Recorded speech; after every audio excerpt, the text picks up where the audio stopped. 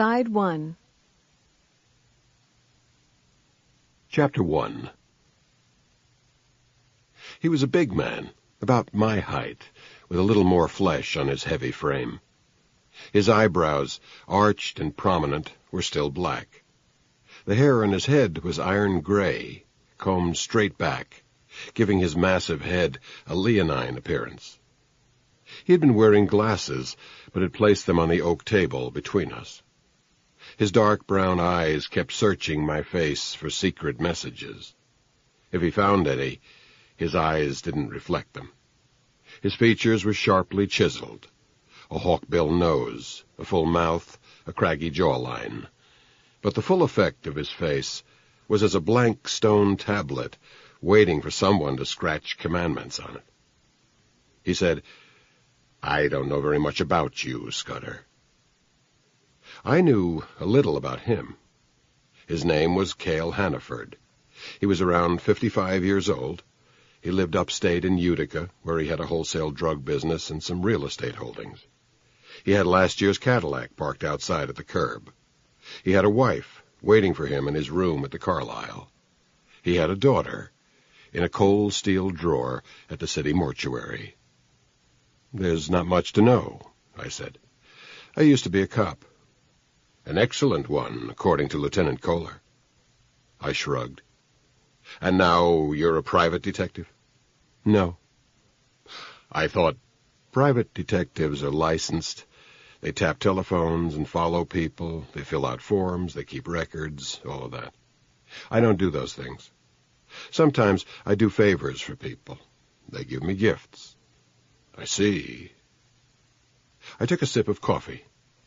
I was drinking coffee spiked with bourbon. Hannaford had a Dewar's and water in front of him, but wasn't taking much interest in it.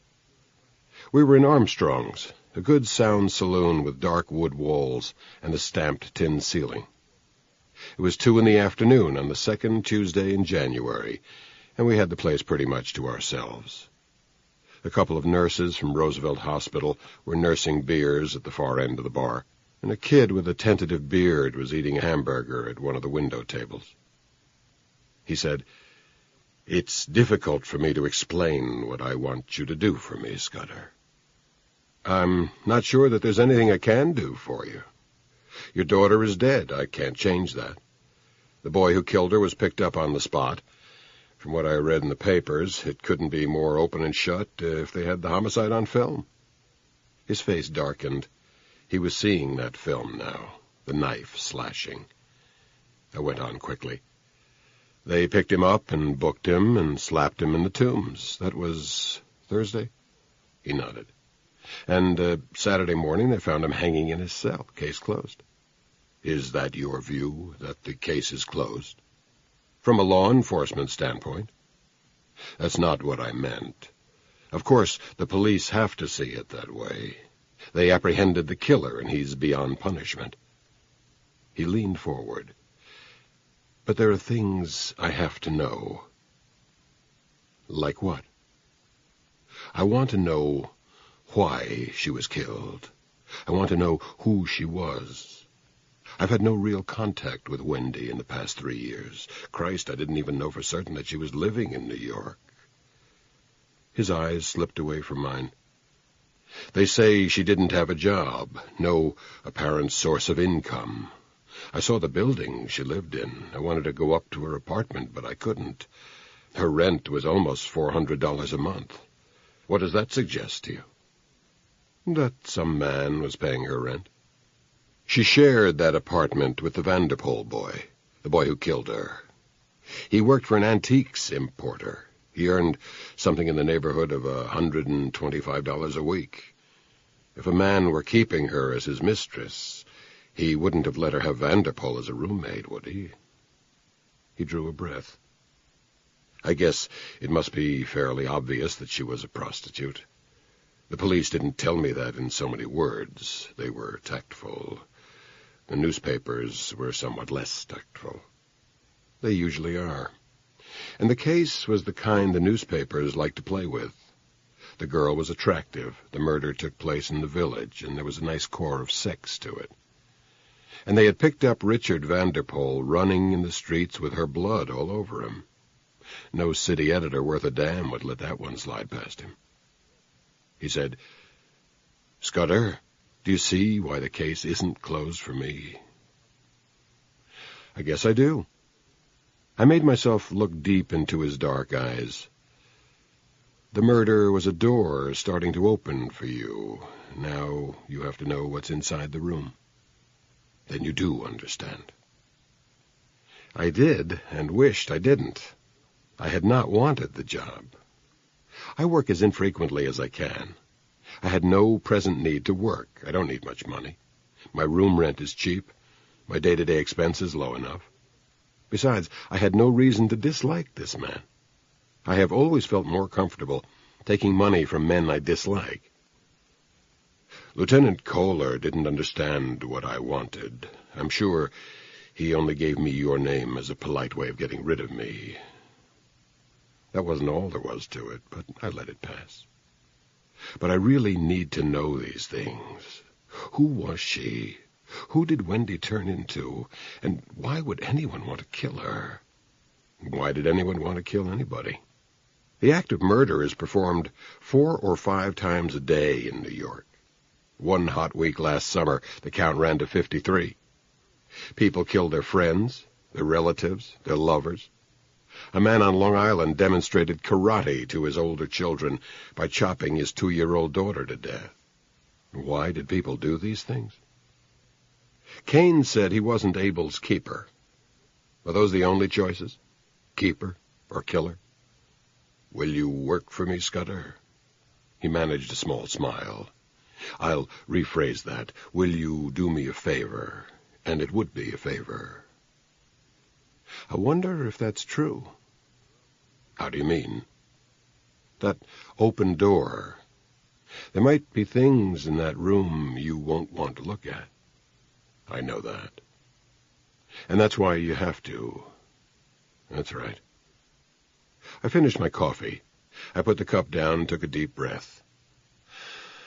Yeah, I said. I'll give it a shot. He settled into his chair, took out a pack of cigarettes, and lit one. It was his first since he'd walked in. Some people reach for a cigarette when they're tense, others when the tension passes. He was looser now, and looked as though he felt he had accomplished something. I had a new cup of coffee in front of me and a couple of pages filled in my notebook.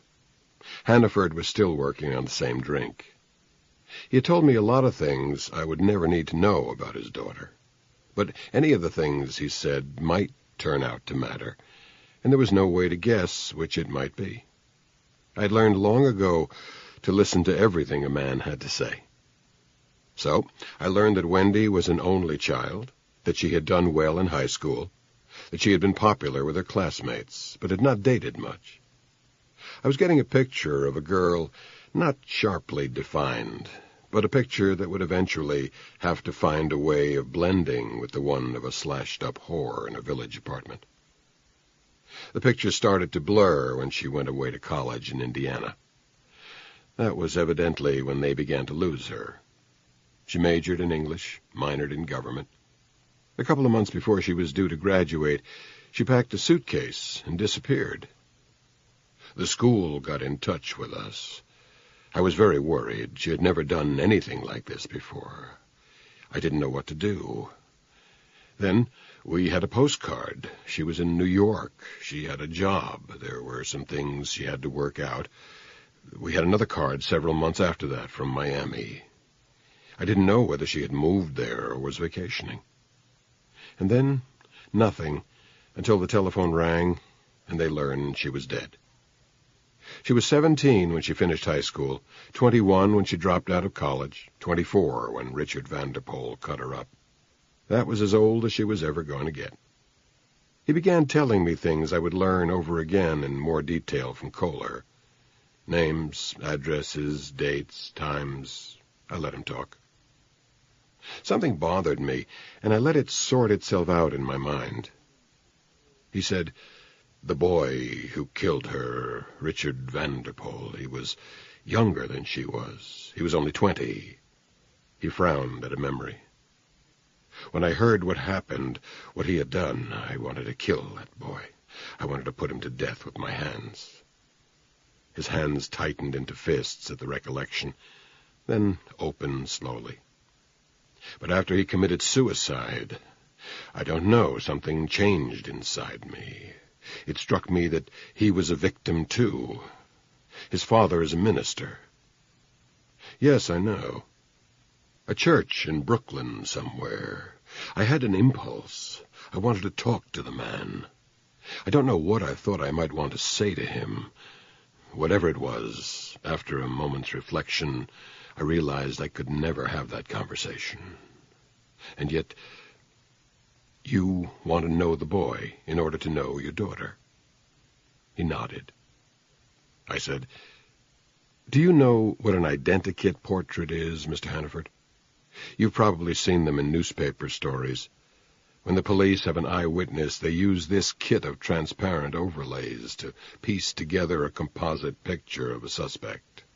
Is this nose like this, or is this one more like it?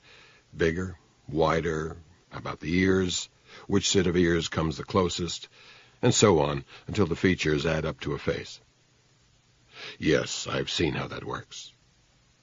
"Then you've probably also seen actual photographs of the suspect side by side with the identikit portraits. They never seem to resemble one another, especially to the untrained eye. But there is a factual resemblance, and a trained officer can often make very good use of it. Do you see what I'm getting at? You want photographs of your daughter and the boy who killed her. I'm not equipped to offer you that. No one is. I can dig up enough facts and impressions to make composite identikit portraits for you, but the result may not be all that close to what you really want." "I understand." "You want me to go ahead?" "Yes, definitely." "I'm probably more expensive than one of the big agencies. They'd work for you either per diem or on an hourly basis, plus expenses. I take a certain amount of money and pay my own expenses out of it. I don't like keeping records. I also don't like writing reports or checking in periodically when there's nothing to say for the sake of keeping a client contented." "How much money do you want?" "I never know how to set prices. How do you put a value on your time when its only value is personal, and when your life has been deliberately restructured to minimize involvement in the lives of others?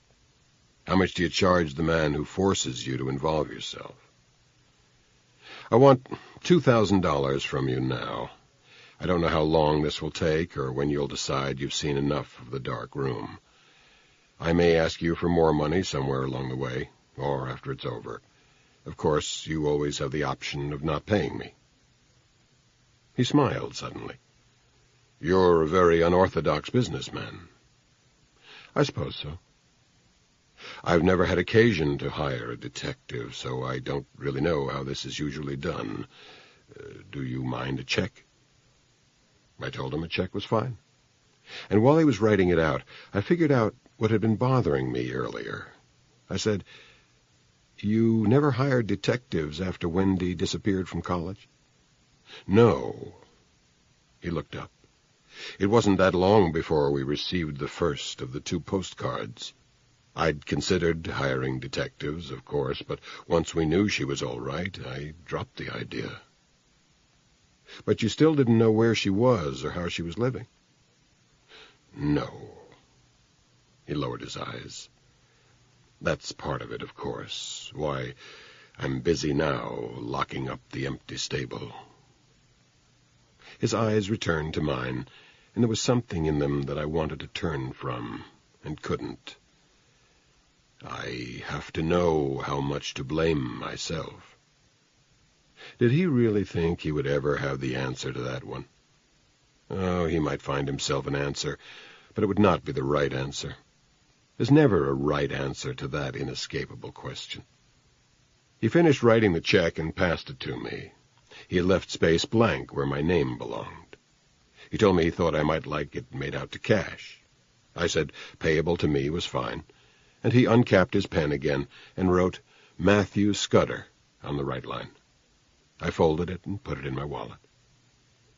I said, "Mr. Hannaford, there's something you left out. You don't think it's important, but it might be, and you think it might be." "How do you know that?" "Instinct, I suppose. I spent a lot of years watching people decide how close they cared to come to the truth. There's nothing you have to tell me, but... Oh, it's extraneous, Scudder. I left it out because I didn't think it fit in, but... the hell with it. Wendy's not my biological daughter. She was adopted. I adopted her. My wife is Wendy's mother. Wendy's father was killed before Wendy was born. He was a Marine. He died in a landing at Incheon. He looked away again. I married Wendy's mother 3 years after that. From the beginning, I loved her as much as any real father could have. When I found out that I was unable to father children myself, I was even more grateful for her existence. Well, is it important? I don't know, I said. Probably not. But of course it was important to me. It told me something more about Hannaford's load of guilt. Scudder, you're not married, are you? Divorced. Any children? I nodded. He started to say something and didn't. I began wanting him to leave. He said, "You must have been a very good policeman." I wasn't bad. I had cop instincts, and I learned the moves. That's at least 90% of it. How long were you on the force? 15 years, almost 16. Isn't there a pension or something if you stay 20? That's right. He didn't ask the question, and that was strangely more annoying than if he had. I said, "I lost the faith." Like a priest? Something like that. Not exactly, because it's not rare for a cop to lose the faith and go on being a cop. He may never have had it in the first place. What it amounted to was that I found out I didn't want to be a cop anymore. Or a husband, or a father, or a productive member of society. All the corruption in the department, that sort of thing? No. The corruption had never bothered me. I would have found it hard to support a family without it. No, it was something else.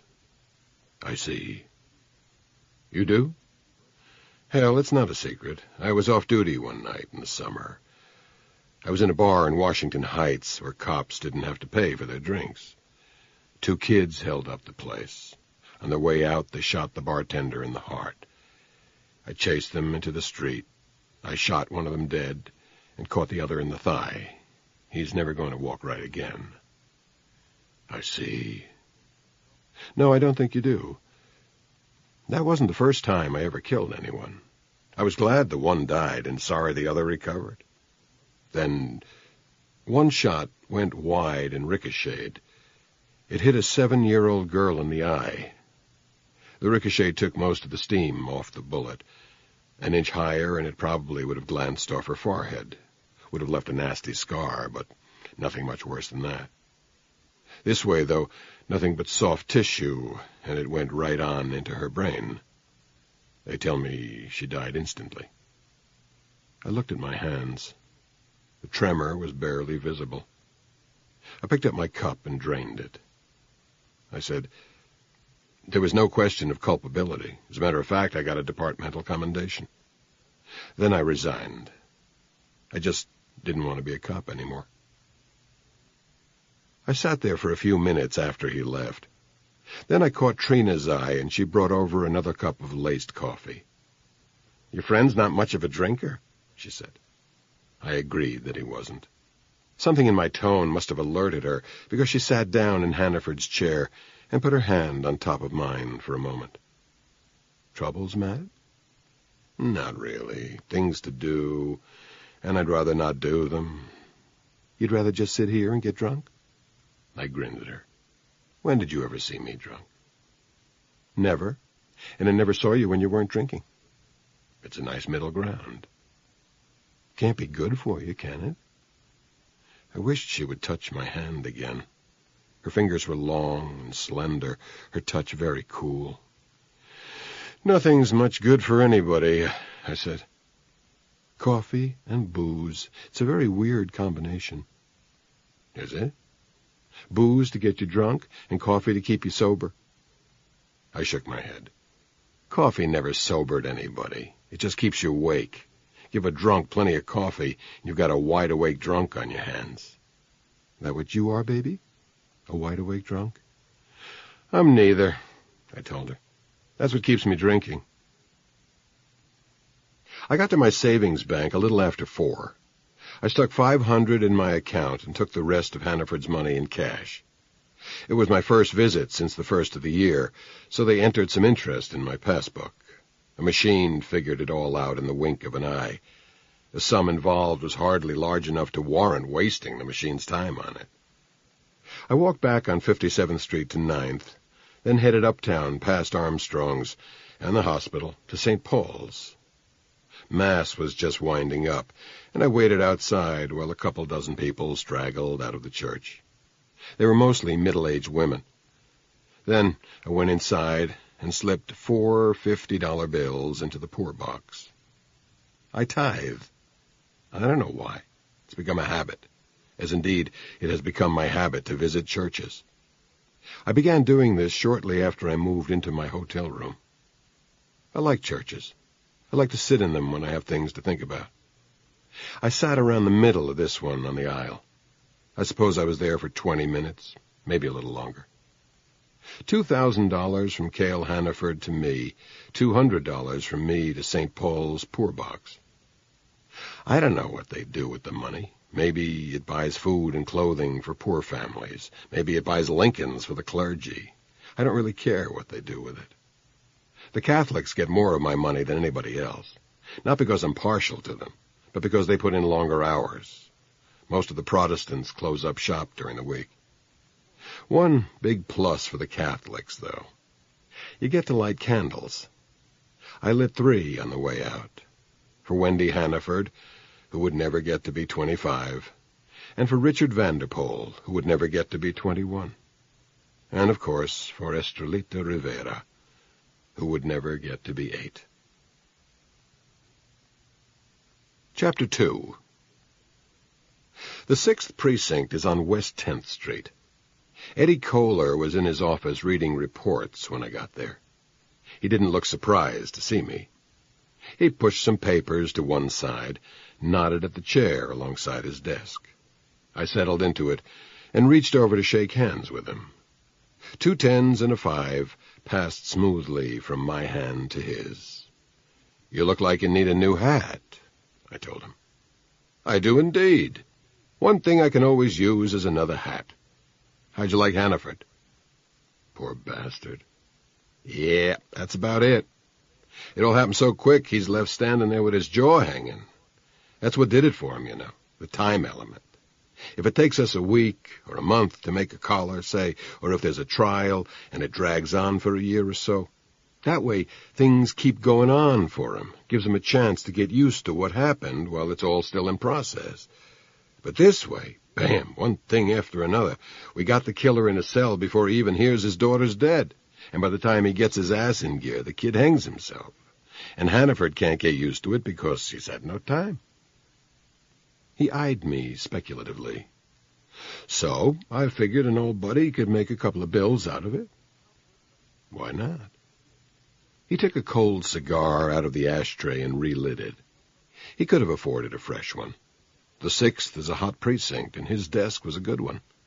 He could also have afforded to send Hannaford home instead of referring him to me so that I could knock back 25 to him. Old habits die hard. Get yourself a clipboard, bounce around the neighborhood, ask some questions, run yourself a week's work out of it without wasting more than a couple of hours. Hit him up for $100 a day plus expenses. That's close to a K for you, for Christ's sake. I said, "I'd like a look at your file on the thing." "Why go through the motions? You're not going to find anything there, Matt. It was closed before it was opened. We had cuffs on the fucking kid before we even knew what he did." "Just for form." His eyes narrowed just a little. We were about the same age, but I had joined the force earlier and was just getting into plain clothes when he was going through the academy. Kohler looked a lot older now, droopy in the jowls, and his desk job was spreading him in the seat. There was something about his eyes I didn't care for. Waste of time, Matt. Why take the trouble? Let's say it's the way I work. Files aren't open to unauthorized personnel, you know that. I said, let's say another hat for a look at what you got, and I'll want to talk to the arresting officer. I could set that up, arrange an introduction. Whether he wants to talk to you is up to him. Sure. 20 minutes later, I was alone in the office. I had $25 less in my wallet and a manila folder on the desk in front of me. It didn't look like good value for the money. It didn't tell me much I didn't already know. Patrolman Louis Pankow, the arresting officer, led off with his report. I hadn't read one of those in a while, and it took me back. From, while proceeding in a westerly direction on routine foot patrol duty, all the way through to, at which time the alleged perpetrator was delivered for incarceration to the men's house of detention. The Coptic jargon is a special one. I read Pankow's report a couple of times through and took some notes. What it amounted to, in English, was a clear enough statement of facts. At 18 minutes after 4, he'd been walking west on Bank Street. He heard sounds of a commotion and shortly encountered some people who told him there was a lunatic on Bethune Street, dancing around with blood all over him. Pankow ran around the block to Bethune Street, where he found the alleged miscreant, subsequently identified as Richard Vanderpoel of 194 Bethune Street, his clothes in disarray and covered with what appeared to be blood, uttering obscene language at high volume and exposing his private parts to passers-by. Pankow sensibly cuffed him and managed to determine where he lived. He led the suspect up 2 flights of stairs and into the apartment Vanderpoel and Wendy Hannaford had occupied, where he found Wendy Hannaford, apparently deceased, unclothed and disfigured by slashes apparently inflicted by a sharp weapon. Pankow then phoned in, and the usual machinery went into action. The medical examiner's man had come around to confirm what Pankow had figured out, that Wendy was, in fact, dead. The photo crew took their pictures, several of the blood-spattered apartment, a great many of Wendy's corpse. But there was no telling what she might have looked like alive. She had died from loss of blood, and Lady Macbeth was right about that. No one would guess how much blood a body can lose in the process of dying. You can put an ice pick in a man's heart, and barely a drop of blood will show on his shirt front. But Vanderpoel had cut her breasts and thighs and belly and throat, and the whole bed was an ocean of blood. After they'd photographed the body, they removed it for autopsy. A Dr. Jainchill of the medical examiner's office had done the full post-mortem.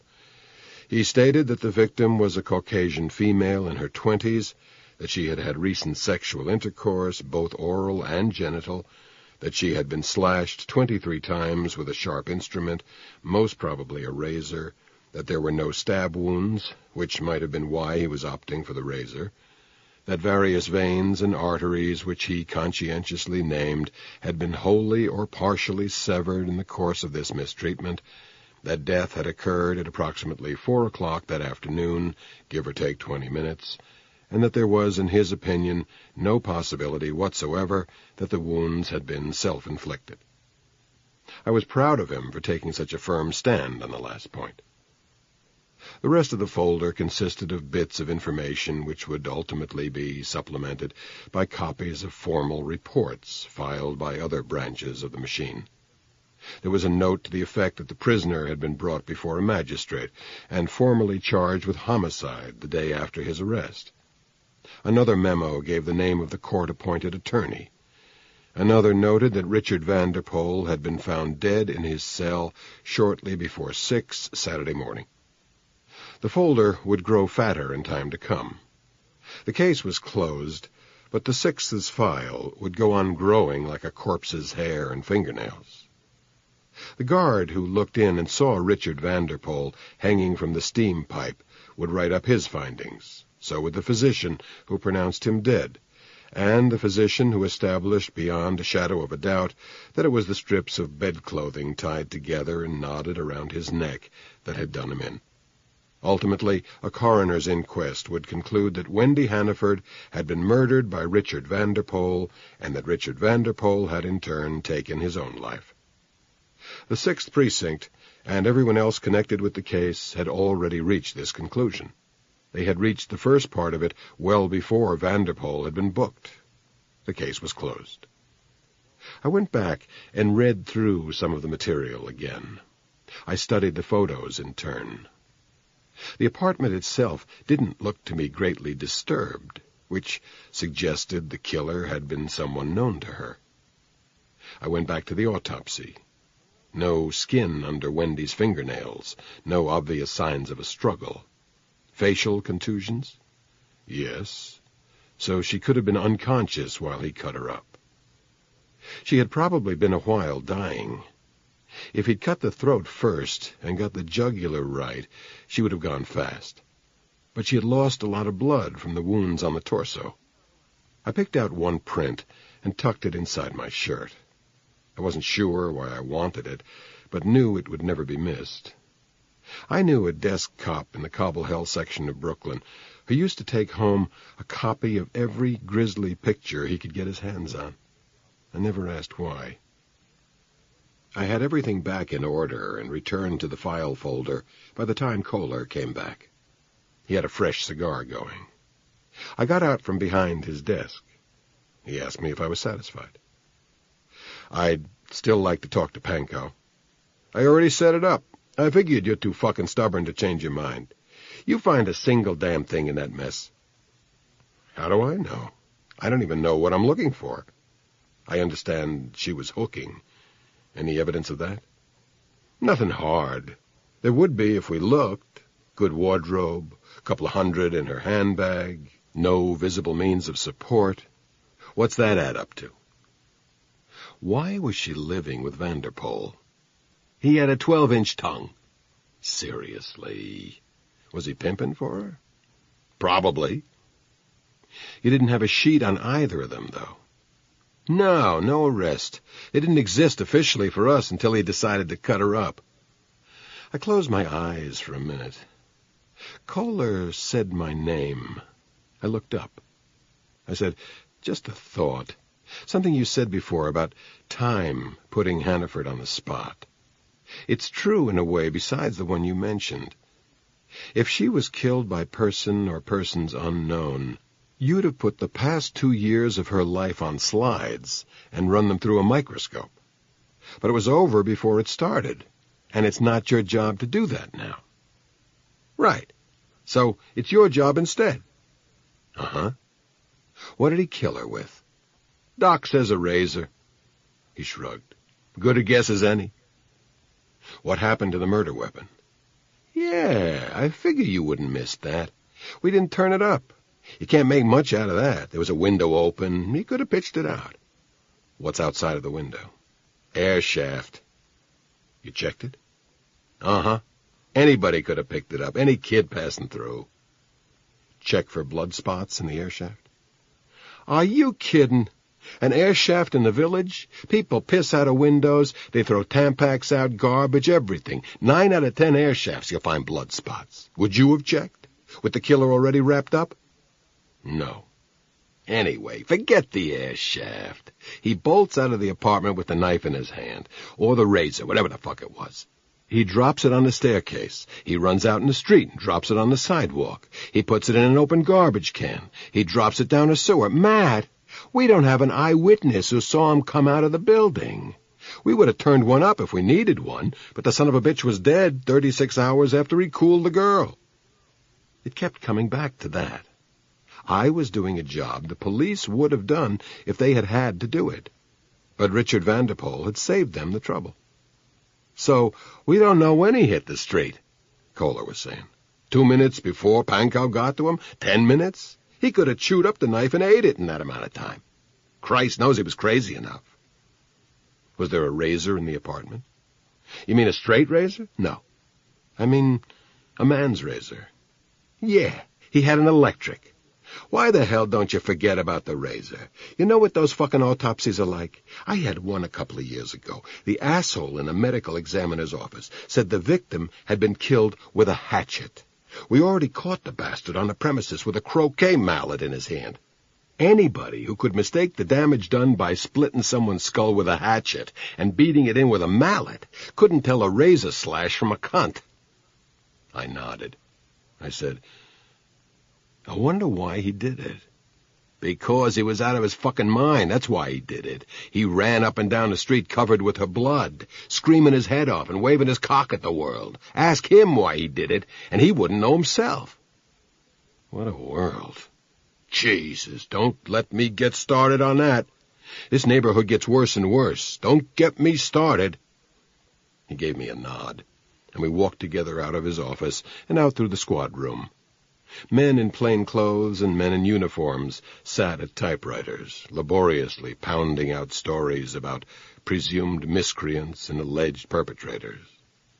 A woman was making a report in Spanish to a uniformed officer, pausing intermittently to weep. I wonder what she had done or what had been done to her. I didn't see anybody in the squad room that I recognized. Kohler said, You hear about Barney Siegel? They made it permanent. He's head of the 17th. Well, he's a good man. One of the best. How long you been off the force, Matt? A couple of years, I guess. Yeah. How are Anita and the boys? Doing okay? They're fine. You keep in touch, then? From time to time. As we neared the front desk, he stopped, cleared his throat. You ever think about putting the badge back on, Matt? No way, Eddie. That's a goddamn shame, you know that? You do what you have to do. Yeah. He drew himself up and got back to business. I said it with Panko, so he'll be looking for you around 9 tonight. He'll be at a bar called Johnny Joyce's. It's on 2nd Avenue. I forget the cross street. I know the place. They know him there, so just ask the bartender to point him out to you. He's on his own time tonight, so I told him you'd make it worth his while. And told him to make sure a piece of it came back to the lieutenant, no doubt. Matt? I turned. What the hell are you going to ask him, anyway? I want to know what obscene language Vanderpoel was using. Seriously? I nodded. I think you're as crazy as Vanderpoel, he told me. For the price of a hat, you can hear all the dirty words in the world. Chapter 3. Bethune Street runs west from Hudson toward the river. It is narrow and residential. Some trees had been recently planted. Their bases were guarded by little picket fences hung with signs imploring dog owners to thwart their pets' natural instincts. We love our tree, please curb your dog. Number 194 was a renovated brownstone with a front door the color of AstroTurf. There were 5 apartments, 1 to a floor. A 6th bell in the vestibule was marked Superintendent. I rang it and waited. This is the end of Side 1. Side 2. The woman who opened the door was around 35. She wore a man's white shirt with the top 2 buttons open and a pair of stained and faded jeans. She was built like a fire plug. Her hair was short and seemed to have been hacked at randomly with a pair of dull shears. The effect was not displeasing, though. She stood in the doorway and looked up at me and decided within 5 seconds that I was a cop. I gave her my name and learned that hers was Elizabeth Antonelli. I told her I wanted to talk to her. What about? Your 3rd-floor tenants. Shit. I thought that was over and done with. I'm still waiting for you guys to unlock the door and clear their stuff out. The landlord wants me to show the apartment. I can't even get into it. It's still padlocked. Don't you guys talk to each other? I'm not on the force. This is private. Her eyes did a number. She liked me better now that I wasn't a cop. But now she had to know what angle I was working. Also, if I wasn't on official business, That meant she didn't have to feel compelled to waste her time on me. She said, "Listen, I'm in the middle of something. I'm an artist. I got work to do. It'll take you less time to answer my questions than it will to get rid of me." She thought this over, then turned abruptly and walked into the building. "It's freezing out there," she said. "Come on downstairs. We'll talk. But don't figure on taking up too much of my time, huh?" I followed her down a flight of stairs to the basement. She had a single large room with kitchen appliances in one corner and an army cot on the west wall. There were exposed pipes and electrical cables overhead. Her art was sculpture, and there were several examples of her work in evidence. I never saw the piece she was currently working on. A wet cloth was draped over it. The other pieces were abstract, and there was a massive quality to them, a ponderousness suggestive of sea monsters. "I'm not going to be able to tell you much," she said. "I'm the super because I get a deal on the rent that way. I'm handy. I can fix most things that go wrong, and I'm mean enough to yell at people when they're late with the rent. Most of the time, I keep to myself. I don't pay much attention to what goes on in the building."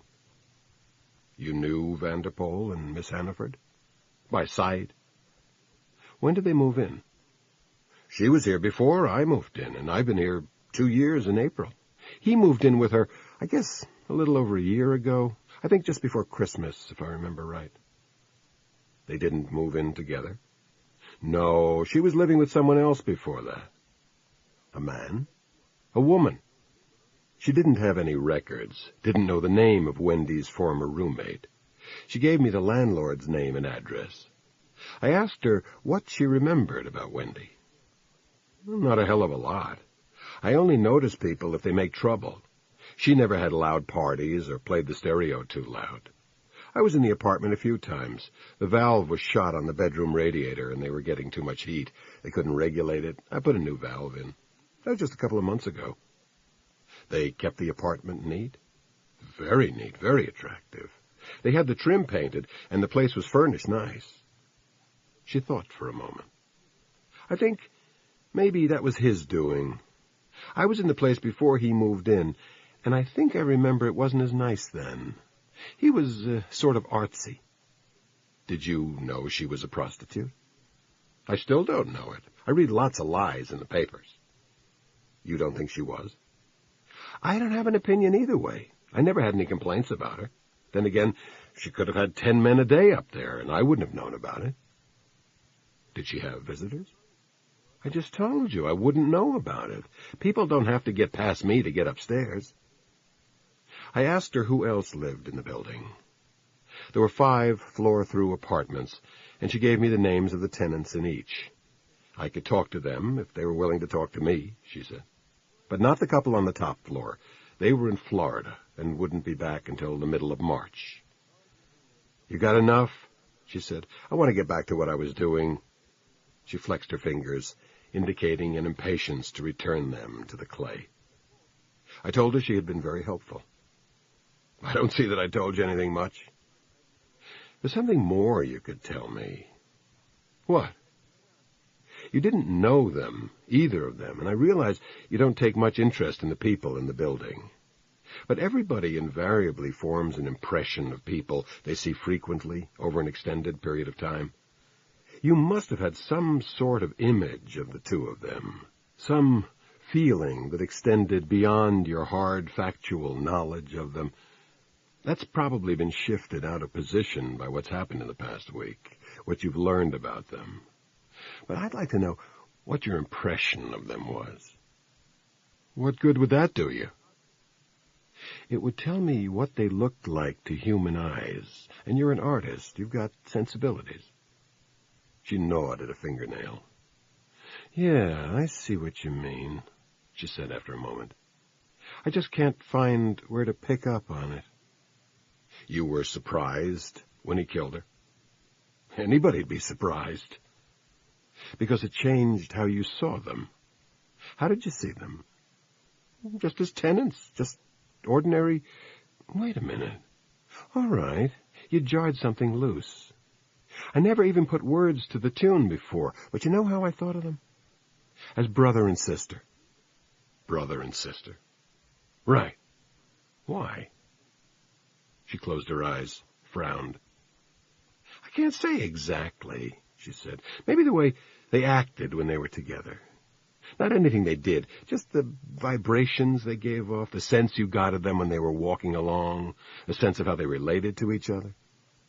I waited. Another thing. I didn't dwell on this. I mean, I didn't give it any thought to speak of, but I sort of took it for granted that, he was gay. Why? She had been sitting. She got up now and walked to one of her creations, a gunmetal-colored mound of convex planes, taller and wider than herself. She faced away from me, tracing a curved surface with her stubby fingers. Physical type, I suppose. Mannerisms. He was tall and slender. He had a way of speaking. You'd think I would know better than to think in those terms. With my figure and short hair and working with my hands and being good with electrical and mechanical things, people generally assume I'm a lesbian.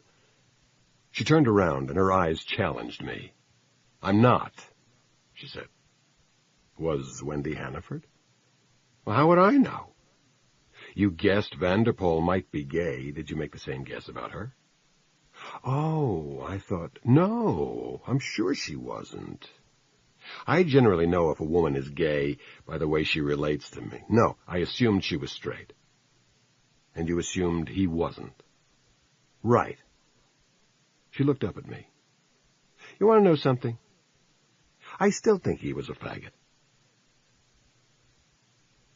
Chapter 4. I had some dinner in an Italian place on Greenwich Avenue, then hit a couple of bars before I took a cab over to Johnny Joyce's. I told the bartender I was looking for Louis Panko, and he pointed me toward a booth in the back. I could have found him without help. He was tall and rangy and tow-headed, with an open face and a recent shave. He stood up when I approached him. He was in civilian clothes, a gray Glen plaid suit that couldn't have cost him much, a pale blue shirt, a striped tie.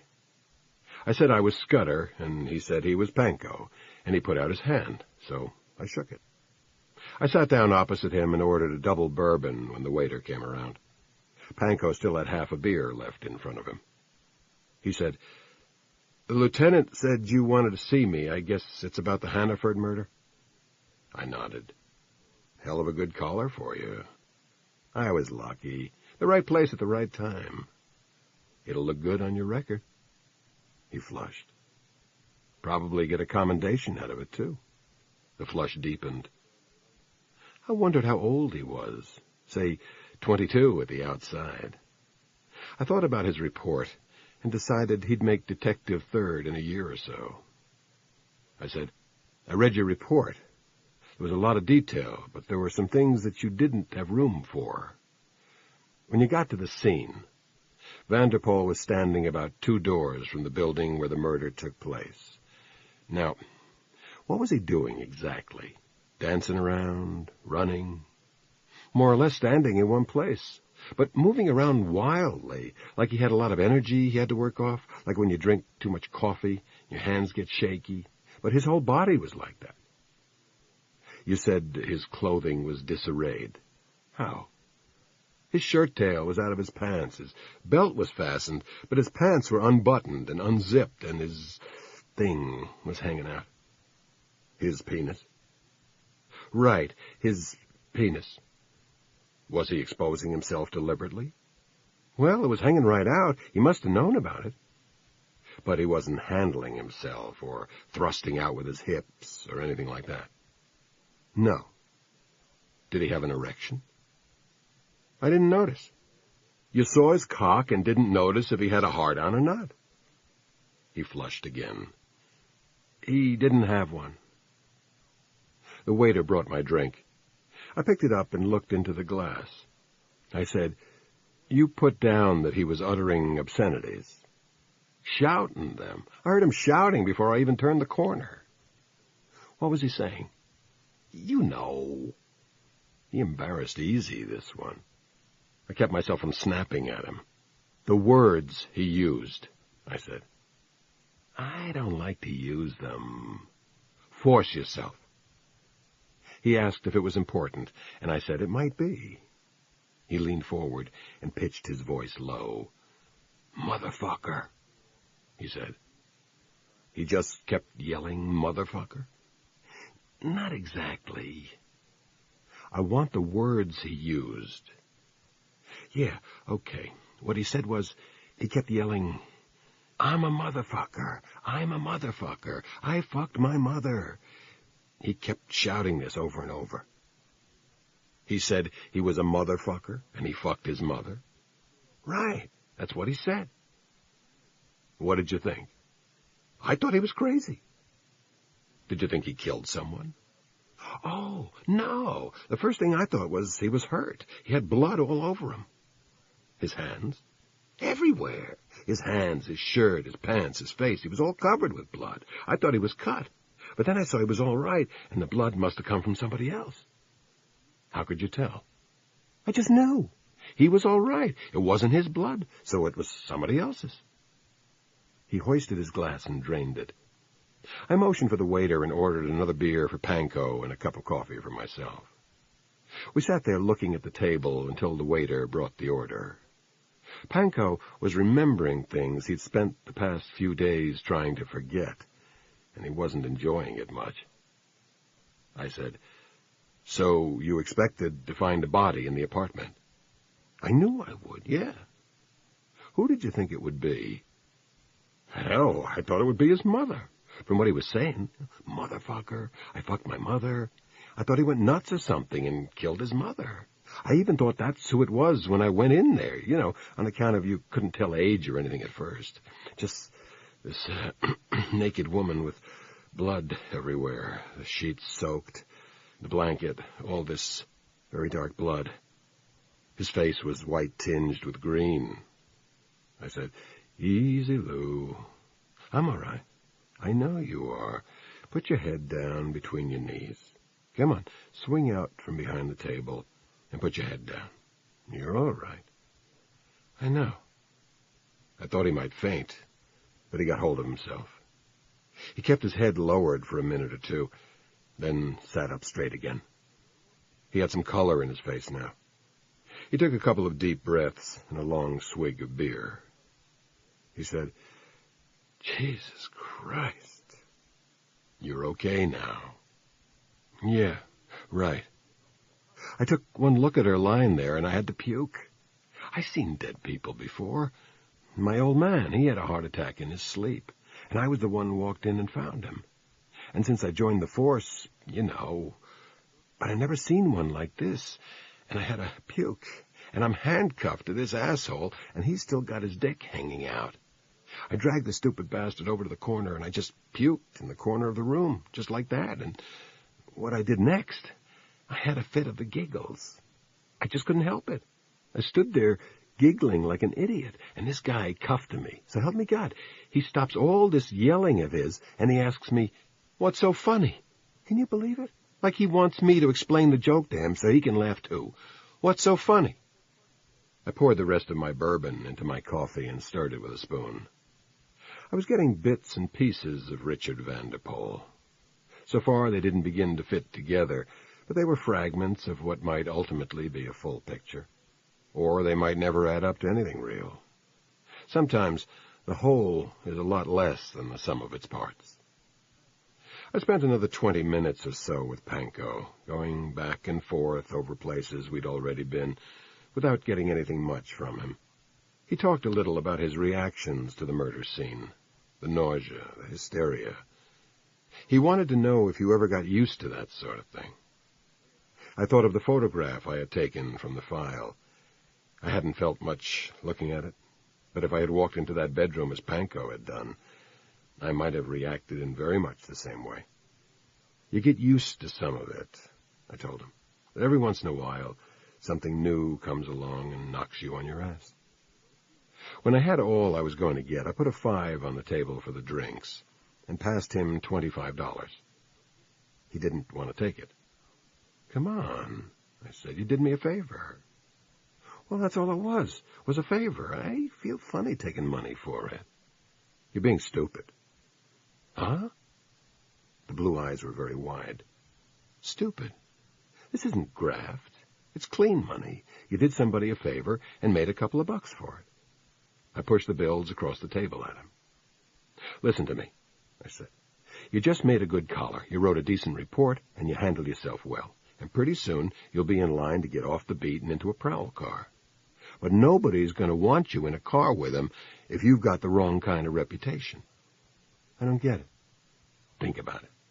If you don't take money when somebody puts it in your hand, you're going to make a lot of people very nervous. You don't have to be a crook.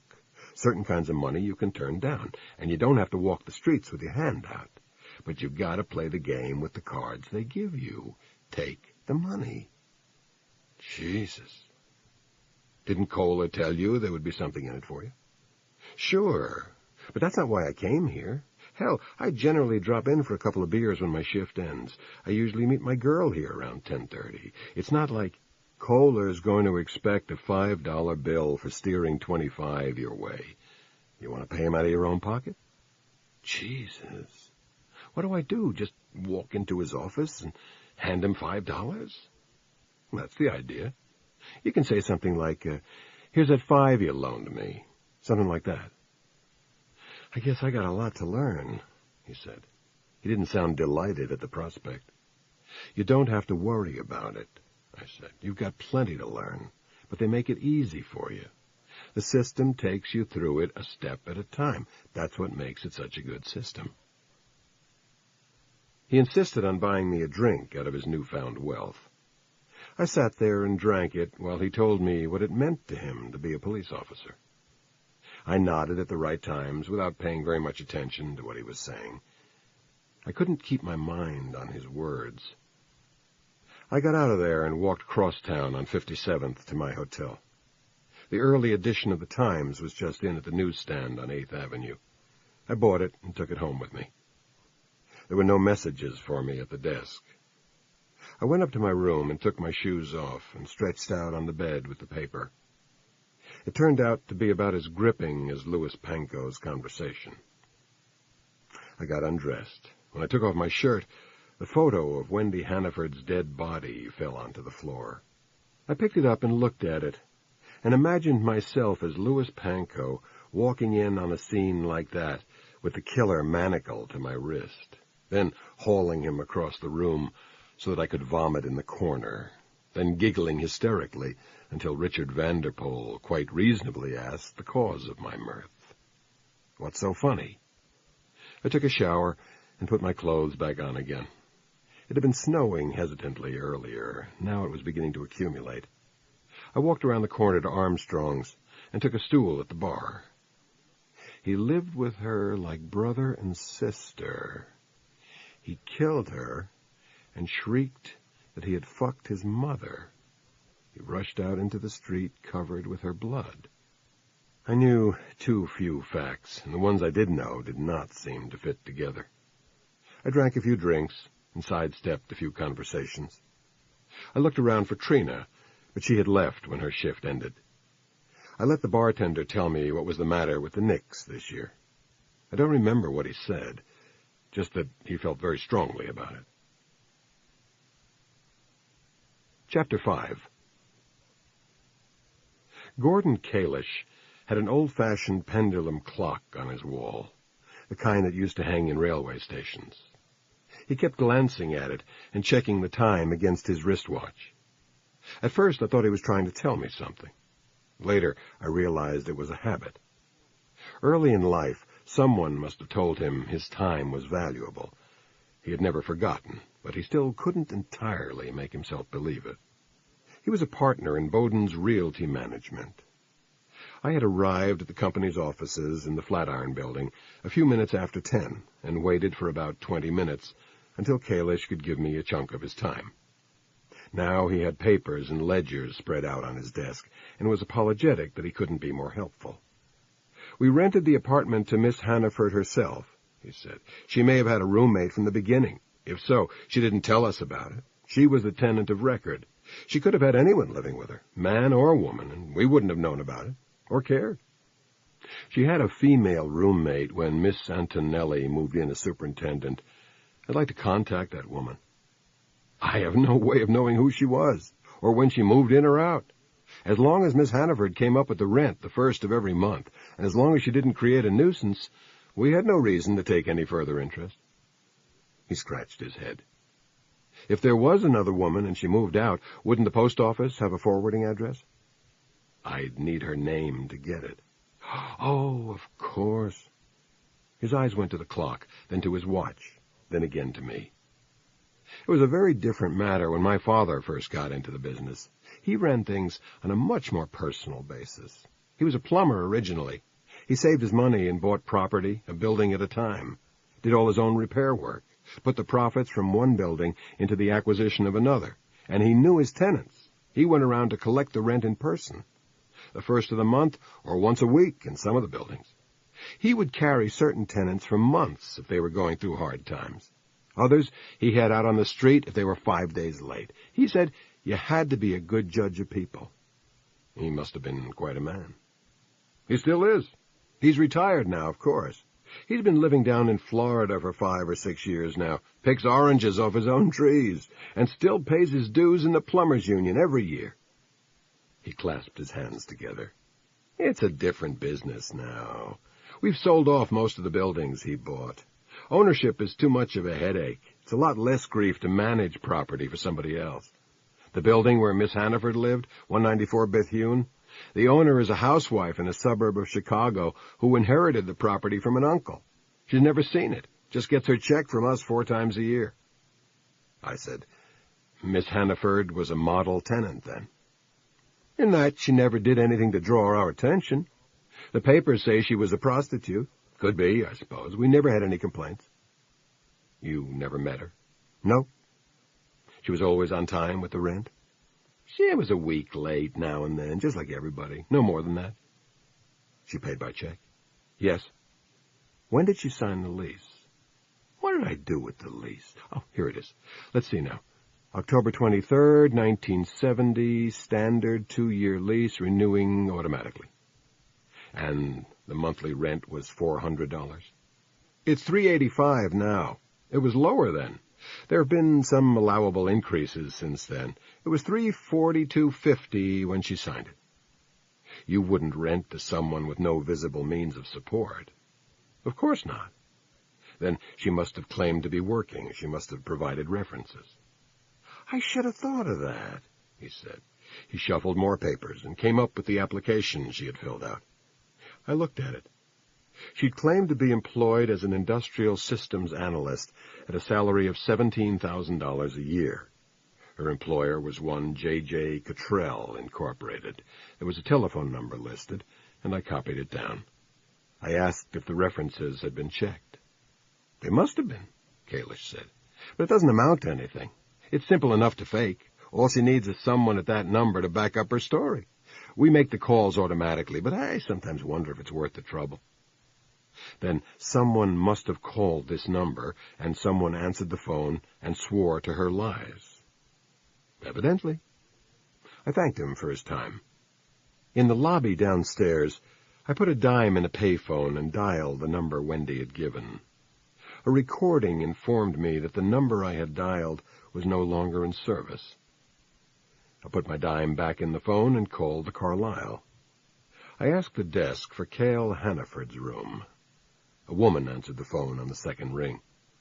I gave my name and asked to speak to Mr. Hannaford. He asked me if I was making any progress. I don't know, I said. Those postcards you received from Wendy, you still have them? It's possible. Is it important? It would help me get the chronology in order. She signed the lease on her apartment 3 years ago in October. You said she dropped out of college in the spring. I believe it was in March. When did you get the first postcard? Within 2 or 3 months, as I remember it. Let me ask my wife. He was back a moment later. My wife says the first card arrived in June. I would have said late May. The second card, the one from Florida, was a few months after that. I'm sorry I can't make it more specific than that. My wife says she thinks she remembers where she put the cards. We'll be returning to Utica tomorrow morning. I gather you want to know whether Wendy went to Florida before or after she took the apartment. That was close enough, so I said yes. I told him I'd call him in a day or two. I already had his office number in Utica, and he gave me his home number as well. But please try to call me at the office, he said. Berghash Antiques Imports was on University Place between 11th and 12th. I stood in one aisle, surrounded by the residue of half the attics in Western Europe. I was looking at a clock, just like the one I had seen on Gordon Kalish's wall. It was priced at $225. Are you interested in clocks? That's a good one. Does it keep time? Oh, those pendulum clocks are indestructible, and they're extraordinarily accurate. You just raise or lower the weight to make them run faster or slower. The case of the one you're looking at is in particularly good condition. It's not a rare model, of course, but they're hard to find in such nice shape. The price might be somewhat negotiable if you're really interested. I turned to take a good look at him. He was in his middle or late 20s, a trim young man wearing flannel slacks and a powder blue turtleneck sweater. His hair had been expensively styled. His sideburns were even with the bottoms of his earlobes. He had a very precise mustache. I said, "Actually, I'm not interested in clocks. I wanted to talk to someone about a boy who used to work here." "Oh, you must mean Richie. You're a policeman? Wasn't it the most unbelievable thing?" "Did you know him well?" "I hardly knew him at all. I've only been here since just before Thanksgiving. I used to work at the auction gallery down the block, but it was terribly hectic." "How long had Richie worked here?" "I don't honestly know. Mr. Berghash could tell you. He's back in the office. It's been pure hell for all of us since that happened. I still can't believe it." "Were you working here the day it happened?" He nodded. "I saw him that morning, Thursday morning. Then I was on a delivery all afternoon, a load of perfectly hideous French country furniture for an equally hideous split-level chateau in Syosset. That's on Long Island." "I know." "Well, I didn't. I lived all these many years in blissful ignorance that there even was a place known as Syosset." He remembered the gravity of what we were talking about, and his face turned serious again.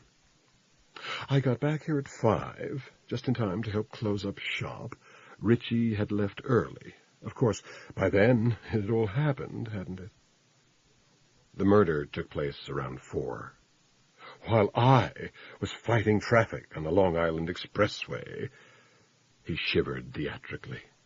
"I had no idea until I caught the 11 o'clock news that night. And I couldn't believe it was our Richard Vanderpoel. But they mentioned the name of the firm, and—" He sighed and let his hands drop to his sides. "One never knows," he said. "What was he like?" "I hardly had time to know him.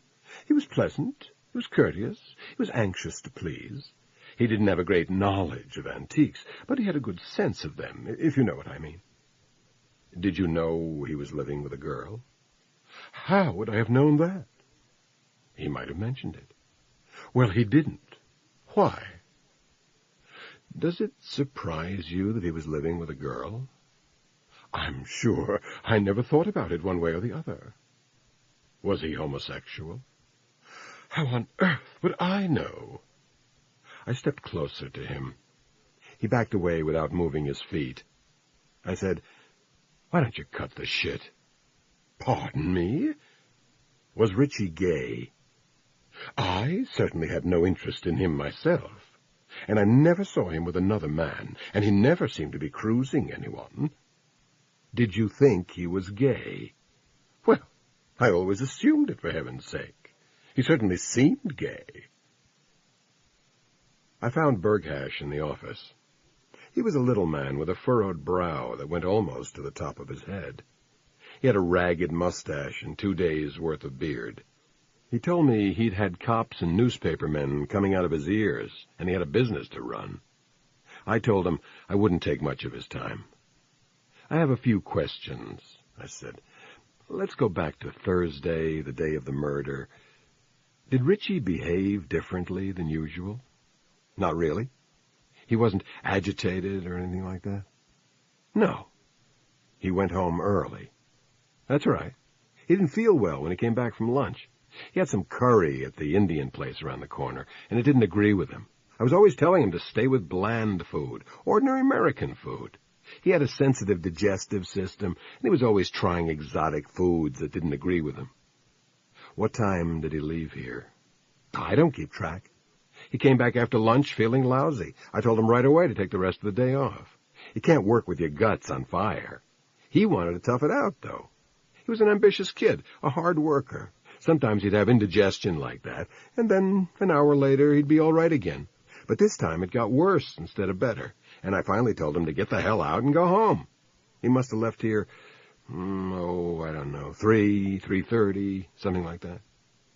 How long had he been working for you? Just about a year and a half. He went to work for me a year ago, last July. He moved in with Wendy Hannaford the following December. Did you have a previous address for him? The YMCA on 23rd Street. That's where he was living when he came to work for me. Then he moved a few times. I don't have the addresses. And then I guess it was in December when he moved to Bethune Street. Did you know anything about Wendy Hannaford? He shook his head. Never met her. Never knew her name. You knew he was rooming with a girl. I knew he said he was. Oh? Berghash shrugged. I figured he was rooming with somebody. And if he wanted me to think it was a girl, I was willing to go along with it. You thought he was homosexual? Uh-huh. It's not exactly unheard of in this business. I don't care if my employees go to bed with orangutans. What they do on their own time is their own business. Did he have any friends that you knew of? Not that I knew of, no. He kept to himself most of the time. And he was a good worker. Very good, very conscientious, and he had a feeling for the business. He fixed his eyes on the ceiling. I sensed that he had personal problems. He never talked about them, but he was, how shall I put it, high-strung. Nervous? Touchy? No, not that exactly. High-strung is the best adjective I can think of to describe him. You sense that he had things weighing him down, keying him up. But, that was more noticeable when he first started here. For the past year, he seemed more settled, as if he had managed to come to terms with himself. The past year, since he moved in with the Hannaford girl, in other words. I hadn't thought of it that way, but I guess that's right. You were surprised when he killed her? I was astonished. I simply could not believe it, and I'm still astonished. You see someone 5 days a week for a year and a half, and you think you know them. Then you find out you don't know them at all. On my way out, the young man in the turtleneck stopped me. He asked me if I had learned anything useful. I told him I didn't know. But it's all over, he said, isn't it? They're both dead. Yes. So what's the point in poking around in corners? I have no idea, I said. Why do you suppose he was living with her? Why does anybody live with anybody else?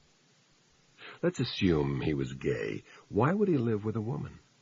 Maybe he got tired of dusting and cleaning, sick of doing his own laundry. I don't know that she was that domestic. It seems likely that she was a prostitute. So, I understand.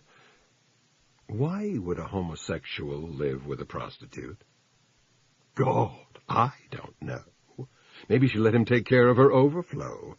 Maybe he was a closet heterosexual. For my own part, I'd never live with anyone, male or female.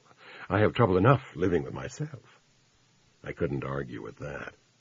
I started toward the door, then turned around again. There were too many things that didn't fit together, and they were scraping against each other like chalk on a blackboard. I just wanted to make sense out of this, I said, to myself as much as to him. Why in hell would he kill her? He raped her, and he killed her. Why? Well, he was a minister's son. so. They're all crazy, he said. Aren't they? Chapter 6. The Reverend Martin Vanderpoel didn't want to see me. I have spoken with enough reporters, he told me. I can spare no time for you, Mr. Scudder. I have my responsibilities to my congregation. What time remains, I feel the need to devote to prayer and meditation. I knew the feeling. I explained that I wasn't a reporter, that I was representing Cale Hannaford, the father of the murdered girl. I see, he said. I wouldn't need much of your time, Reverend Vanderpoel. Mr. Hannaford has suffered a loss, even as you have. In a sense, he lost his daughter before she was killed. Now he wants to learn more about her. I'd be a poor source of information, I'm afraid. He told me he wanted to see you himself, sir. There was a long pause. I thought for a moment that the phone had gone dead. Then he said, "It is a difficult request to refuse. I will be occupied with church affairs this afternoon, I'm afraid. Perhaps this evening? This evening would be fine. You have the address of the church? The rectory is adjacent to it. I will be waiting for you at, shall we say 8 o'clock? I said 8 would be fine. I found another dime and looked up another number and made a call. And the man I spoke to was a good deal less reticent to talk about Richard Vanderpoel. In fact, he seemed relieved that I'd called him, and told me to come right on up. This is the end of Side 2. Side 3. His name was George Topakian, and he and his brother constituted Topakian and Topakian, attorneys at law. His office was on Madison Avenue in the low 40s. Framed diplomas on the wall testified that he had graduated from City College 22 years ago and had then gone on to Fordham Law. He was a small man, trimly built, dark-complected. He seated me in a red leather tub chair and asked me if I wanted coffee. I said coffee would be fine. He buzzed his secretary on the intercom and had her bring a cup for each of us. While she was doing this, he told me he and his brother had a general practice with an emphasis on estate work. The only criminal cases he'd handled, aside from minor work for regular clients, had come as a result of court assignments. Most of these had involved minor offenses, purse snatching, low-level assault, possession of narcotics, until the court had appointed him as counsel to Richard Vanderpoel. I expected to be relieved, he said. His father was a clergyman and would almost certainly have arranged my replacement by a criminal lawyer. But I did see Vanderpoel. When did you see him? Late Friday afternoon. He scratched the side of his nose with his index finger. I could have gotten to him earlier, I guess. But you didn't. No, I stalled. He looked at me levelly. I was anticipating being replaced, he said. And if replacement was imminent, I thought I could save myself the time I'd spend seeing him, and my time wasn't the half of it. How do you mean? I didn't want to see the son of a bitch. He got up from behind his desk and walked over to the window. He toyed with the cord of the Venetian blinds, raising and lowering them a few inches. I waited him out. He sighed and turned to face me. Here was a guy who committed a horrible murder, slashed a young woman to death. I didn't want to set eyes on him. You find that hard to understand? Not at all. It bothered me. I'm an attorney. I'm supposed to represent people without regard to what they have or haven't done. I should have thrown myself right into it, finding the best defense for him. I certainly shouldn't have presumed my own client guilty as charged without even talking to him. He came back to his desk and sat down again. But of course I did. The police picked him up right on the scene of the crime. I might have challenged their case if I saw it all the way into court, but in my own mind, I had already tried the bastard and found him guilty as charged. And since I had every expectation that I would be taken off the case, I found ways to avoid seeing Vanderpoel. But you eventually went that Friday afternoon? Uh-huh. He was in his cell in the Tombs. You saw him in his cell, then? Yes. I didn't pay much attention to the surroundings. They finally torn down the women's house of detention. I used to walk past it all the time years ago when my wife and I lived in the village. A horrible place. I know. I wish they'd do the same for the Tombs. He touched the side of his nose again. I suppose I saw the very steam pipe that poor bastard hanged himself from, and the bedsheet he used to do the job. He sat on his bed while we talked. He let me have the chair. How long were you with him? I don't think it was more than half an hour. It seemed considerably longer. Did he talk? Not at first. He was off somewhere with his own thoughts. I tried to get through to him, but didn't have very much luck. He had a look in his eyes, as if he was having some intense wordless dialogue with himself. I tried to open him up, and at the same time I began planning the defense I would use if I had the chance. I didn't expect to have the chance, understand. It was a hypothetical exercise as far as I was concerned, but I had more or less decided to try for an insanity plea. Everyone seems to agree he was crazy. There's a difference between that and legal insanity. It becomes a battle of experts. You line up your witnesses, and the prosecution lines up theirs. Well, I went on talking to him, just trying to get him to open up a little, and then he turned to me and looked at me as if wondering where I had come from, as if he hadn't known I was in the room before. He asked me who I was, and I went over everything I had said to him the first time around. Did he seem rational? Topakian considered the question. I don't know that he seemed to be rational, he said. He seemed to be acting rationally at that moment. What did he say? I wish I could remember it exactly. I asked him if he had killed the Hannaford girl. He said, let me think. He said, she couldn't have done it herself. She couldn't have done it herself. I think that's the way he put it. I asked if he remembered killing her. He claimed that he didn't. He said his stomach ached, and at first I thought he meant he had a stomach ache at the time of our conversation, but I gathered that he had had a stomach ache on the day of the murder. He left work early because of indigestion. Well, he remembered the stomach ache. He said his stomach ached, and he went to the apartment. Then he kept talking about blood. She was in the bathtub, and there was blood all over her. I understand they found her in bed. Yes. She hadn't been in the tub or anything. She was killed in bed, according to police reports. He shook his head. He was a very confused young man. He said that she had been in the tub with blood everywhere. I asked him if he had killed her. I asked him several times, and he never really gave me an answer. Sometimes he said that he didn't remember killing her. Other times he said that he must have killed her because she couldn't have done it herself. He said that more than once, then? Quite a few times. That's interesting. Is it? Topakian shrugged. I don't think he ever lied to me. I mean, I don't believe he remembered killing the girl, because he admitted something, worse. What? Having sex with her. That's worse than killing her? Having sex with her afterward. Oh.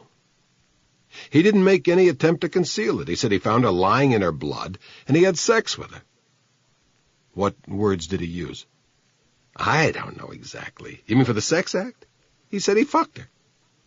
After she was dead. Evidently. And he had no trouble remembering that? None. I don't know whether he had sex with her before or after the murder. Did the autopsy indicate anything one way or the other? If it did, it wasn't in the report. I'm not sure they can tell if the two acts are close together in time. Why?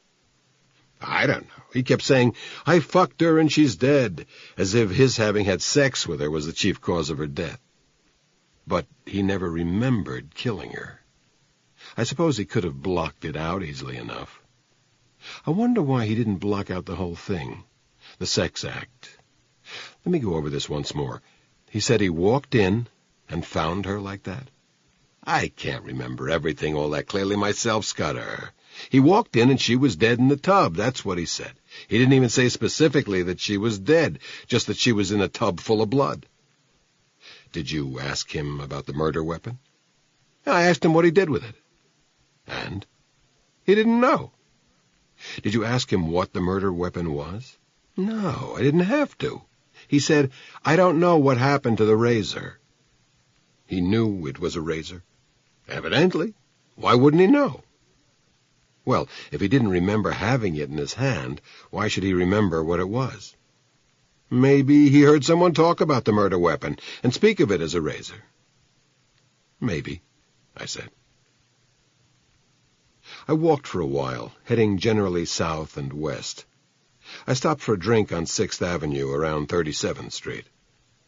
A man a couple of stools down was telling the bartender that he was sick of working his ass off to buy Cadillacs for niggers on welfare. The bartender said, You? Christ's sake, you're in here 8 hours a day. The taxes you pay, they don't get more than a hubcap out of you. A little farther south and west, I went into a church and sat for a while. St. John's, I think it was. I sat near the front and watched people go in and out of the confessional. They didn't look any different coming out than they had going in. I thought, how nice it might be to be able to leave your sins in a little curtained booth.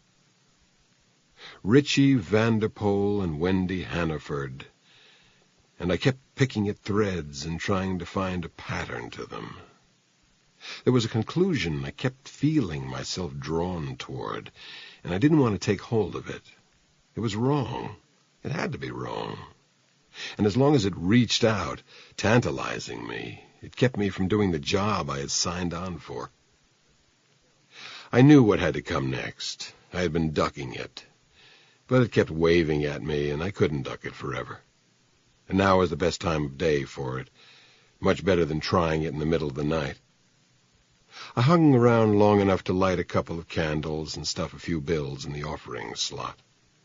Then I caught a cab in front of Penn Station and told the driver how to get to Bethune Street.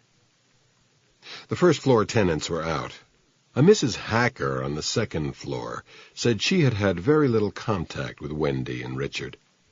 She remembered that Wendy's former roommate had had dark hair.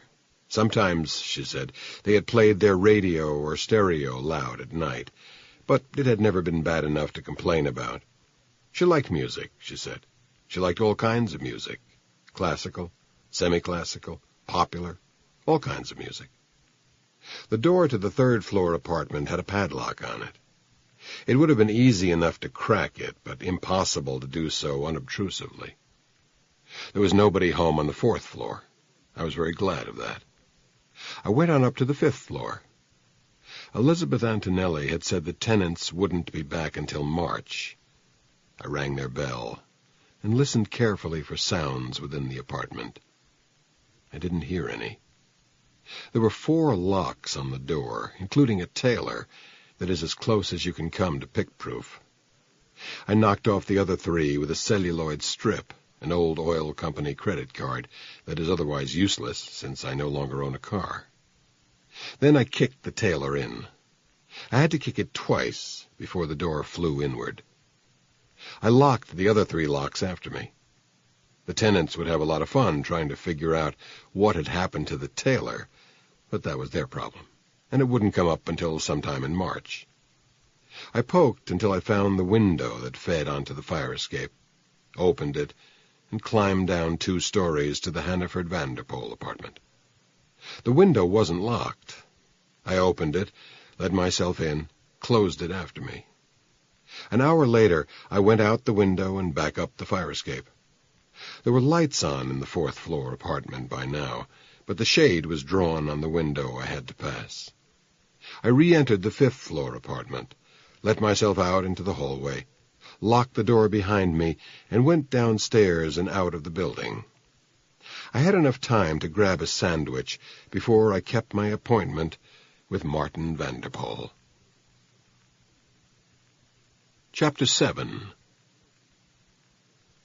I got off the BMT at 62nd Street and New Utrecht, and walked a couple of blocks through a part of Brooklyn where Bay Ridge and Bensonhurst rubbed shoulders with one another. A powdery rain was melting some of yesterday's snow. The Weather Bureau expected it to freeze sometime during the night. I was a little early and stopped at a drugstore lunch counter for a cup of coffee. Toward the rear of the counter, a kid was demonstrating a gravity knife to a couple of his friends. He took a quick look at me and made the knife disappear, reminding me once again that I haven't stopped looking like a cop. I drank half my coffee and walked the rest of the way to the church. It was a massive edifice of white stone, toned all shades of gray by the years. A cornerstone announced that the present structure had been erected in 1886 by a congregation established 220 years before that date. An illuminated bulletin board identified the church as the First Reformed Church of Bay Ridge, Reverend Martin T. Vanderpoel, pastor. Services were held Sundays at 9:30.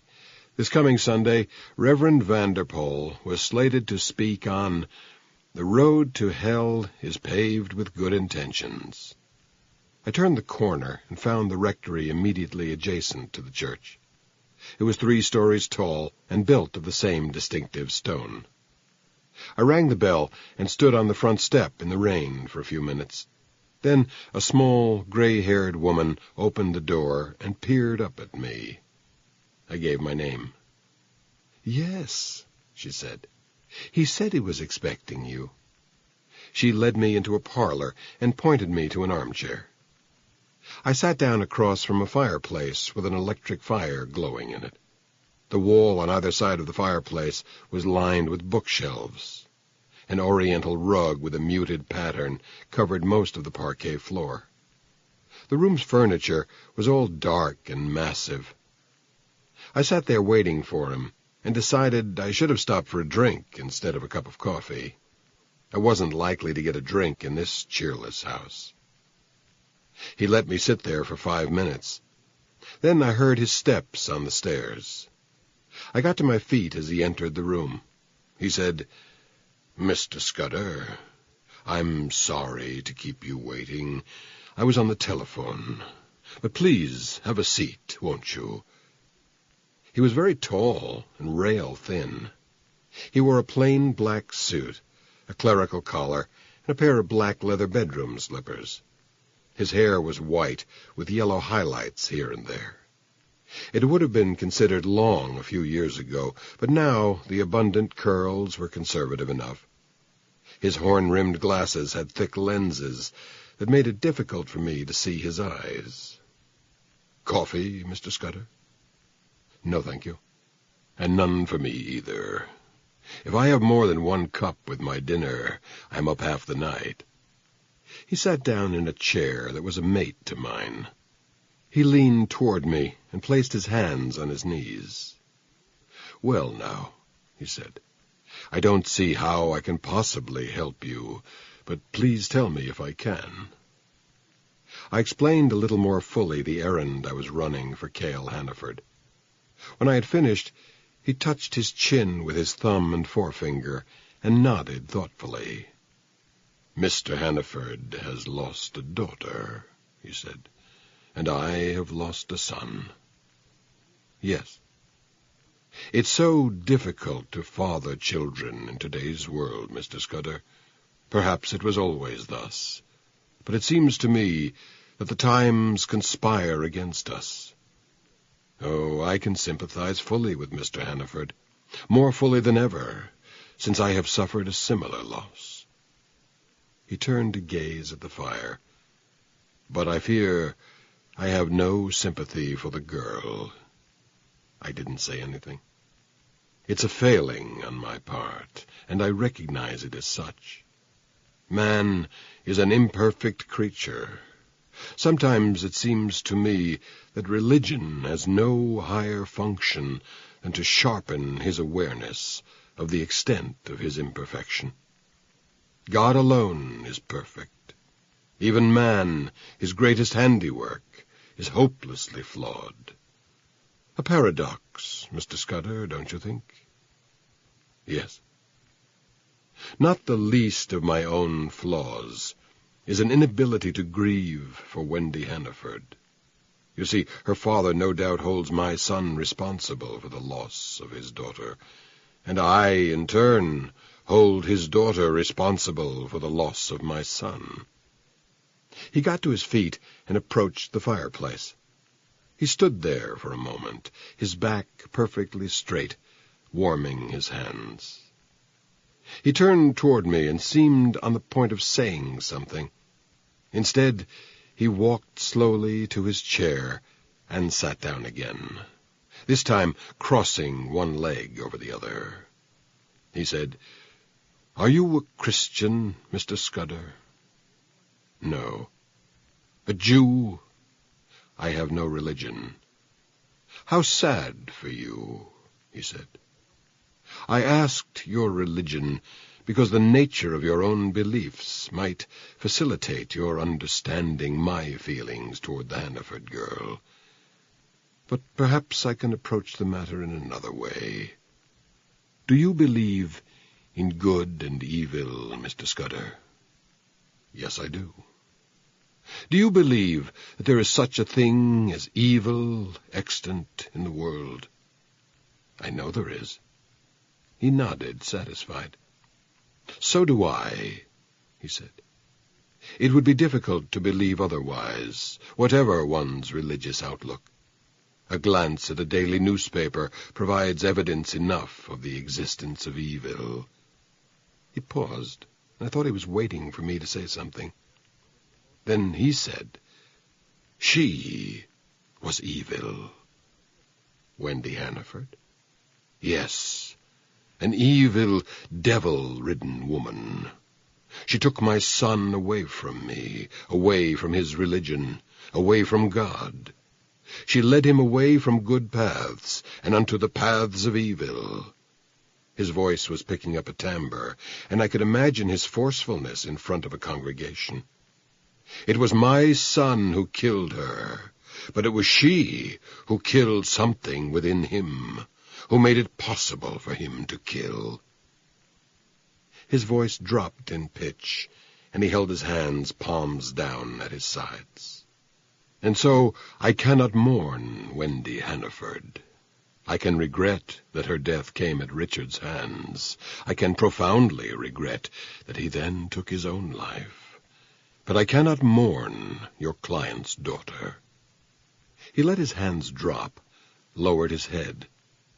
I couldn't see his eyes, but his face was troubled, wrapped up in chains of good and evil. I thought of the sermon he would preach on Sunday, thought of all the different roads to hell and all the paving stones therein. I pictured Martin Vanderpoel as a long, lean Sisyphus, arduously rolling the boulders into place. I said, "Your son was in Manhattan a year and a half ago. That was when he went to work for Berghash Antiques." He nodded. "So he left here some 6 months before he began sharing Wendy Hannaford's apartment?" "That is correct." "But you feel she led him astray?" "Yes." He took a deep breath and let it out slowly. "My son left my home shortly after his high school graduation. I did not approve, but neither did I object violently. I would have wanted Richard to go to college. He was an intelligent boy and would have done well in college. I had hopes, naturally enough, that he might follow me into the ministry. I did not force him in this direction, however. One must determine for oneself whether one has a vocation. I am not fanatical on the subject, Mr. Scudder. I would prefer to see a son of mine as a contented and productive doctor or lawyer or businessman than as a discontented minister of the gospel. I realized that Richard had to find himself. That's a fashionable term with the young these days, is it not? He had to find himself. I understood this. I expected that this process of self-discovery would ultimately lead him to enter college after a year or two. I hoped this would occur, but in any event, I saw no cause for alarm. Richard had an honest job. He was living in a decent Christian residence, and I felt that his feet were on a good path. Not perhaps the path he would ultimately pursue, but one that was correct for him at that point in his life. Then he met Wendy Hannaford. He lived in sin with her. He became corrupted by her, and ultimately... I remembered a bit of men's room graffiti. Happiness is when your son marries a boy of his own faith. Evidently Richie Vanderpool had functioned as some variety of homosexual without his father ever suspecting anything. Then he moved in with a girl, and his father was shattered. I said, "Reverend Vanderpool, a great many young people live together nowadays without being married. I recognize this, Mr. Scudder. I do not condone it, but I could hardly fail to recognize it." But your feeling in this case was more than a matter of not condoning it. Yes. Why? Because Wendy Hannaford was evil. I was getting the first twinges of a headache. I rubbed the center of my forehead with the tips of my fingers. I said, "What I want more than anything else is to be able to give her father a picture of her. You say she was evil. In what way was she evil?" "She was an older woman who enticed an innocent young man into an unnatural relationship." "She was only 3 or 4 years older than Richard." "Yes, I know, in chronological terms. In terms of worldliness, she was ages his senior. She was promiscuous. She was amoral. She was a creature of perversion." "Did you ever actually meet her?" "Yes," he said. He breathed in and out. "I met her once. Once was enough." "When did that take place?" "It's hard for me to remember. I believe it was during the spring, April or May, I would say." "Did he bring her here?" No. Richard surely knew better than to bring that woman into my house. I went to the apartment where they were living. I went specifically to meet with her, to talk to her. I picked a time when Richard would be working at his job." "And you met Wendy?" "I did." "What did you hope to accomplish?" "I wanted her to end her relationship with my son." "And she refused?" "Oh, yes, Mr. Scudder, she refused." He leaned back in his chair, closed his eyes. "She was foul-mouthed and abusive. She taunted me. I don't want to go into this further, Mr. Scudder. She made it quite clear that she had no intention of giving Richard up. It suited her to have him living with her. The entire interview was one of the most unpleasant experiences of my life." "And you never saw her again?" "I did not. I saw Richard on several occasions, but not in that apartment. I tried to talk to him about that woman. I made no progress whatsoever. He was utterly infatuated with her.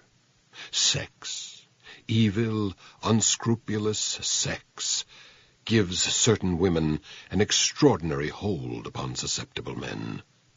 Man is a weakling, Mr. Scudder, and he is so often powerless to cope with the awful force of an evil woman's sexuality."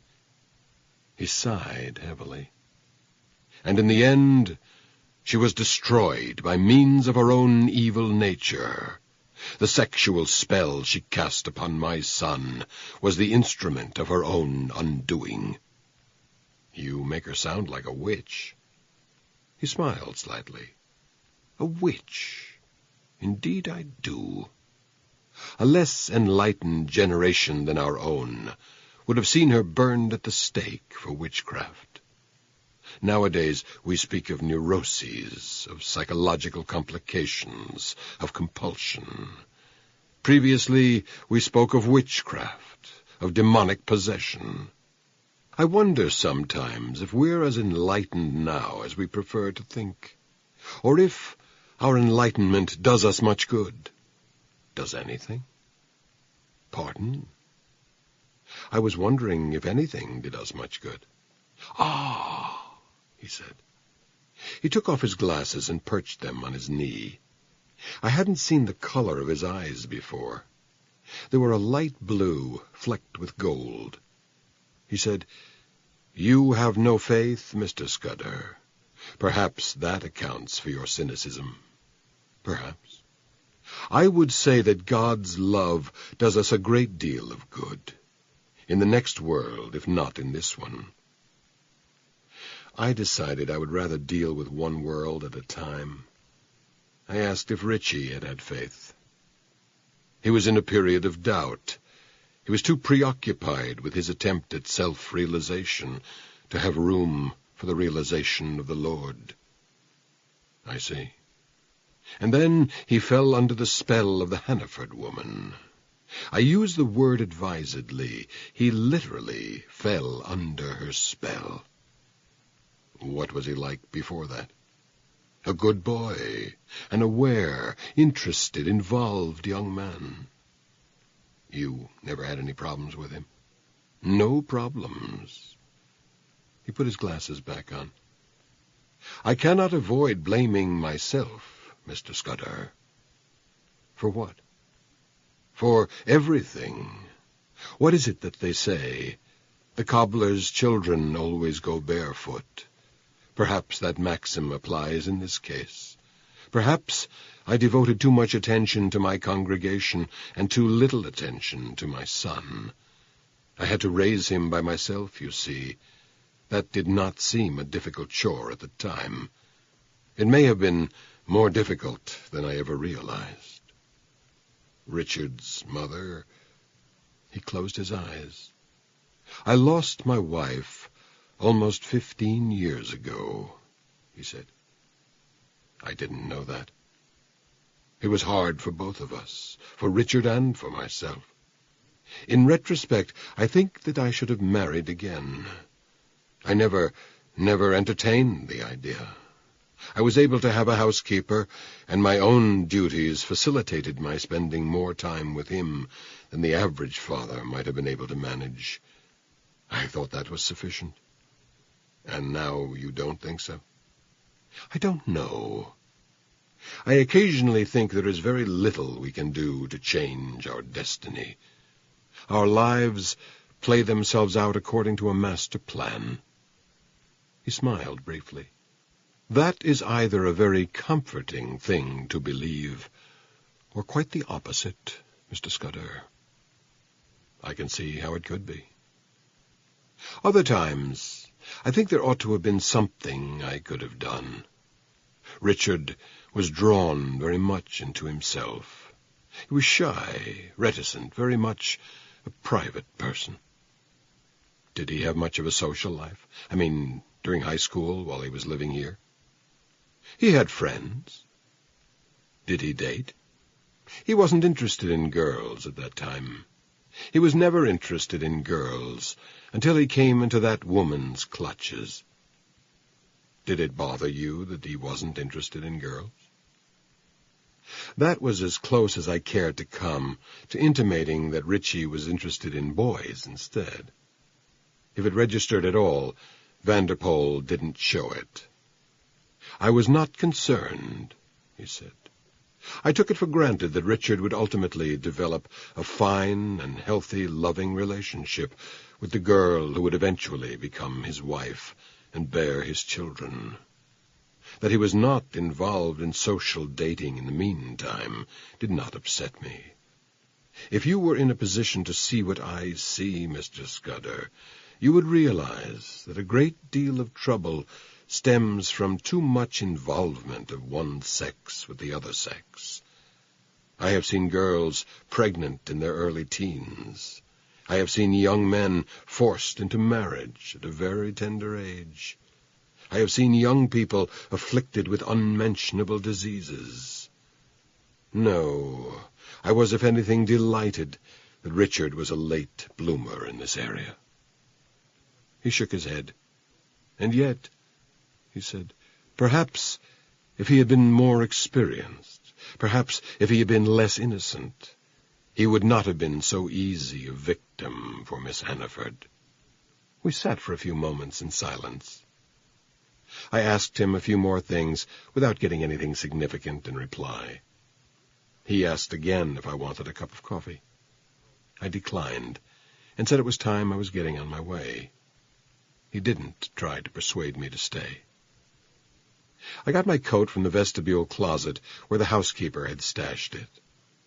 As I was putting it on, I said, "I understand you saw your son once after the killing." "Yes." "In his cell?" "That is correct." He winced almost imperceptibly at the recollection. We didn't speak at length. I tried only to do what little I could to put his mind at rest. Evidently I failed. He elected to mete out his own punishment for what he had done. I talked to the lawyer his case was assigned to, a Mr. Topakian. I didn't meet the man myself. After Richard took his own life, well, I saw no point in seeing the lawyer, and I couldn't bring myself to do it. I understand. I finished buttoning my coat. Topakian said Richard had no memory of the actual murder. Oh. Did your son say anything to you about it? He hesitated for a moment, and I didn't think he was going to answer.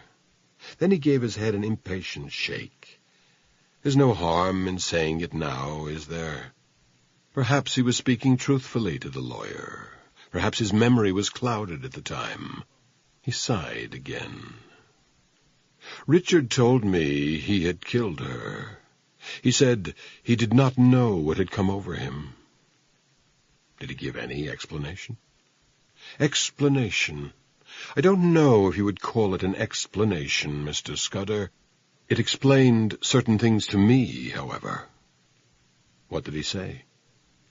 He looked off over my shoulder, searching his mind for the right words. Finally he said, "He told me that there was a sudden moment of awful clarity when he saw her face. He said it was as if he had been given a glimpse of the devil, and knew only that he must destroy. Destroy." I see.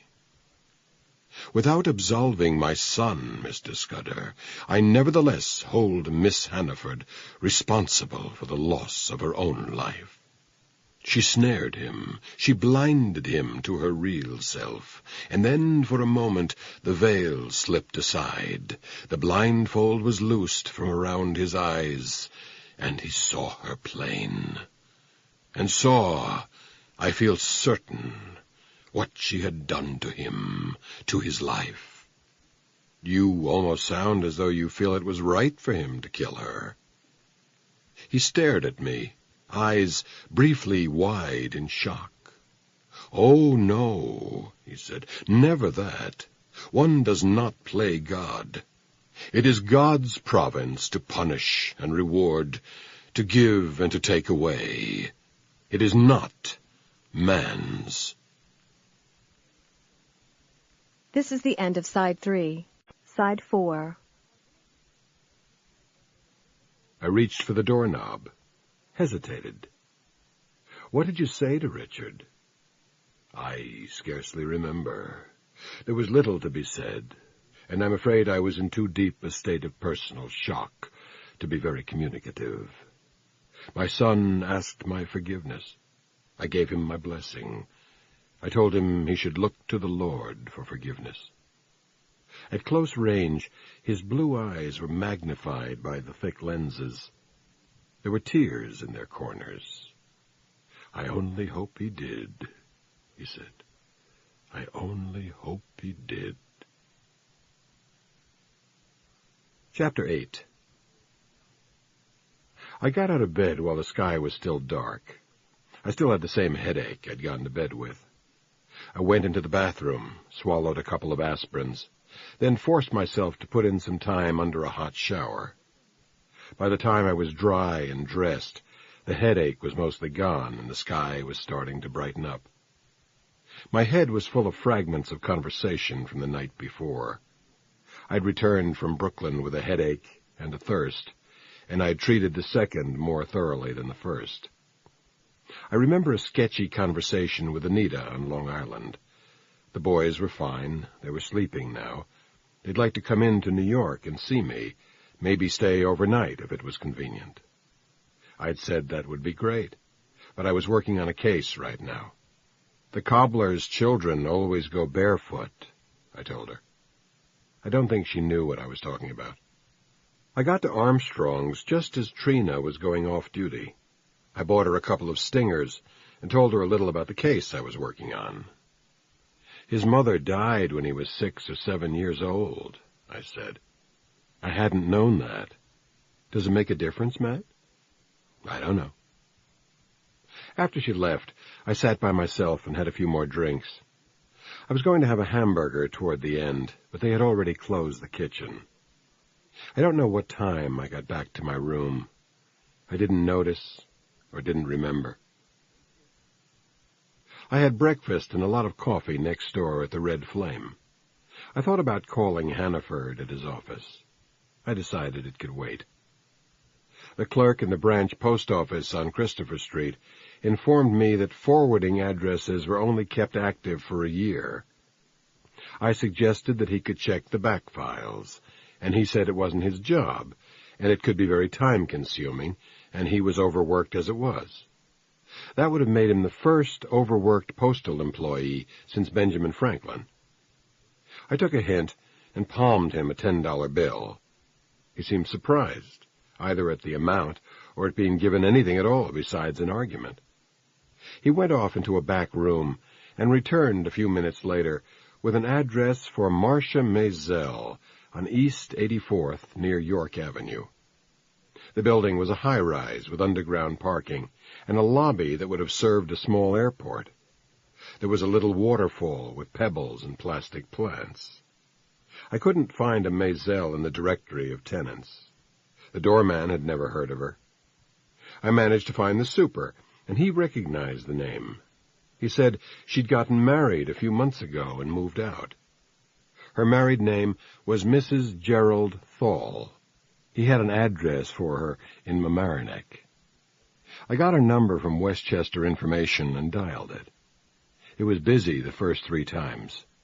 The 4th time around, it rang twice, and a woman answered. I said, "Mrs. Thal?"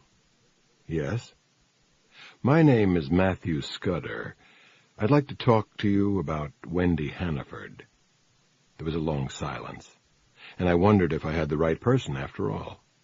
I'd found a stack of old magazines in a closet of Wendy's apartment with Marcia Maisel's name and the Bethune Street address on them. It was possible that there had been a false connection somewhere along the way. The postal clerk could have pulled the wrong Maisel. The superintendent could have picked the wrong card out of his file. Then she said, "What do you want from me?" "I want to ask you a few questions." "Why me?" "You lived in the Bethune Street apartment with her."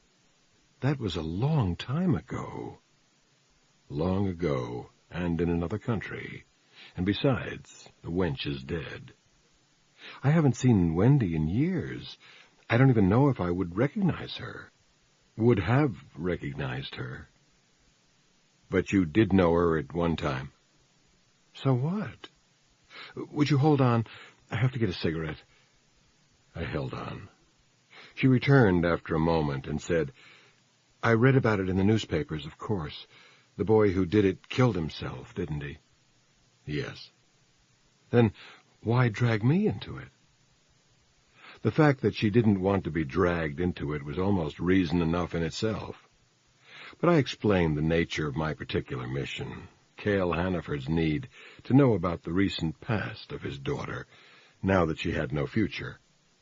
When I had finished, she told me that she guessed she could answer some questions. "You moved from Bethune Street to East 84th Street a year ago last June." "How do you know so much about me?" "Never mind. Go on." "I wondered why you moved." "I wanted a place of my own." "I see." Plus, it was nearer my work. I had a job on the east side, and it was a hassle getting there from the village. How did you happen to room with Wendy in the first place? She had an apartment that was too big for her, and I needed a place to stay. It seemed like a good idea at the time. But it didn't turn out to be a good idea? Well, the location, and also, I like my privacy. She was going to give me whatever answers would get rid of me most efficiently. I wished I were talking to her face-to-face instead of over the telephone. At the same time, I hoped I wouldn't have to kill a day driving out to Mamaroneck. How did you happen to share the apartment? I just told you. She had a place. Did you answer an ad? Oh, I see what you mean. No, I ran into her on the street, as a matter of fact. You had known her previously? Oh, I thought you realized. I knew her at college. I didn't know her well. We were never close, see. But it was a small college, and everybody more or less knew everybody, and I ran into her on the street, and we got to talking. You knew her at college? Yeah, I thought you realized. You seem to know so many facts about me. I'm surprised you didn't know that. I'd like to come out and talk with you, Mrs. Thal. Oh, I don't think so. I realize it's an imposition on your time, but I just don't want to get involved, she said. Can't you understand that? Jesus Christ, Wendy's dead, right? So what can it help her, right? Mrs. Thal, I'm hanging up now, she said, and did. I bought a newspaper, went to a lunch counter, and had a cup of coffee. I gave her a full half hour to wonder whether or not I was all that easy to get rid of. Then I dialed her number again. Something I learned long ago. It is not necessary to know what a person is afraid of.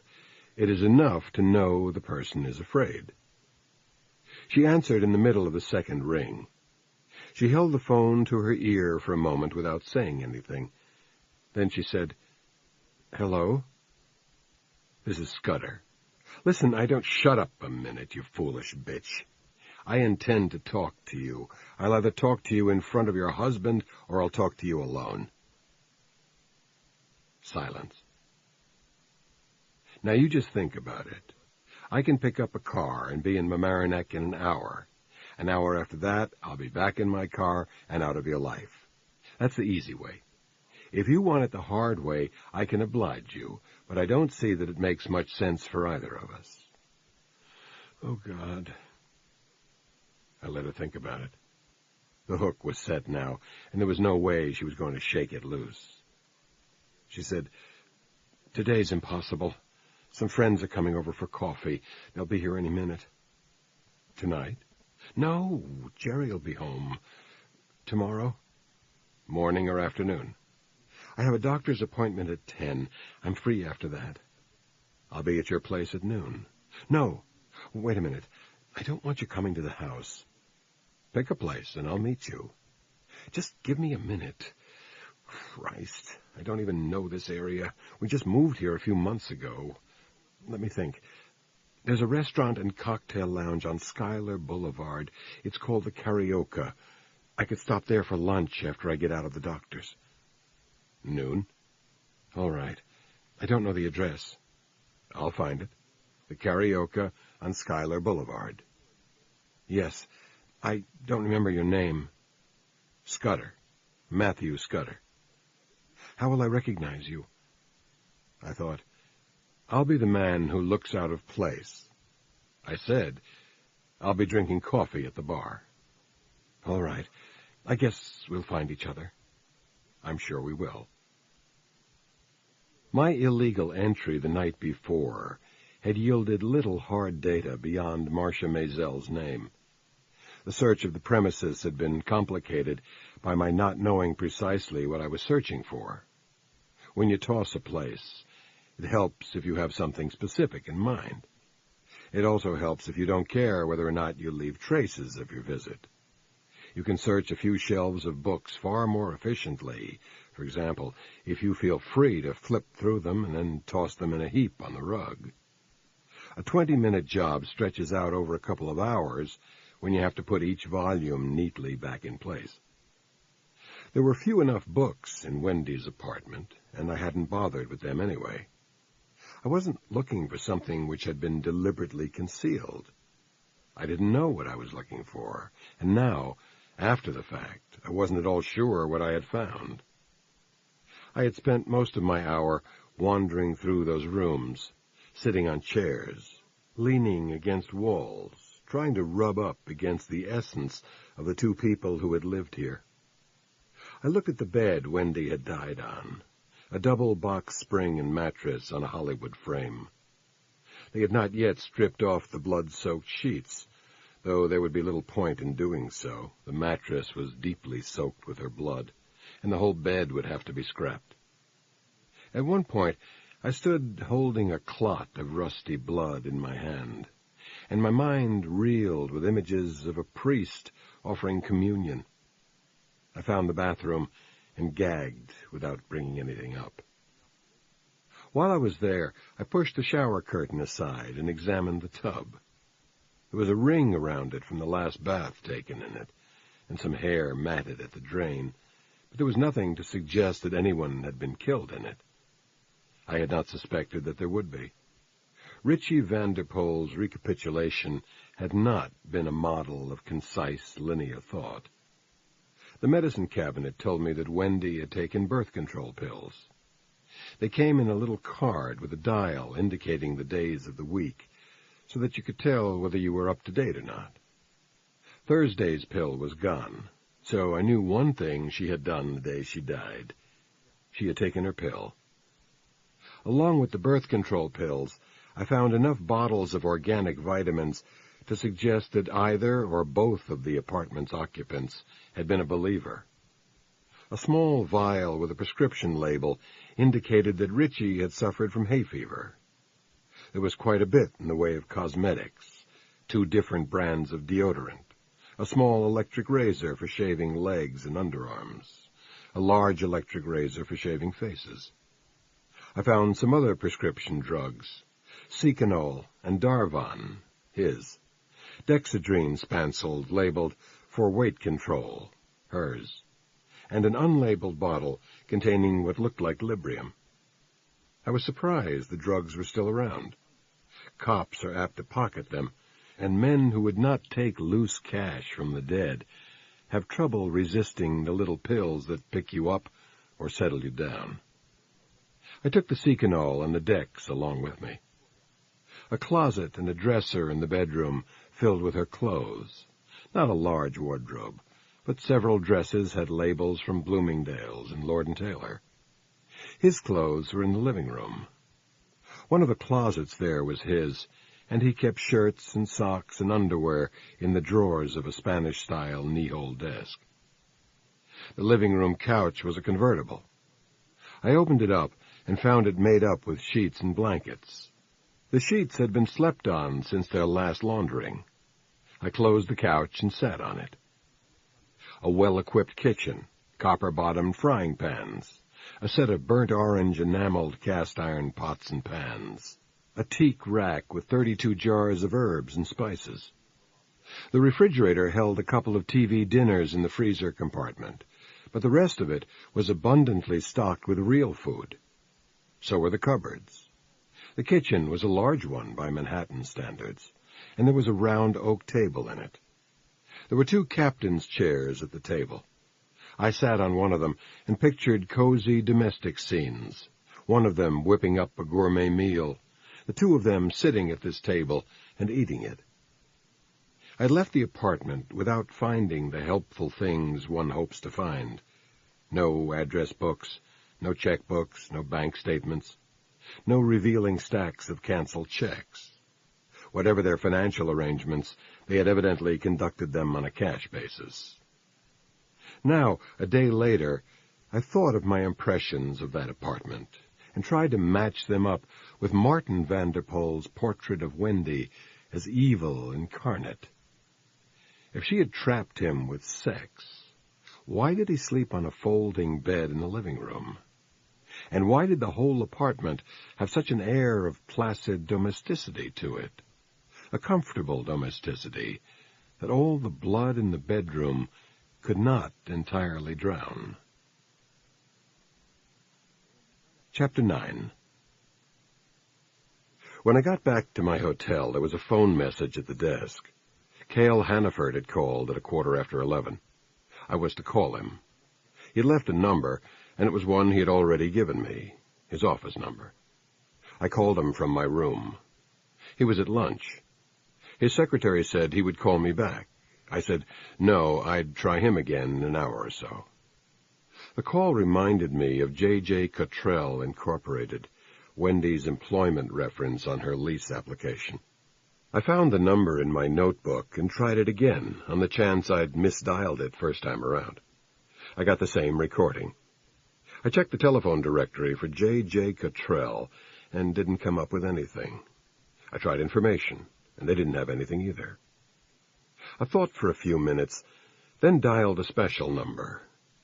When a woman picked up, I said, "Patrolman Louis Pankow, 6th Precinct, I have a listing that's temporarily out of service, and I have to know in what name it's listed." She asked the number. I gave it to her. She asked me to please hold the line. I sat there with the phone against my ear for almost 10 minutes before she came back on the line. "That's not a temporary disconnect," she said. "That's a permanent disconnect." "Can you tell me who the number was assigned to last?" "I'm afraid I can't, officer." "Don't you keep that information on file?" "We must have it somewhere, but I don't have access to it. I have recent disconnects, but that was disconnected over a year ago, so I wouldn't have it. I'm surprised it hasn't been reassigned by now." "So all you know is that it's been out of service for more than a year?" That was all she knew. I thanked her and rang off. I poured myself a drink, and by the time it was gone, I decided that Hannaford ought to be back in his office. I was right. He told me he had managed to find the postcards. The first one, postmarked New York, had been mailed on June 4th. The second had been mailed in Miami on September 16th. Does that tell you anything, Scudder? It told me she had been in New York in early June, if not before then. It told me she had taken the Miami trip prior to signing the lease on her apartment. Beyond that, it didn't tell me a tremendous amount. "Another piece of the puzzle," I said. "Do you have the cards with you now?" "Yes, they're right in front of me." "Could you read me the messages?" "They don't say very much." I waited, and he said, "Well, there's no reason not to read them. This is the first card. 'Dear Mom and Dad, hope you haven't been worrying about me. Everything is fine. I'm in New York and like the big city very much. School got to be too much of a hassle. We'll explain everything when I see you.'" His voice cracked a little on that line, but he coughed and went on. "Please don't worry. Love, Wendy." "And the other card?" "Hardly anything on it. 'Dear Mom and Dad, not bad, huh? I always thought Florida was strictly for winter time, but it's great this time of year. See you soon. Love, Wendy.'" He asked me how things were going. I didn't really know how to answer the question. I said I had been very busy and was putting a lot of bits and pieces together, but that I didn't know when I would have something to show him. Wendy was sharing her apartment with another girl for several months before Vanderpool came on the scene. Was the other girl a prostitute? I don't know. I rather doubt it, but I'm not sure. I'm seeing her tomorrow. Evidently, she was someone Wendy knew at college. Did she ever mention a friend named Marcia Maisel? Maisel? I don't think so. Do you know the names of any of her friends from college? I don't believe I do. Let me think. I seem to recall that she would refer to them by first names, and they didn't stick in my mind. It's probably unimportant. Does the name Cottrell mean anything to you? Cottrell? I spelled it, and he said it aloud again. No, it doesn't mean anything to me. Should it? Wendy used a firm by that name as a job reference when she signed her apartment lease. The firm doesn't seem to exist. Why did you think I would have heard of it? Just a shot in the dark. I've been taking a lot of them lately, Mr. Hannaford. Was Wendy a good cook? Wendy? Not as far as I know. Of course, she may have developed an interest in cooking at college. I wouldn't know about that. When she was living at home, I don't think she ever made anything more ambitious than a peanut butter and jelly sandwich. Why? No reason. His other phone rang, and he asked if there was anything else. I started to say that there wasn't, and then thought of what I should have thought of at the beginning. The postcards, I said. What about them? What's on the other side? The other side? They're picture postcards, aren't they? Turn them over. I want to know what's on the other side. I'll see. Grant's tomb. Is that an important piece of the puzzle, Scudder? I ignored the sarcasm. That's New York, I said. I'm more interested in the Miami one. It's a hotel. What hotel? Oh, for Christ's sake, I didn't even think of it that way. It could mean something, couldn't it? What hotel, Mr. Hannaford?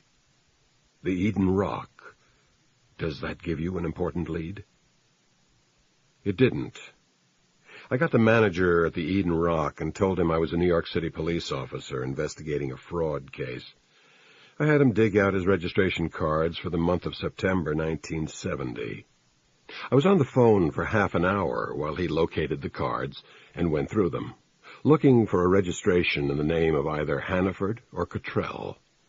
He came up empty. I wasn't too surprised. Cottrell didn't have to be the man who took her to Miami. Even if he was, that didn't mean he would necessarily sign his real name on a registration card. It would have made life simpler if he had, but nothing about Wendy Hannaford's life and death had been simple so far, and I couldn't expect a sudden rush of simplicity now. I poured another drink and decided to let the rest of the day spin itself out. I was trying to do too much, trying to sift all the sand in the desert. Pointless, because I was looking for answers to questions my client hadn't even asked.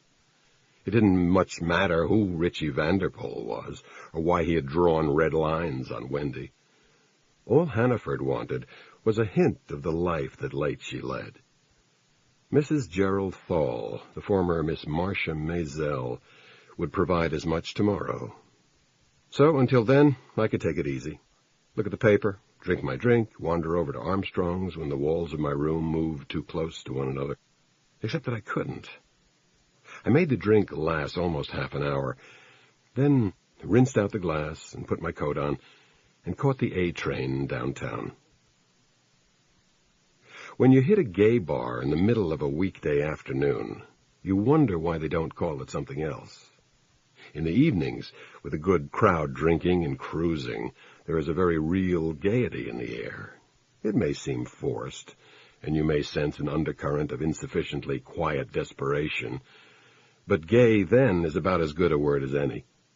But not around 3 or 4 on a Thursday afternoon, when the place is down to a handful of serious drinkers with no place else to go, and a bartender whose face says he knows how bad things are and that he's stopped waiting for them to get better. I made the rounds. A basement club on Bank Street, where a man with long white hair and a waxed mustache played the bowling machine all by himself, while his beer went flat.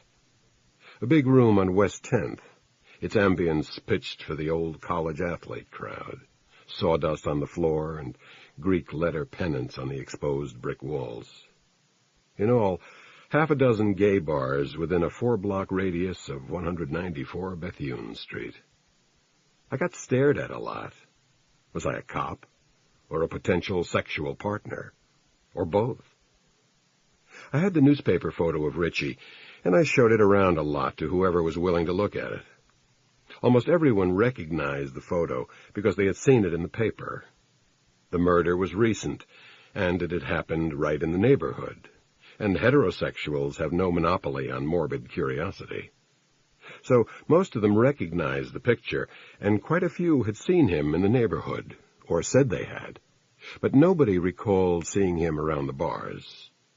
"Of course I don't come here all that often," I heard more than once. "Just drop in now and then for a beer when the throat gets scratchy." In a place called Cynthia's, the bartender recognized me and did an elaborate double take. Do my eyes deceive me, or is it really the one and only Matthew Scudder? Hello, Ken. Now, don't tell me you finally converted, Matt. It was enough of a shock when I heard you left the pig pen. If Matthew Scudder's come around to the belief that gay is good, why, I'd be properly devastated. He still looked 28, and he must have been almost twice that.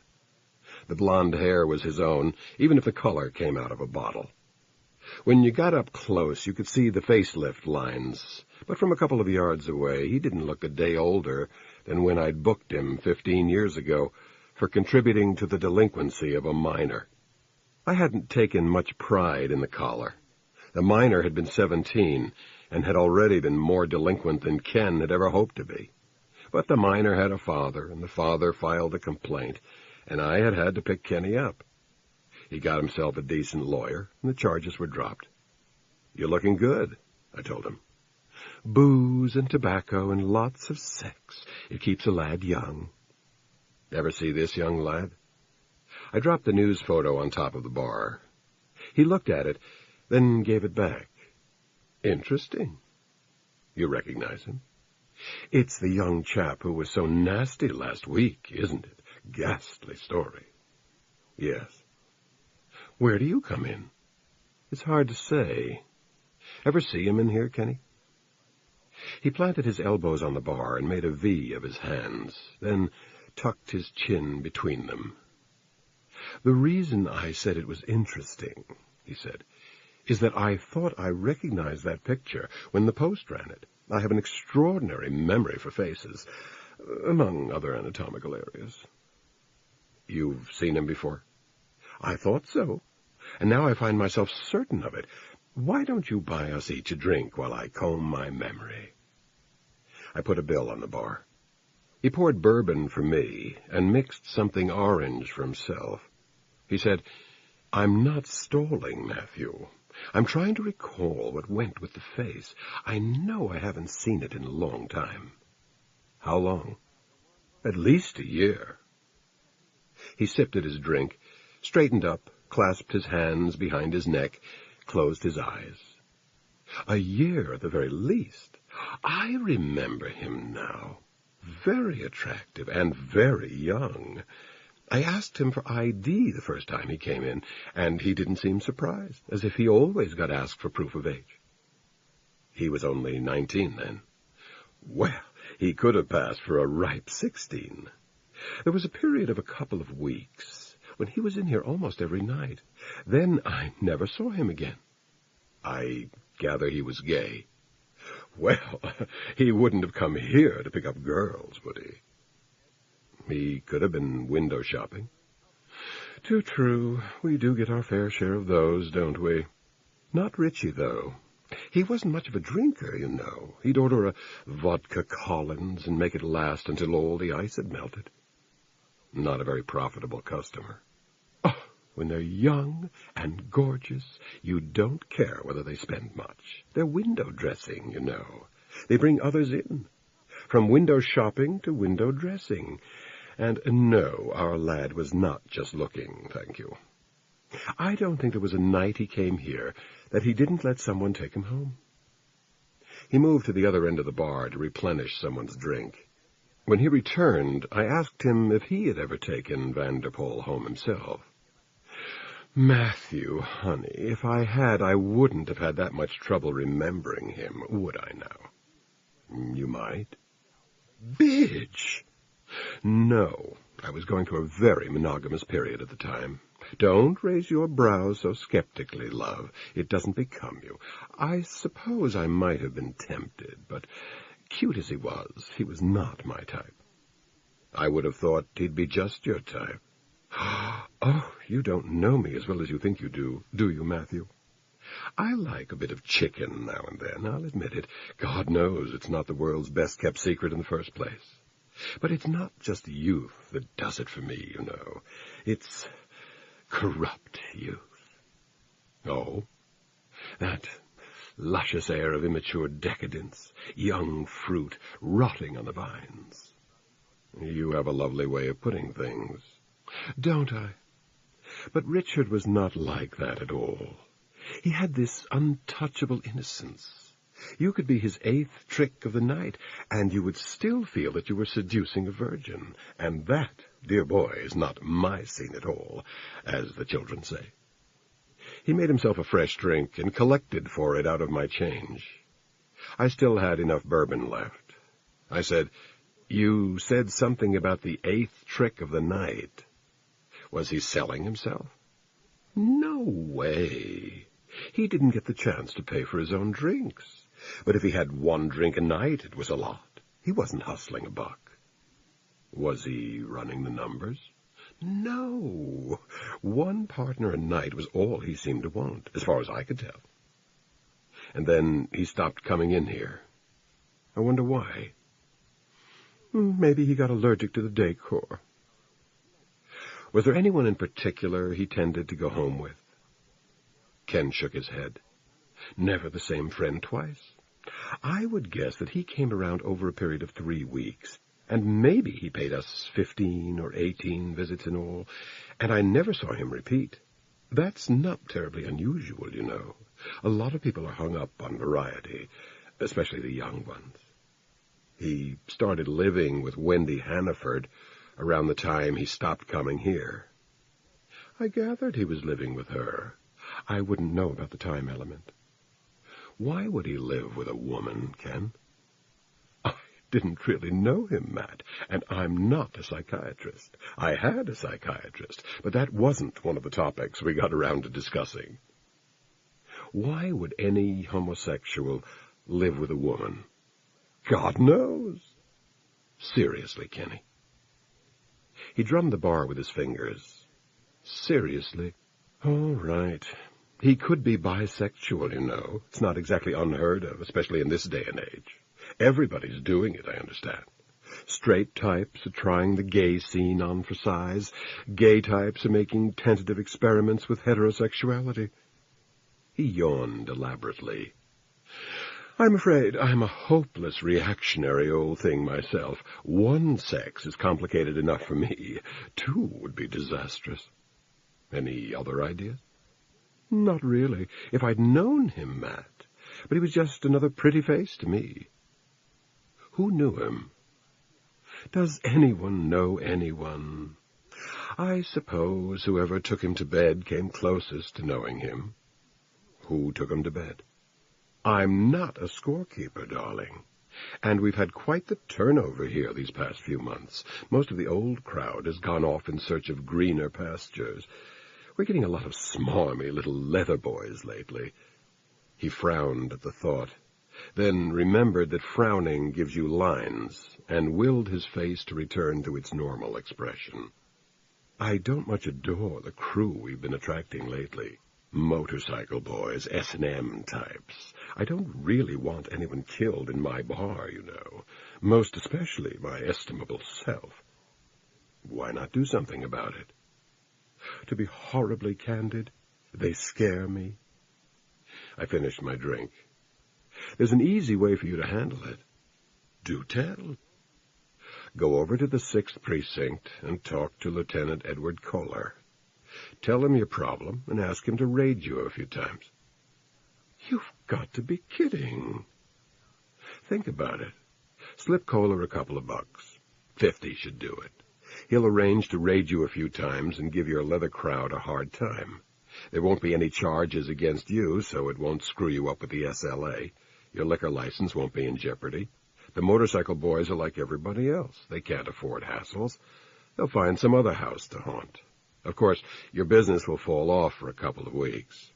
It's off anyway. The little cunts are all beer drinkers, and they don't leave tips. So you won't be losing much. Then, in a month or so, you'll start getting the kind of clientele you want."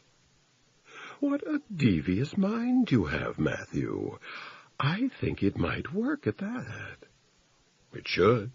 But don't give me too much credit. It's done all the time." "You say $50 should do it?" "It ought to. It would have when I was on the force. But everything's been going up lately, even bribery. If Kohler wants more, he'll let you know about it. I don't doubt it. Well, it's not as if I never gave money to New York's finest. They come around every Friday to collect, and you wouldn't believe what Christmas cost me. Yes, I would. But I never gave them money in the hope of anything beyond being allowed to remain in business. I didn't realize you could ask favors in return. It's a free enterprise system. So it seems. I just might try it. And I'll buy you a drink on the strength of it. This is the end of Side 4. Side 5. He poured a generous shot into my glass. I picked it up and eyed him over the top of it. There's something else you could do for me, I said. Oh? Ask around a little about Richie Vanderpoel. I know you don't want to give me any names. That's reasonable. But see if you can find out what he was like. I'd appreciate it. Don't expect much. I won't. He ran his fingers through his beautiful blonde hair. Do you really care what he was like, Matt? Yes, I said. Evidently I do. Maybe it was a reaction to too many visits to bars that were gay in name alone. I'm not sure. But on my way to the subway, I stopped at an outdoor phone booth and looked up a number in my notebook. I dropped in a dime and dialed it, and when she answered, I said, Elaine? Matt Scudder. Oh, hi, Matt. How's it going? Not too bad. I was wondering if you felt like company. I'd love to see you. Give me a half hour? I was just getting into the shower. Sure. I had coffee and a roll and read the Post. The new mayor was having trouble appointing a deputy mayor. His investigative board kept discovering that his prospective appointees were corrupt in any of several uninteresting ways. There was an obvious answer, and he would probably hit on it sooner or later. He was going to have to get rid of the investigative board. Some more citizens had killed each other since yesterday's edition went to press. 2 off-duty patrolmen had had a few drinks in a bar in Woodside and shot each other with their service revolvers. One was dead, the other in critical condition. A man and woman who had served 90 days each for child abuse had sued successfully to regain custody of the child from the foster parents who had had the kid for 3.5 years. The nude torso of an adolescent boy had been discovered on a tenement roof on East 5th Street. Someone had carved an X into the chest, presumably the same person who had removed the arms and legs and head. I left the newspaper on the table and got a cab. She lived in a good building on 51st between 1st and 2nd. The doorman confirmed that I was expected and nodded me toward the elevator. She was waiting at the door for me, wearing royal blue hip-huggers and a lime-green blouse. She had gold hoop earrings in her ears, and she smelled of a rich, musky perfume. I draped my coat over an Ames chair while she closed the door and fastened the bolt. She came into my arms for an open-mouthed kiss and rubbed her little body against me. She said. That's nice. You're looking good, Elaine. Let me look at you. You don't look so bad yourself, in a rugged, rough-hewn sort of a way. How have you been? Pretty good. Keeping busy? Uh-huh. There was chamber music stacked on her stereo. The last record was just ending, and I sat on the couch and watched as she walked to the turntable and inverted the stack of records. I wondered whether the hip wiggle was for my benefit or if it came naturally to her. I had always wondered that. I liked the room. White wall-to-wall shag carpet, stark modern furniture, more comfortable than it looked. A lot of primary colors and chrome. A couple of abstract oils on the walls. I couldn't have lived in a room like that, but I enjoyed spending occasional time in it. Drink? Not just now. She sat on the couch next to me and talked about books she had read and movies she had seen. She was very good at small talk. I suppose she had to be. We kissed a few times, and I touched her breasts and put a hand on her round bottom. She made a purring sound. Want to come to bed, Matt? Sure. The bedroom was small, with a more subdued color scheme. She turned on a small stained glass lamp and killed the overhead light. We got undressed and lay down on the queen-size bed. She was warm and young and eager, with soft, perfumed skin and a tautly muscled body. Her hands and mouth were clever, but it was not working, and after a few minutes I moved away from her and patted her gently on the shoulder. Relax, honey. No, it's not going to work, I said. Something I should be doing? I shook my head. Too much to drink? It wasn't that. I was far too completely locked into my own head. Maybe, I said. It happens. Or maybe it's the wrong time of the month for me. She laughed. Right, you got your period. Must be. We put our clothes on. I got 3 tens from my wallet and put them on the dresser. As usual, she pretended not to notice. Want that drink now? Uh-huh, I guess. Bourbon, if you have it. She didn't. She had scotch, and I settled for that. She poured herself a glass of milk, and we sat on the couch together and listened to the music without saying anything for a while. I felt as relaxed as if we had made love. Working these days, Matt? Uh-huh. Well, everybody has to work. Uh-huh. She shook a cigarette out of her pack, and I lit it for her. You got things on your mind, she said. That's what's the matter. You're probably right. I know I'm right. Want to talk about anything? Not really. Okay. The telephone rang, and she answered it in the bedroom. When she came back, I asked her if she had ever lived with a man. You mean like a pimp? Never have and never will. I meant like a boyfriend. Never. It's a funny thing about boyfriends in this business. They always turn out to be pimps. Really? Uh-huh. I've known so many girls. Oh, he's not a pimp, he's my boyfriend. But it always turns out that he's between jobs, and that he makes a life's work out of being between jobs, and she pays for everything. But he's not a pimp, just a boyfriend. They're very good at kidding themselves, those girls. I'm lousy at kidding myself, so I don't even try. Good for you.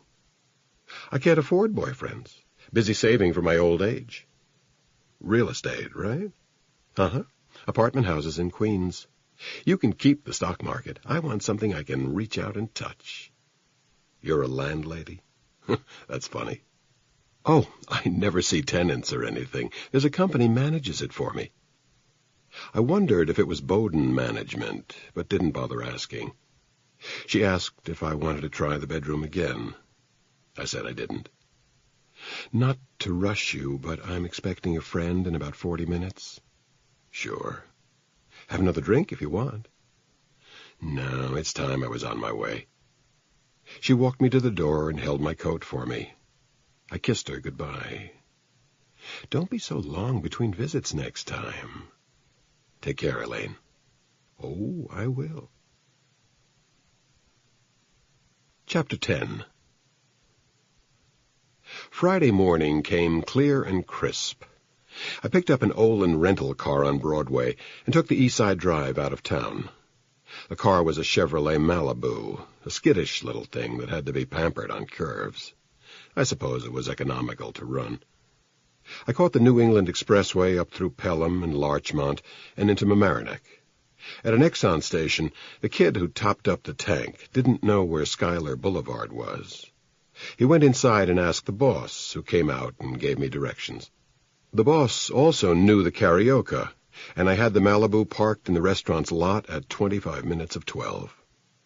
I went into the cocktail lounge and sat on a vinyl stool at the front end of a black Formica bar. I ordered a cup of black coffee with a shot of bourbon in it. The coffee was bitter, left over from the night before. The cup was still half full when I looked over and saw her standing hesitantly in the archway between the dining room and the cocktail lounge. If I hadn't known she was Wendy Hannaford's age, I would have guessed high by 3 or 4 years. Dark, shoulder-length hair framed an oval face. She wore dark plaid slacks and a pearl gray sweater, beneath which her large breasts were aggressively prominent. She had a large brown leather handbag over her shoulder and a cigarette in her right hand. She did not look happy to see me. I let her come to me, and after a moment's hesitation, she did. I turned slowly to her. "Mr. Scudder?" "Mrs. Thal? Should we take a table?" "I suppose so." The dining room was uncrowded, and the head waitress showed us to a table in back and out of the way. It was an over-decorated room, a room that tried too hard, done in someone's idea of a flamenco motif. The color scheme involved a lot of red and black and ice blue. I had left my bitter coffee at the bar, and now ordered bourbon with water back. I asked Marcia Thal if she wanted a drink. "No, thank you. Wait a minute. Yes, I think I will have something. Why shouldn't I?" "No reason that I know of." She looked past me at the waitress and ordered a whiskey sour on the rocks. Her eyes met mine, glanced away, came back again. "I can't say I'm happy to be here," she said. "Neither am I. It was your idea, and you had me over a barrel, didn't you? You must get a kick out of making people do what you want them to do." "I used to pull wings off flies." "I wouldn't be surprised." She tried to glare, and then she lost the handle of it and grinned in spite of herself. "Oh, shit," she said. "You're not going to be dragged into anything, Mrs. Thal." "I hope not." "You won't be. I'm interested in learning something about Wendy Hannaford's life. I'm not interested in turning your life upside down." Our drinks arrived. She picked hers up and studied it as if she had never seen anything quite like it before. It seemed an ordinary enough whiskey sour. She took a sip, set it down, fished out the maraschino cherry, and ate it. I swallowed a little bourbon and waited for her. "You can order something to eat if you want. I'm not hungry." "Neither am I." "I don't know where to start. I really don't." I wasn't sure myself. I said, "Wendy doesn't seem to have had a job. Was she working when you first moved in with her?" "No, but I didn't know that." "She told you she had a job?" She nodded. "But she was always very vague about it. I didn't pay too much attention, to tell you the truth. I was mainly interested in Wendy to the extent that she had an apartment I could share for $100 a month." "That's all she charged you?" "Yes. At the time, she told me the apartment was $200 a month and we were splitting it down the middle. I never saw the lease or anything, and I sort of assumed that I was paying a little more than half. That was all right with me. It was her furniture and everything, and it was such a bargain for me. Before that, I was at the Evangeline House. Do you know what that is?" "On West 13th? "That's right. Somebody recommended it to me. It's a residence for proper young ladies on their own in the big city." She made a face. "They had curfews and things like that. It was really pretty ridiculous. And I was sharing a small room with a girl. She was some kind of a Southern Baptist, and she was praying all the time. And you couldn't have male visitors, and it was all pretty lame. And it cost me almost as much as it cost to share the apartment with Wendy. So if she was making a little money on me, that was fine. It wasn't until quite a bit later that I found out the apartment was renting for a lot more than $200 a month." "And she wasn't working?" "No." "Did you wonder where her money came from?" "Not for a while. I gradually managed to realize that she never seemed to have to go to the office, and when I said something, she admitted she was between jobs at the moment. She said she had enough money so that she didn't care if she didn't find anything for a month or two. What I didn't realize was that she wasn't even looking for work. I would come home from my own job, and she would say something about employment agencies and job interviews, and I would have no way of knowing that she hadn't even been looking." "Was she a prostitute at the time?" "I don't know if you would call it that." "How do you mean?" She was taking money from men. I guess she had been doing that for as long as she was in the apartment, but I don't know if she was exactly a prostitute. How did you first figure out what was going on? She picked up her drink and took another sip of it. She put the glass down and worried her forehead with her fingertips. It was gradual, she said. I waited. She was dating a lot, older men, but that didn't surprise me. And usually, she and her date would go to bed. She lowered her eyes. I wasn't snooping, but it was impossible not to notice this. The apartment, she had the bedroom, and I had the living room. There was a convertible sofa in the living room. I've seen the apartment. Then you know the layout. You have to go through the living room to get into the bedroom. So if I was home, she would bring her date through my room and into the bedroom, and they would be in there for half an hour or an hour, and then either Wendy would walk him to the door or he would go out by himself. Did this bother you? That she was having sex with them? No, it didn't bother me. Why would it bother me? I don't know. One of the reasons I moved out of Evangeline House was to live like an adult. I wasn't a virgin myself. And the fact that Wendy brought men to the apartment meant I could feel free to bring men home myself if I wanted to. Did you? She colored. I wasn't seeing anyone special at the time. So you knew Wendy was promiscuous, but you didn't know she was taking money. Not at the time, no. She was seeing a great many different men? I don't know. I saw the same men over again on several occasions, especially at first. A lot of the time, I didn't meet the men she was with. I spent a lot of the time away from the apartment. Or I would come home when she was already in the bedroom with someone, and I might go out for a drink or something and come back after he had left. I studied her, and she averted her eyes. I said, "You suspected something almost from the beginning, didn't you?"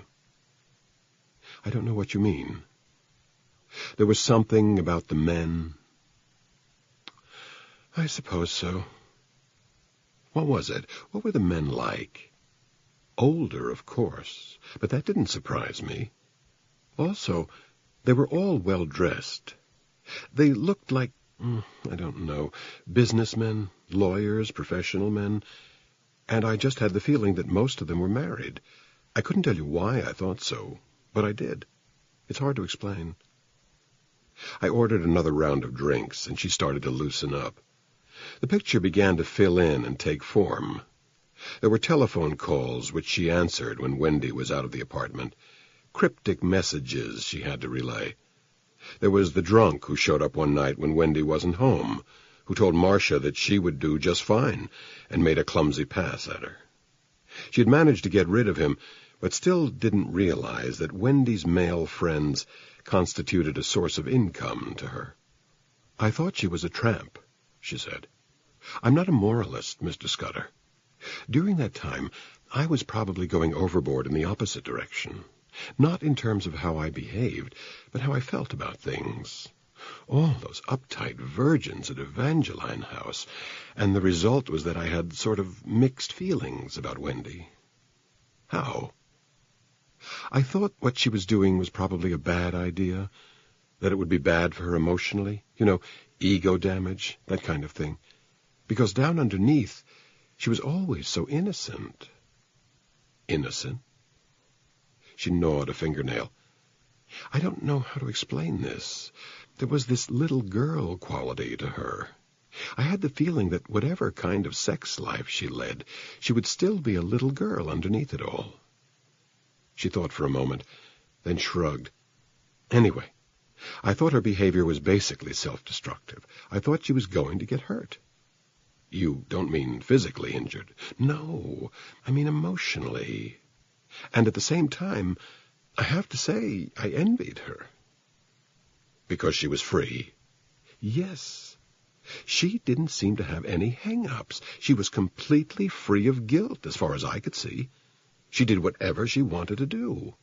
I envied that, because I believed in that kind of freedom, or thought I did, and yet my own life didn't reflect it." She grinned suddenly. I also envied her life because it was so much more exciting than mine. I had some dates, but nothing very interesting, and the boys I went out with were around my own age and didn't have much money.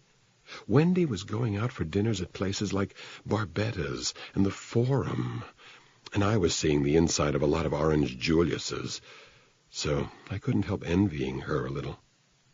She excused herself and went to the ladies' room. While she was gone, I asked the waitress if there was any fresh coffee. She said there was, and I asked her to bring a couple of cups. I sat there waiting for Marcia Thal, and wondering why Wendy had wanted a roommate in the first place, especially one who was ignorant of how she earned her keep. The $100 a month seemed insufficient motive, and the inconvenience of functioning as a prostitute under the conditions Marcia had described would have greatly outweighed the small source of income Marcia represented. She returned to the table just as the waitress was bringing the coffee. "Thanks," she said. "I was just starting to feel those drinks. I can use this." "So can I. I've got a long drive back." She took a cigarette. I picked up a pack of matches and lit it for her. I asked how she had found out that Wendy was taking money for her favors. She told me. "Why?" "Hell," she said. She blew out smoke in a long, thin column. "She just told me, okay? Let's leave it at that." "It's a lot easier if you just tell me everything, Marcia." "What makes you think there's anything more to tell?" "What did she do? Pass on one of her dates to you?" Her eyes flared. She closed them briefly, drew on her cigarette. "It was almost like that," she said. "Not quite, but that's pretty close. She told me a friend of hers had a business associate in from out of town and asked if I'd like to date the guy, to double with her and her friend. I said I didn't think so, and she talked about how we would see a good show and have a good dinner and everything. And then she said, 'Be sensible, Marcia. You'll have a good time, and you'll make a few dollars out of it.'" "How did you react?" "Well, I wasn't shocked, so I must have suspected all along that she was getting money. I asked her what she meant, which was a pretty stupid question at that point, and she said that the men she dated all had plenty of money, and they realized it was tough for a young woman to earn a decent living, and at the end of the evening they would generally give you something. I said something about wasn't that prostitution, and she said she never asked men for money, nothing like that, but they always gave her something. I wanted to ask how much, but I didn't, and then she told me anyway. She said they always gave at least $20, and sometimes a man would give her as much as $100.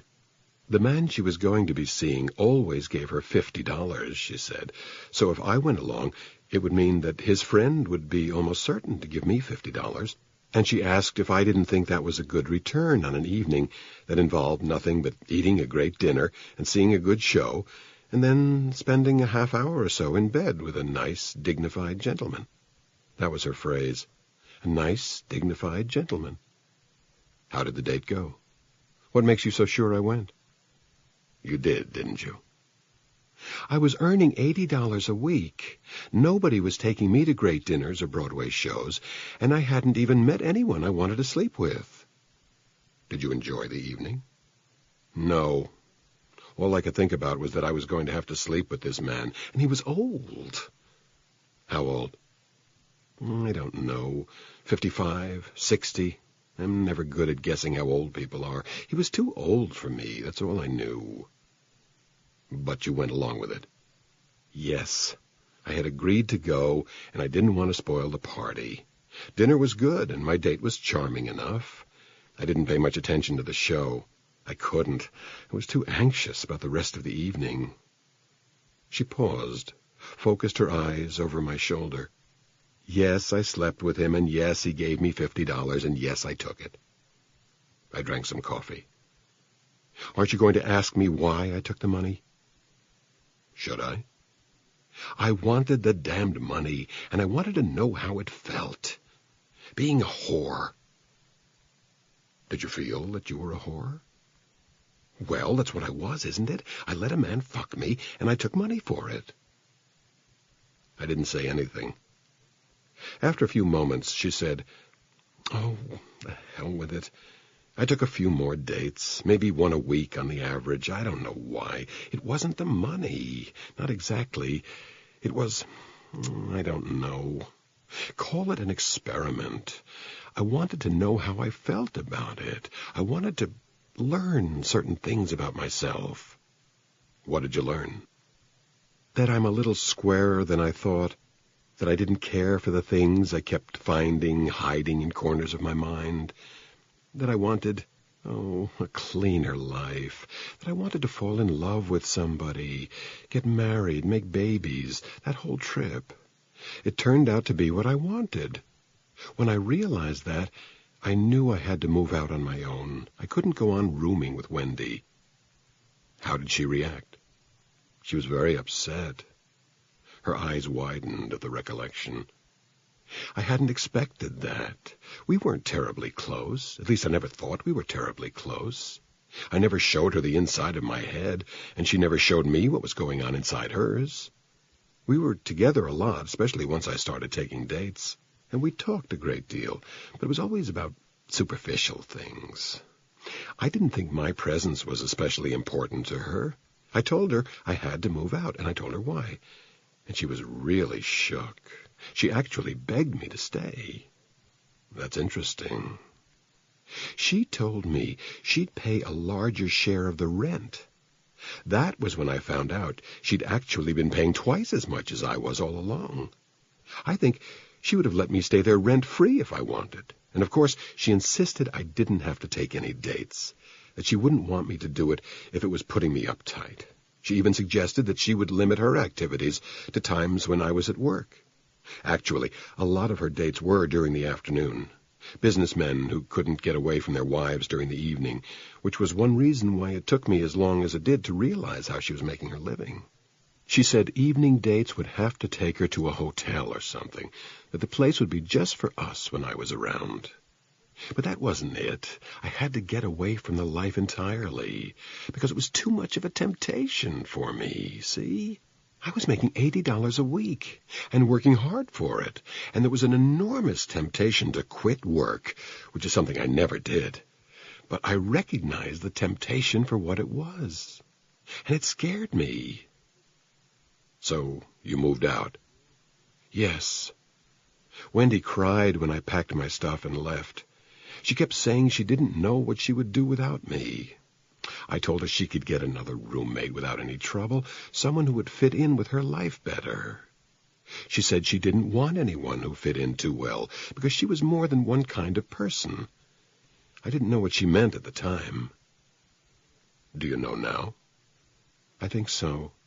I think she wanted someone who was a little straighter than she was, someone who was not a part of the sexual scene she was involved in. I think now that she was a little disappointed when I took that first double date with her. She did her best to talk me into it, but she was disappointed that she was successful. You know what I mean?"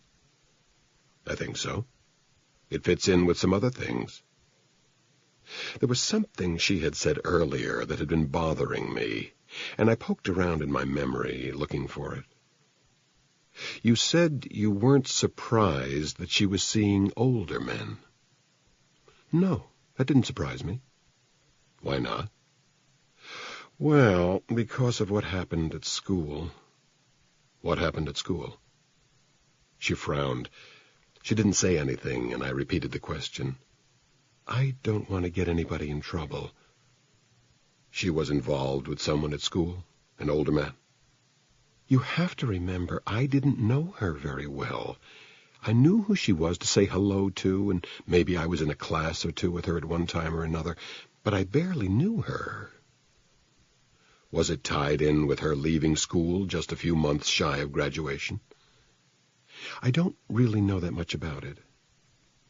I said, "Marcia, look at me. Anything you tell me about what happened at college will be something I would otherwise find out anyway. You'll just save me a great deal of time and travel.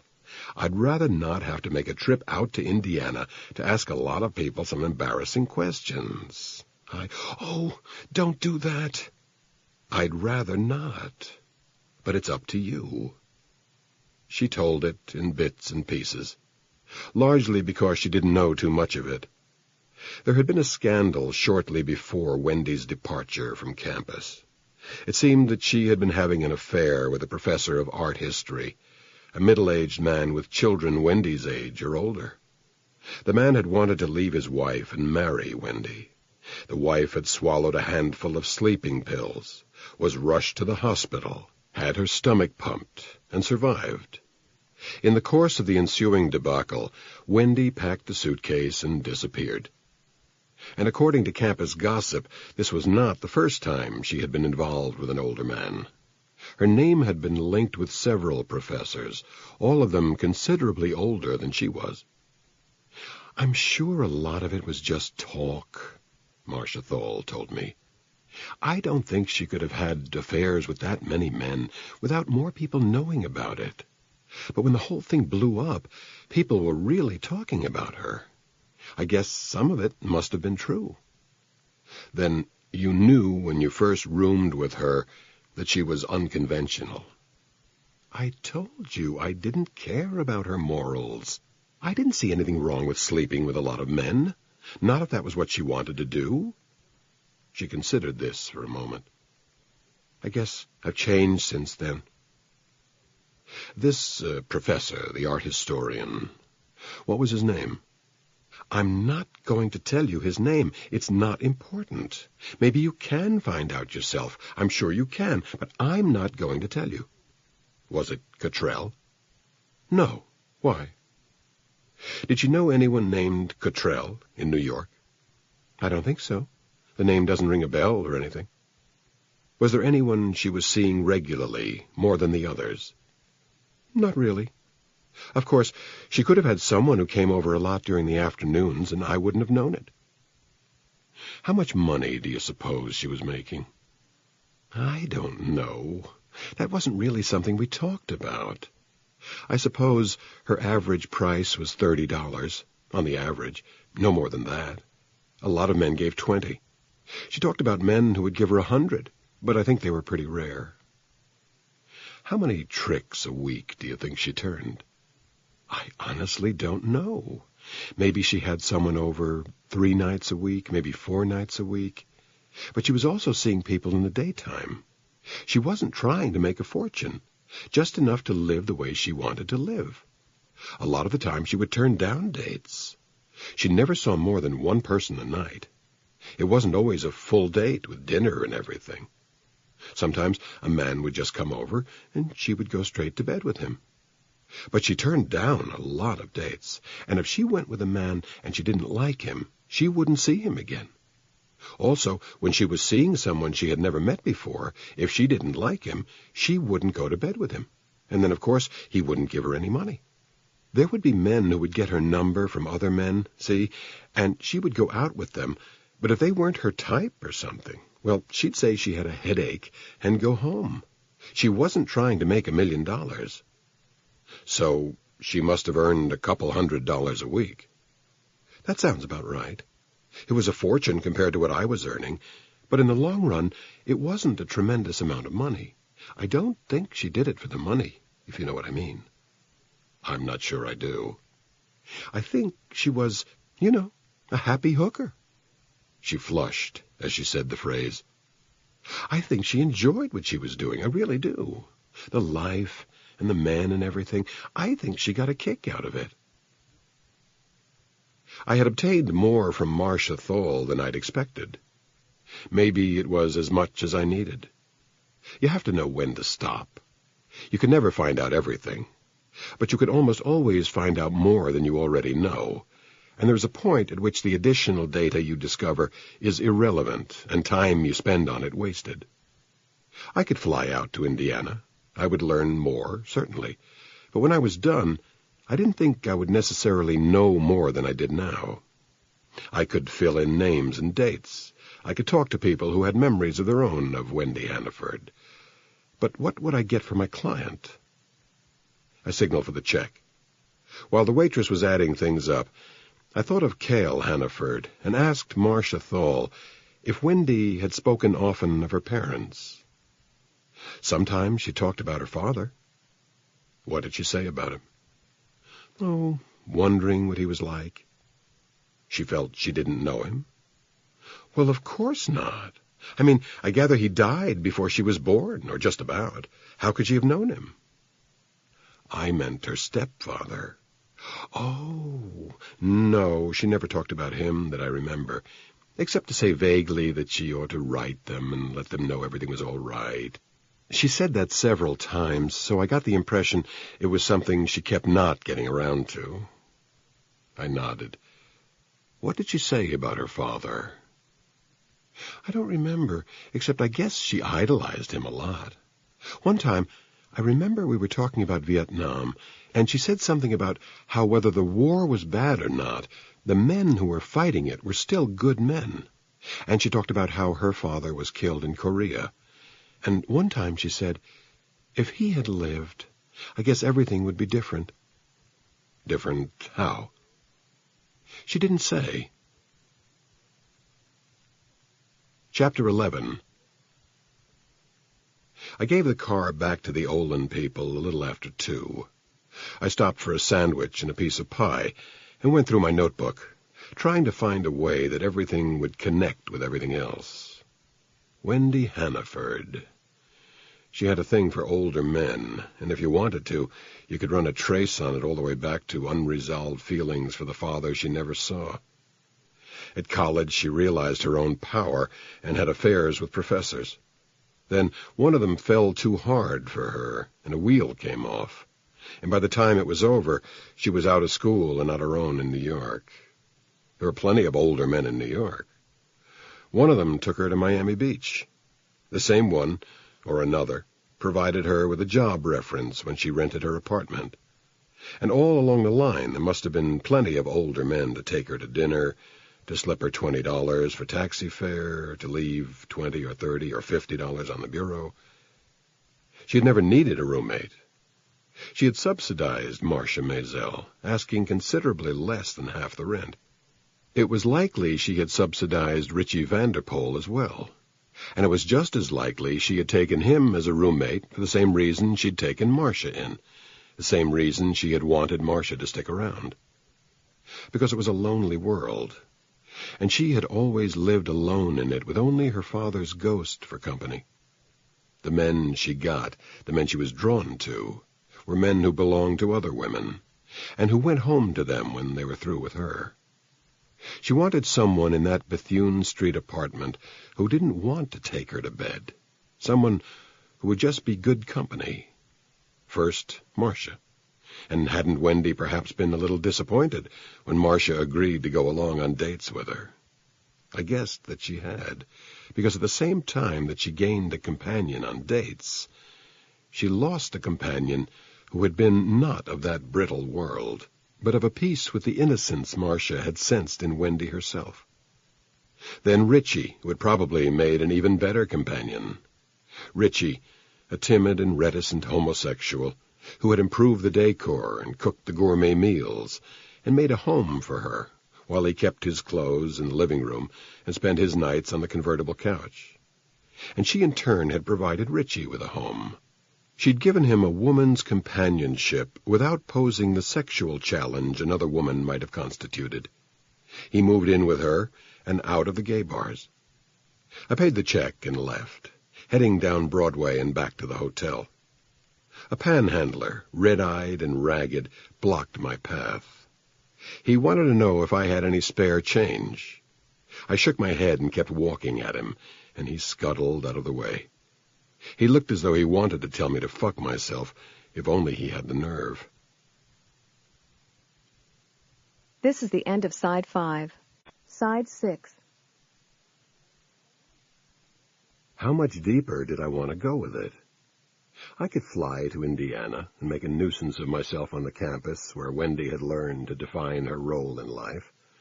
I could easily enough learn the name of the professor whose affair with her had had such dramatic results.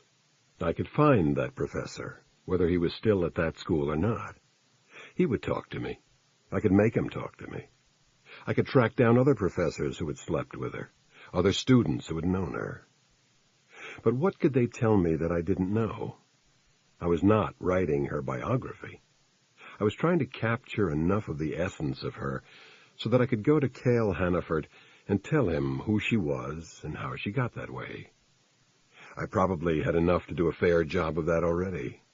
I wouldn't find out much more in Indiana. There was only one problem. In a very real sense, my arrangement with Hannaford was more than a dodge around the detective licensing laws and the income tax. The money he gave me was a gift, just as the money I'd give Kohler and Pankow and the postal clerk had been. And in return, I was doing him a favor, just as they had done me favors. I was not working for him. So I couldn't call it quits just because I had the answers to Cal Hannaford's questions. I had a question or two of my own, and I didn't have all the answers nailed down yet. I had most of it, or thought I did. But there were still a few blank spaces, and I wanted to fill them in. Vincent was at the desk when I walked in. He'd given me a hard time a while back, and he still wasn't sure how I felt about him. I'd just given him a 10 for Christmas, which should have clued him in that I harbored no ill feelings, but he still had a tendency to cringe when I approached. He cringed a little now, then handed me my room key and a slip of paper that informed me Kenny had called. There was a number where I could reach him. I called it from my room. "Ah, Matthew," he said. "How nice of you to call." "What's the problem?" "There is no problem. I'm just busy enjoying a day off. It was that or go to jail, and I'm none too fond of jails. I'm sure they would bring back unpleasant memories." "I don't follow you." "Am I being terribly oblique? I talked to the good Lieutenant Kohler, just as you suggested. Cynthia's is scheduled to be raided sometime this evening. Forewarned is forearmed, to coin a phrase, so I took the precaution of engaging one of my bartenders to mind the store this afternoon and evening." "Does he know what's coming?" "I'm not diabolical, Matthew. He knows he'll be locked up. He also knows that he'll be bailed out in nothing flat, and charges will be dropped in short order, and he knows he'll be $50 richer for the experience. Personally, I wouldn't suffer the indignity of an arrest for 10 times that sum, but different strokes for different folks, to coin you another phrase. Your Lieutenant Kohler was most cooperative, I might add, except he wanted $100 instead of the 50 you suggested. I don't suppose I ought to have tried bargaining with him." "Probably not." "That's what I thought. Well, if it works out, the price is a pittance. I hope you don't mind that I mentioned your name." "Not at all." "It seemed to afford me a certain degree of entree, but it leaves me owing you a favor, and I'm delighted to be able to discharge my obligation forthwith." "You got a line on Richie Vanderpool?" "I did indeed. I devoted quite a few hours to asking pertinent questions at an after-hours place. The one on Houston Street?" "I don't know it." "Quite my favorite blind pig. I'll take you there some night if you'd like." "We'll see. What'd you find out?" "Oh, let me see. What did I find out? I talked to 3 gentlemen who were willing to remember taking our bright-eyed boy home for milk and cookies. I also talked to a few others who I would happily swear did the same, but their memories were clouded, sad to say. It seems I was quite right in thinking that he hadn't been hustling a buck. He never asked anyone for money, and one chap said he tried to press a few bob on Richie for cab fare home, and the lad wouldn't take it. Sterling character, wouldn't you say?" "I would." "And all too rare in this day and age. That's it in the hard fact department. The rest is impressions, but I gather that's what you're most interested in." "Yes." "Well, it seems Richard wasn't terribly sexy." "Huh?" He sighed. "The dear boy didn't like it much, and wasn't terribly good at it. I gather it wasn't just a matter of nerves, although he does seem to have been a nervous and apprehensive sort. It was more a matter of being uncomfortable with the whole thing and getting blessed little pleasure out of sex itself. And he retreated from intimacy. He'd perform the dirty deed willingly enough, but he didn't want to have his hand held or his shoulder stroked. That's not unheard of, you know. There's a species of faggot that craves the sex but can't stand the closeness. All their friends are doomed to stay strangers. But he didn't seem to enjoy the sex all that much either. Interesting. I thought you'd say so. Also, once it was over, Richie was ever so anxious to be on his way. Not the sort to stay the night. Didn't even care to linger for coffee and brandy. Just wham, bam, thank you, sir. And no interest in a repeat performance at a later date. One chap really wanted to see the boy again, not because the sex was good, as it wasn't, but because he was intrigued. Thought he might pierce that grim exterior, given another opportunity. Richie would have none of it. Didn't even want to speak to anyone once he'd shared a pillow with him. These three men. No names, Matthew. I has me code of ethics, I does. I'm not interested in their names. I just wondered if they ran to type. In what way? Age. Are they all about the same age? More or less. All 50 or more? How did you know? Just a guess. Well, it's a good one. I'd place them all between 50 or 60, and they look their years, poor devils, unlike those of us who have bathed in the fountain of youth. It all fits. How? Too complicated to explain. Meaning, bugger off? I don't mind. The mere satisfaction of knowing I've been helpful, Matthew, is reward enough for me. It's not as though I'd want a story to tell my grandchildren in my old age. Chapter 12. Eddie Kohler was away from his desk. I left a message for him to call me back, then went downstairs and picked up a paper at the newsstand in the lobby. I had worked my way through to Dear Abby when the phone rang. He thanked me for sending Kenny to him, his voice wary as he did so. I wasn't on the force, and he shouldn't have to kick any of it back to me. I set his mind at rest. You could do me a little favor in return. You can find someone to make a few phone calls or look in the right books. I could probably do it myself, but it would take me 3 times as long. I spelled it out for him. It was an easy way for him to balance the books with me, and he was glad to grab it. He said he'd get back to me, and I told him I'd hang around and wait for his call. It came almost exactly an hour later. J.J. Cottrell Incorporated had offices in the Kleinhans building at William and Pine. The firm had published a Wall Street tip sheet for about a dozen years, going out of business at the time of the proprietor's death. The proprietor had been one Arnold P. Leverett, and he died 2.5 years ago. There had been no one named Cottrell connected with the firm. I thanked him and rang off. That rounded things out neatly enough. I hadn't been able to find a Cottrell because there had never been one in the first place. It was reasonable to assume that Leverett had played some sort of role in Wendy Hannaford's life, but whether it had been a large or a small role was now no longer material. The man couldn't be reached for comment without the services of a medium. For the hell of it, I put through a call to the Eden Rock and got the manager again. He remembered me. I asked him if he could check the same register for Leverett, and it didn't take him as long this time because he knew right away where to find the records. Not too surprisingly, his records indicated that Mr. and Mrs. Arnold P. Leverett had been guests of the Eden Rock from the 14th to the 20th of September. So I had the name of one of the men in her life. If Leverett had left a widow, I could go and annoy her, but it would be hard to think up a less purposeful act. What I'd really accomplished was more negative than positive.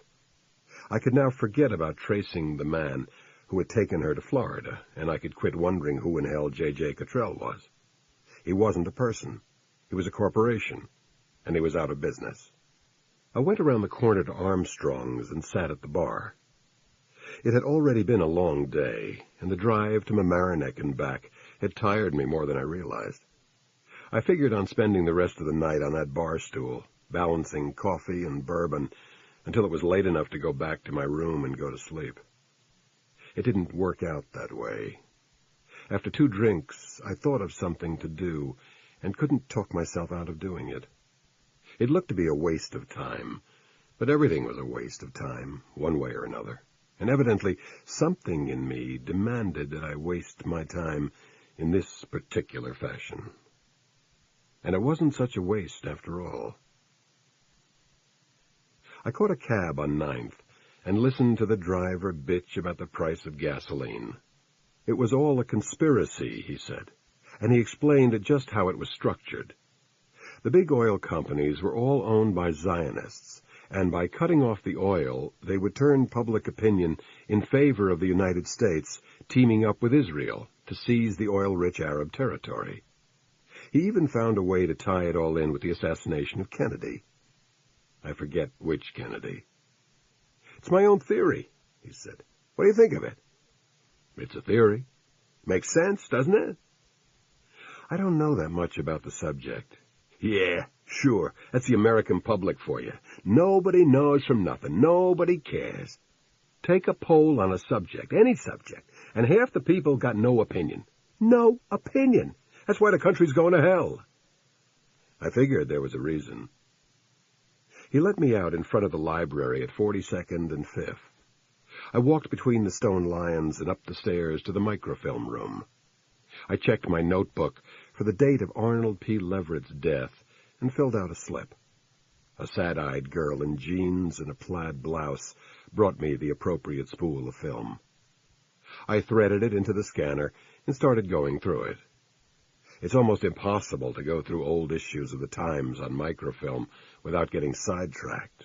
Other stories catch your eye and waste your time. But I forced myself to locate the proper obituary page and read the article on Arnold Philip Leverett. He didn't warrant much space. 4 paragraphs, and nothing tremendously exciting in any of them. He had died of a heart attack at his home in Port Washington. He had left a wife and 3 children. He'd gone to various schools and worked for various stockbrokers before leaving in 1959 to start his own Wall Street newsletter, Cottrell's Weekly Analyzer. He had been 58 years old at the time of his death. The last fact was the only one that could possibly be considered pertinent, and it only confirmed what I had already taken pretty much for granted. I wonder what makes people think of things. Maybe some other story caught the corner of my eye and jogged something loose in my mind. I don't know what did it, and I wasn't even aware of it until I had already left the microfilm room and gone halfway down the stairs. Then I turned around and went back where I'd come from and got the Times Index for 1959. That was the year Leverett started his tip sheet, so maybe that was what had triggered it. I looked through the index and established that it was also the year in which Mrs. Martin Vanderpoel died. I hadn't really expected to find an obituary. She had been a clergyman's wife, but he wasn't all that prominent, a minister with a small congregation out in the wilds of Brooklyn. I'd been looking for nothing more than a death notice, but there was a regular Times obit, and when I had the right spool in the scanner and ran down the page with her obituary on it, I knew why they'd thought she was worth the space. Mrs. Martin Vanderpoel, the former Miss Frances Elizabeth Hagerman, had committed suicide. She had done so in the bathroom of the rectory of the First Reformed Church of Bay Ridge. She had slashed her wrists, and she had been discovered dead in the bathtub by her young son, Richard. I went back to Armstrong's, but it was the wrong place for the mood I was in. I headed uptown on 9th and kept going after it turned into Columbus Avenue. I hit a lot of bars, stopping for a quick drink whenever I got tired of walking. There are plenty of bars on Columbus Avenue. I was looking for something, but I didn't know what it was until I found it. I should have been able to tell in advance. I had had nights like this before, walking through bad streets, waiting for an opportunity to blow off some of the things that had been building up inside me. I got the chance on Columbus, somewhere in the high 80s. I had left a bar with an Irish name and Spanish-speaking customers, and I was letting myself walk with the rolling gait that is the special property of drunks and sailors. I saw movement in a doorway 10 or 12 yards ahead of me, but I kept right on walking. And when he came out of the doorway with a knife in his hand, I knew I'd been looking for him for hours. He said, Come on, give me your money." He wasn't a junkie. Everybody thinks they're all junkies, but they're not. Junkies break into apartments when nobody's home and take television sets and typewriters, small things they can turn into quick cash. Not more than 1 mugger out of 5 has a real Jones. The other 4 do it because it beats working, and it lets them know how tough they are. He made sure I could see the knife blade.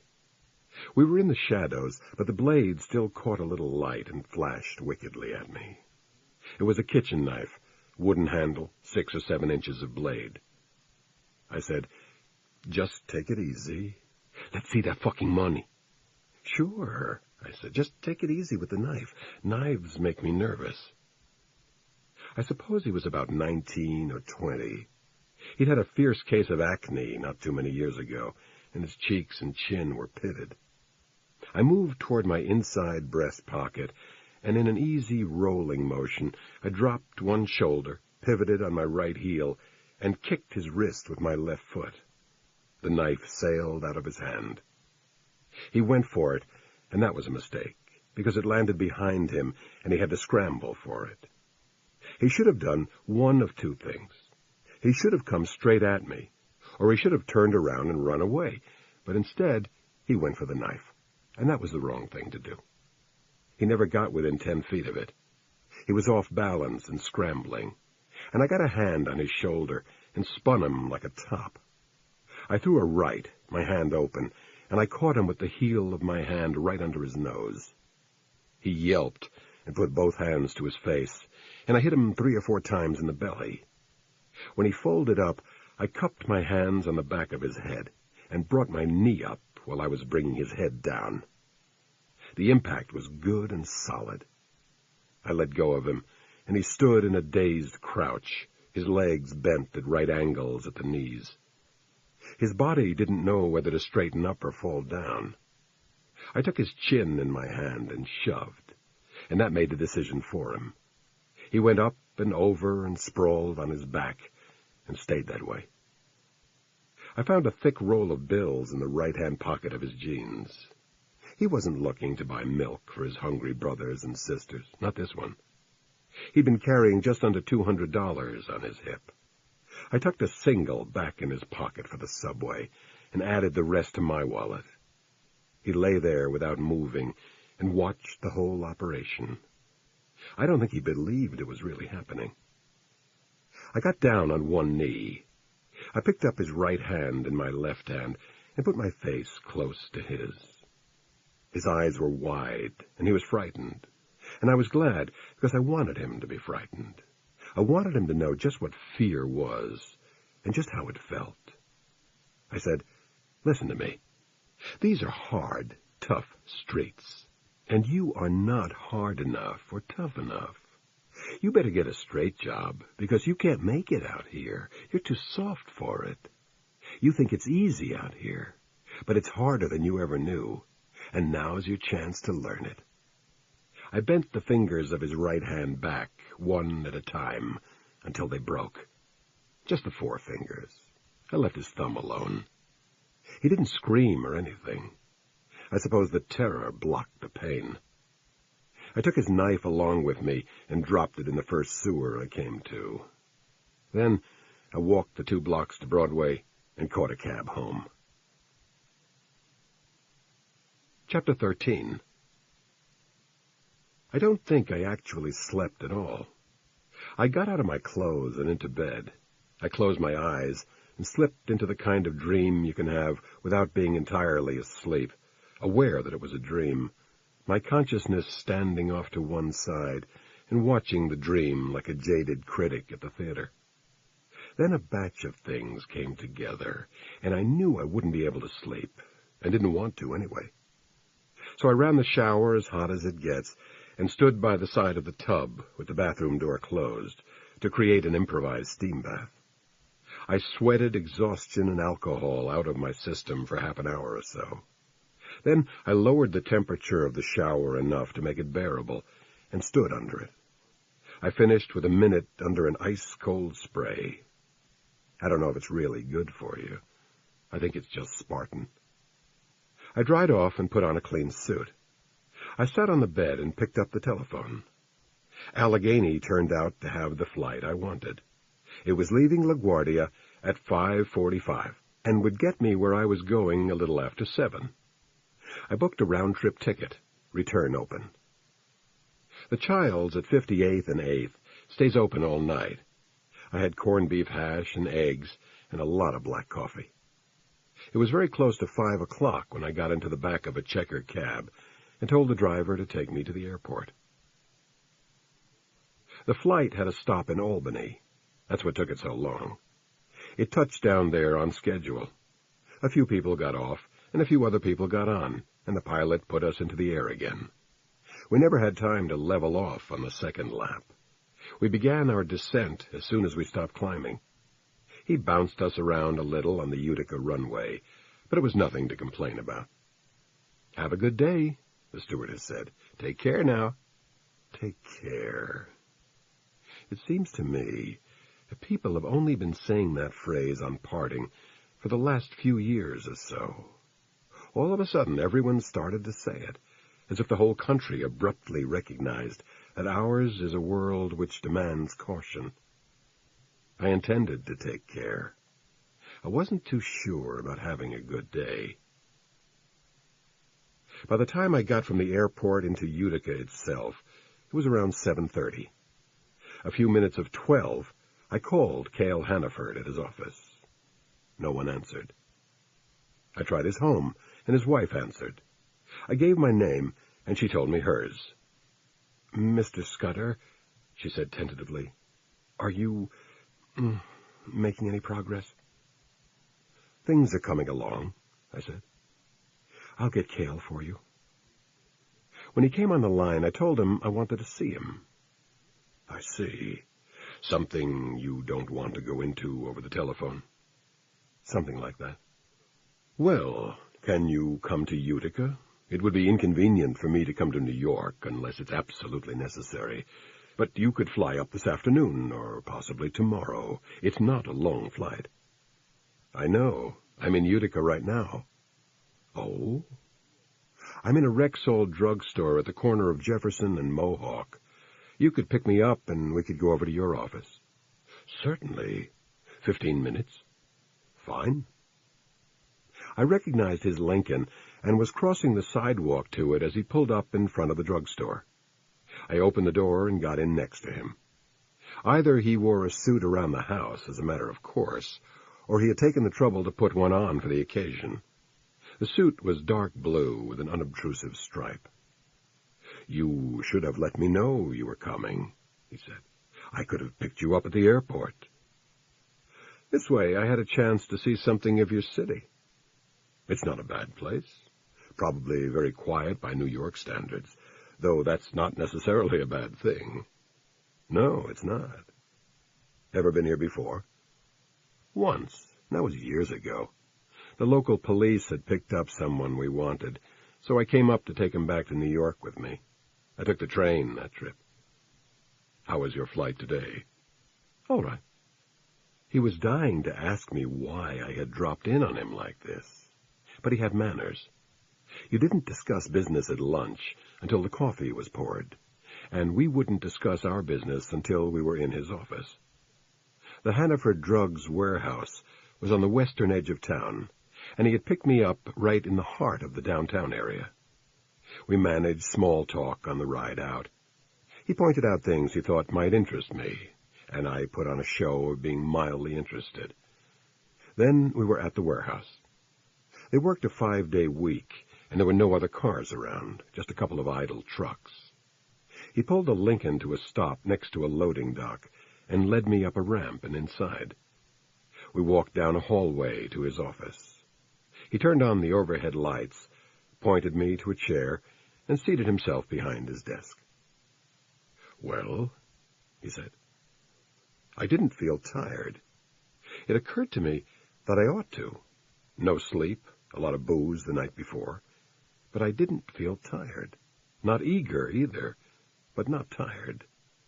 I said, "I came to report. I know as much about your daughter as I'll ever know, and it's as much as you need to know. I could spend more of my time and your money, but I don't see the point." "It didn't take you very long."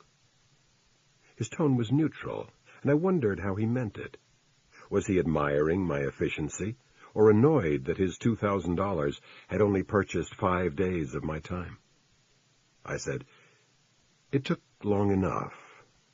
I don't know that it would have taken any less time if you had given me everything in the beginning. Probably not. It would have made things a little easier for me, though." "I don't understand." "I can understand why you didn't. You felt I had all I needed to know. If I had just been looking for facts, you might have been right. But I was looking for facts that would make up a picture, and I'd have done better knowing everything in front." He was puzzled, and the heavy dark eyebrows were elevated above the top rims of his glasses. I said, "The reason I didn't let you know I was coming was that I had some things to do in Utica. I caught a dawn flight up here, Mr. Hannaford. I spent about 5 hours learning things you could have told me 5 days ago." "What sort of things?" "I went to a few places. The Bureau of Vital Statistics in City Hall, the Times Sentinel offices, the police station. I didn't hire you to ask questions here in Utica." "You didn't hire me at all, Mr. Hannaford. You married your wife on, well, I don't have to tell you the date. It was a first marriage for both of you." He didn't say anything. He took his glasses off and put them on the desk in front of him. "You might have told me Wendy was illegitimate." "Why? She didn't know it herself." "Are you sure of that?" "Yes." "I'm not." I drew a breath. There were 2 U.S. Marines from the Utica area killed in the Inchon landing. One of them was black, so I ruled him out. The other was named Robert Bloor. He was married. Was he also Wendy's father? Yes. I'm not trying to pick scabs, Mr. Hannaford. I think Wendy knew she was illegitimate, and it's possible that it doesn't matter whether she did or not. He stood up and walked to the window. I sat there wondering whether Wendy had known about her father, and decided it was 10 to 1 that she had. He was the chief character in her personal mythology, and she had spent all her life looking for an incarnation of him. The ambivalence of her feelings about the man seemed to derive from some knowledge over and above what she had been told by Hannaford and her mother. He stayed at the window for a time. Then he turned and looked thoughtfully at me. "Perhaps I should have told you," he said finally. "I didn't conceal it on purpose. That is, I gave little thought at the time to Wendy's illegitimacy. That's been a completely closed chapter for so many years that it never occurred to me to mention it." "I can understand that." "You said you had a report to make," he said. He returned to his chair and sat down. "Go ahead, Scudder." I started all the way back in Indiana. Wendy at college, not interested in boys her own age, interested always in older men. She had had affairs with her professors, most of them probably casual liaisons, one at least other than casual, at least on the man's part. He had wanted to leave his wife. The wife had taken pills, perhaps in a genuine suicide attempt, perhaps as a grandstand play to save her marriage. and perhaps she herself hadn't known which. At any rate, there was a scandal of sorts. The whole campus was aware of it, whether or not it became officially a matter of record. That explains why Wendy dropped out of school a couple of months short of graduation. There was really no way she could stay there. Of course not. It also explains why the school wasn't desperately concerned that she had disappeared. I'd wondered about that. From what you said, their attitude was fairly casual. Evidently, they wanted to let you know she was gone, but weren't prepared to tell you why she had left. But they knew she had good reasons to leave, and weren't concerned about her physical well-being. I see. She went to New York, as you know. She became involved with older men almost immediately. One of them took her to Miami. I could give you his name, but it doesn't matter. He died a couple of years ago. It's hard to tell now just how big a role he played in Wendy's life, but in addition to taking her to Miami, he let her use his name when she applied for her apartment. She put his firm down as her employer, and he backed her up when the rental agent called. Did he pay her rent? It's possible. Whether he paid all or part of her support at the time is something only he could tell you, and there's no way to ask him. If you want my guess, her involvement with him was not an exclusive one. There were other men in her life at the same time. I think so. This particular man was married and lived in the suburbs with his family. I doubt that he could have spent all that much time with her, even if either of them wanted it that way. And I have a feeling she was leery of getting too involved with one man. It must have shaken her a great deal when the professor's wife took the pills.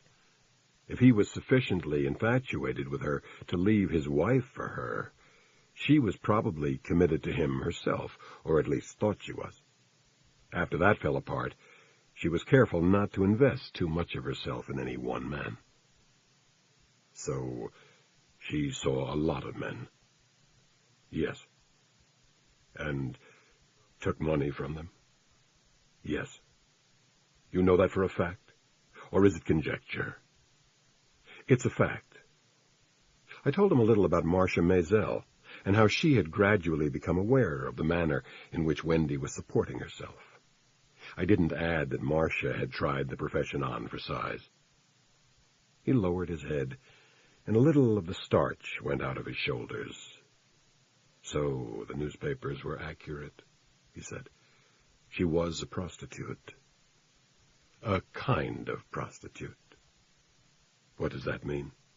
It's like pregnancy, isn't it? Either you are or you aren't. I think it's more like honesty. Oh?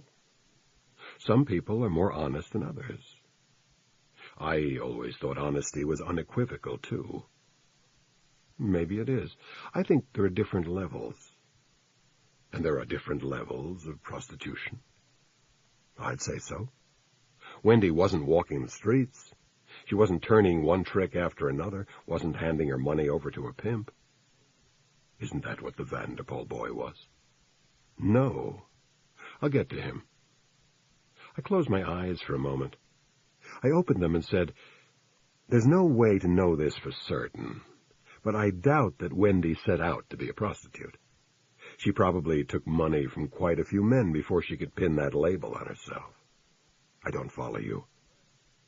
Let's say a man took her out to dinner, brought her home, wound up going to bed with her. On his way out the door, he might hand her a $20 bill. He'd say something like, 'I'd like to send you a big bouquet of flowers or buy you a present, but why not take the money and pick out something you like?' Maybe she tried not to take the money the first few times this happened. Later on, she'd learn to expect it. I see. It wouldn't be long before she would start getting telephone calls from men she hadn't met. A lot of men like to pass girls' phone numbers around. Sometimes it's an act of charity. Other times they think they enhance their own image this way. She's a great kid. She's not exactly a hooker, but slip her a few bucks afterward because she doesn't have a job, you know, and it's tough for a girl to make it in the big city. So you wake up one morning and realize that you're a prostitute. at least according to the dictionary definition of the term. But by then, you're used to the way you're living, and it doesn't seem unnatural to you. As far as I can determine, she never asked for money. She never saw more than one man during an evening. She turned down dates if she didn't like the man involved. She would even plead a fake headache if she met a man for dinner and decided she didn't want to sleep with him. So she earned her money that way, but she wasn't in it for the money. You mean she enjoyed it? Well, she certainly found it tolerable. She wasn't kidnapped by white slavers. She could have found a job if she wanted one. She could have come home to Utica or called up and asked for money. Are you asking if she was a nymphomaniac? I don't know the answer to that, but I'd be inclined to doubt it.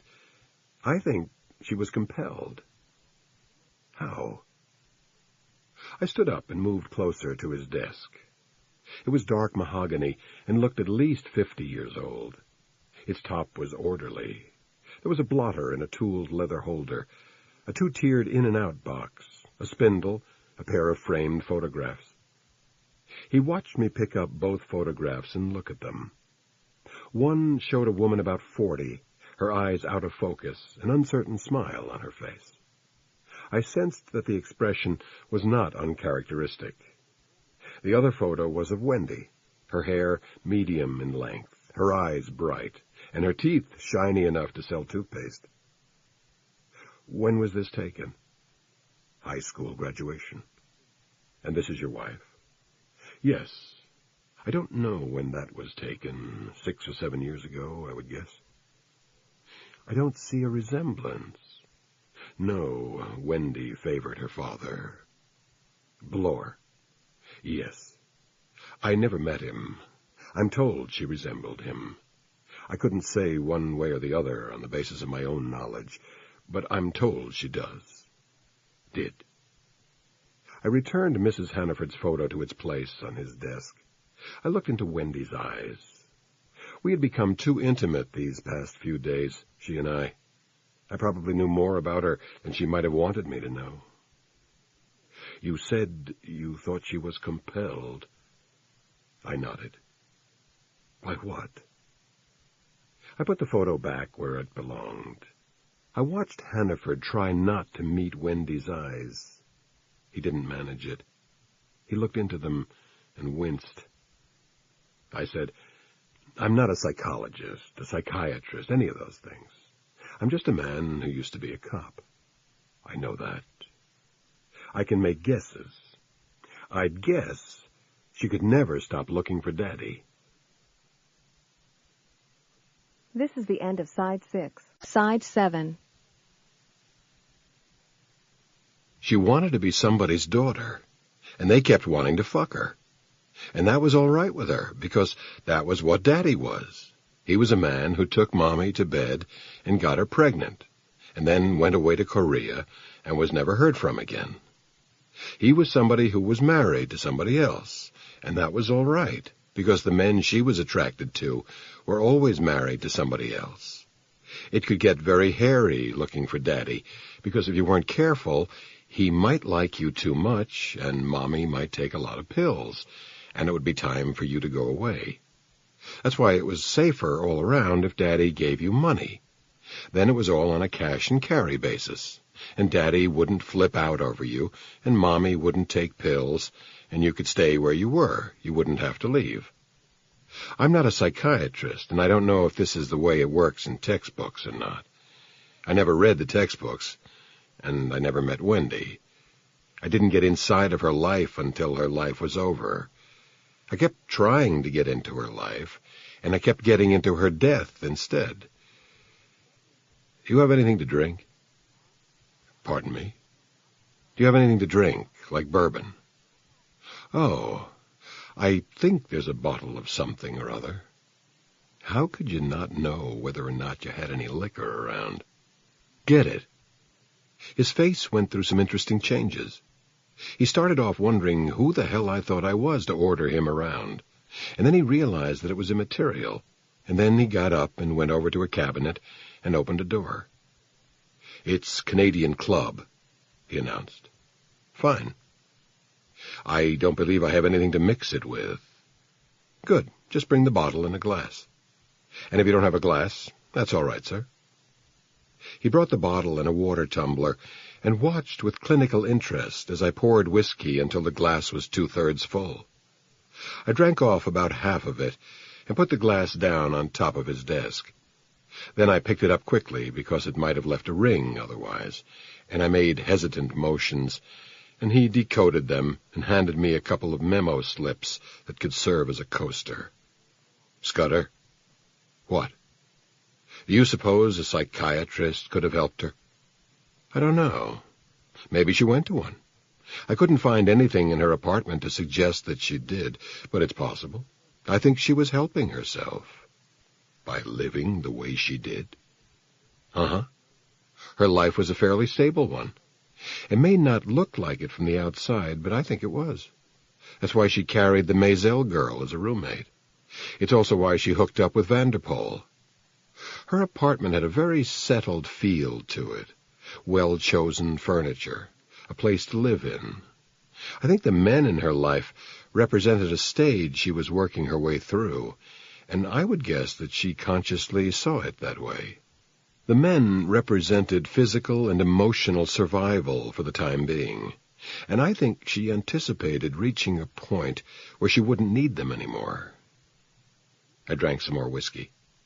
It was a little sweet for my taste, and a little too smooth, but it went down well enough. I said, in some ways, I learned more about Richie Vanderpoel than I did about Wendy. One of the people I talked to said all ministers' sons are crazy. I don't know that that's true, but I think most of them must have a hard time of it. Richie's father is a very uptight type. Stern, cold. I doubt that he ever showed the boy much in the way of warmth. Richie's mother killed herself when he was 6 years old. No brothers or sisters, just the kid and his father and a dried-up housekeeper in a rectory that could double as a mausoleum. He grew up with mixed-up feelings about both of his parents. His feelings in that area complemented Wendy's pretty closely. That's why they were so good for each other. Good for each other? Yes. For God's sake, he killed her. They were good for each other. She was a woman he wasn't afraid of, and he was a man she couldn't mistake for her father. They were able to have a domestic life together that gave them both a measure of security they hadn't had before, and there was no sexual relationship to complicate things. They didn't sleep together? I shook my head. Richie was homosexual. At least he'd been functioning as a homosexual before he moved in with your daughter. He didn't like it much, wasn't comfortable about it. Wendy gave him a chance to get away from that life. He could live with a woman without having to prove his manhood, because she didn't want him as a lover. After he met her, he stopped making the rounds of the gay bars, and I think she stopped seeing men in the evenings.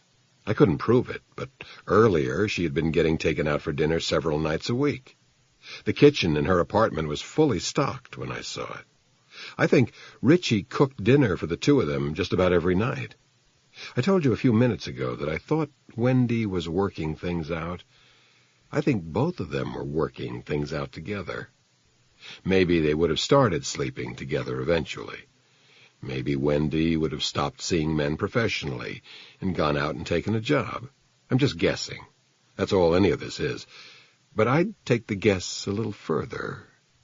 I think they would have gotten married eventually, and they might even have made it work. That's very hypothetical. I know. You make it sound as though they were in love. I don't know that they were in love. I don't think there's any doubt that they loved each other. He picked up his glasses, put them on, took them off again. I poured more whiskey in my glass and took a small sip of it. He sat for a long while, looking at his hands. Every now and then he looked up at the two photographs on top of his desk.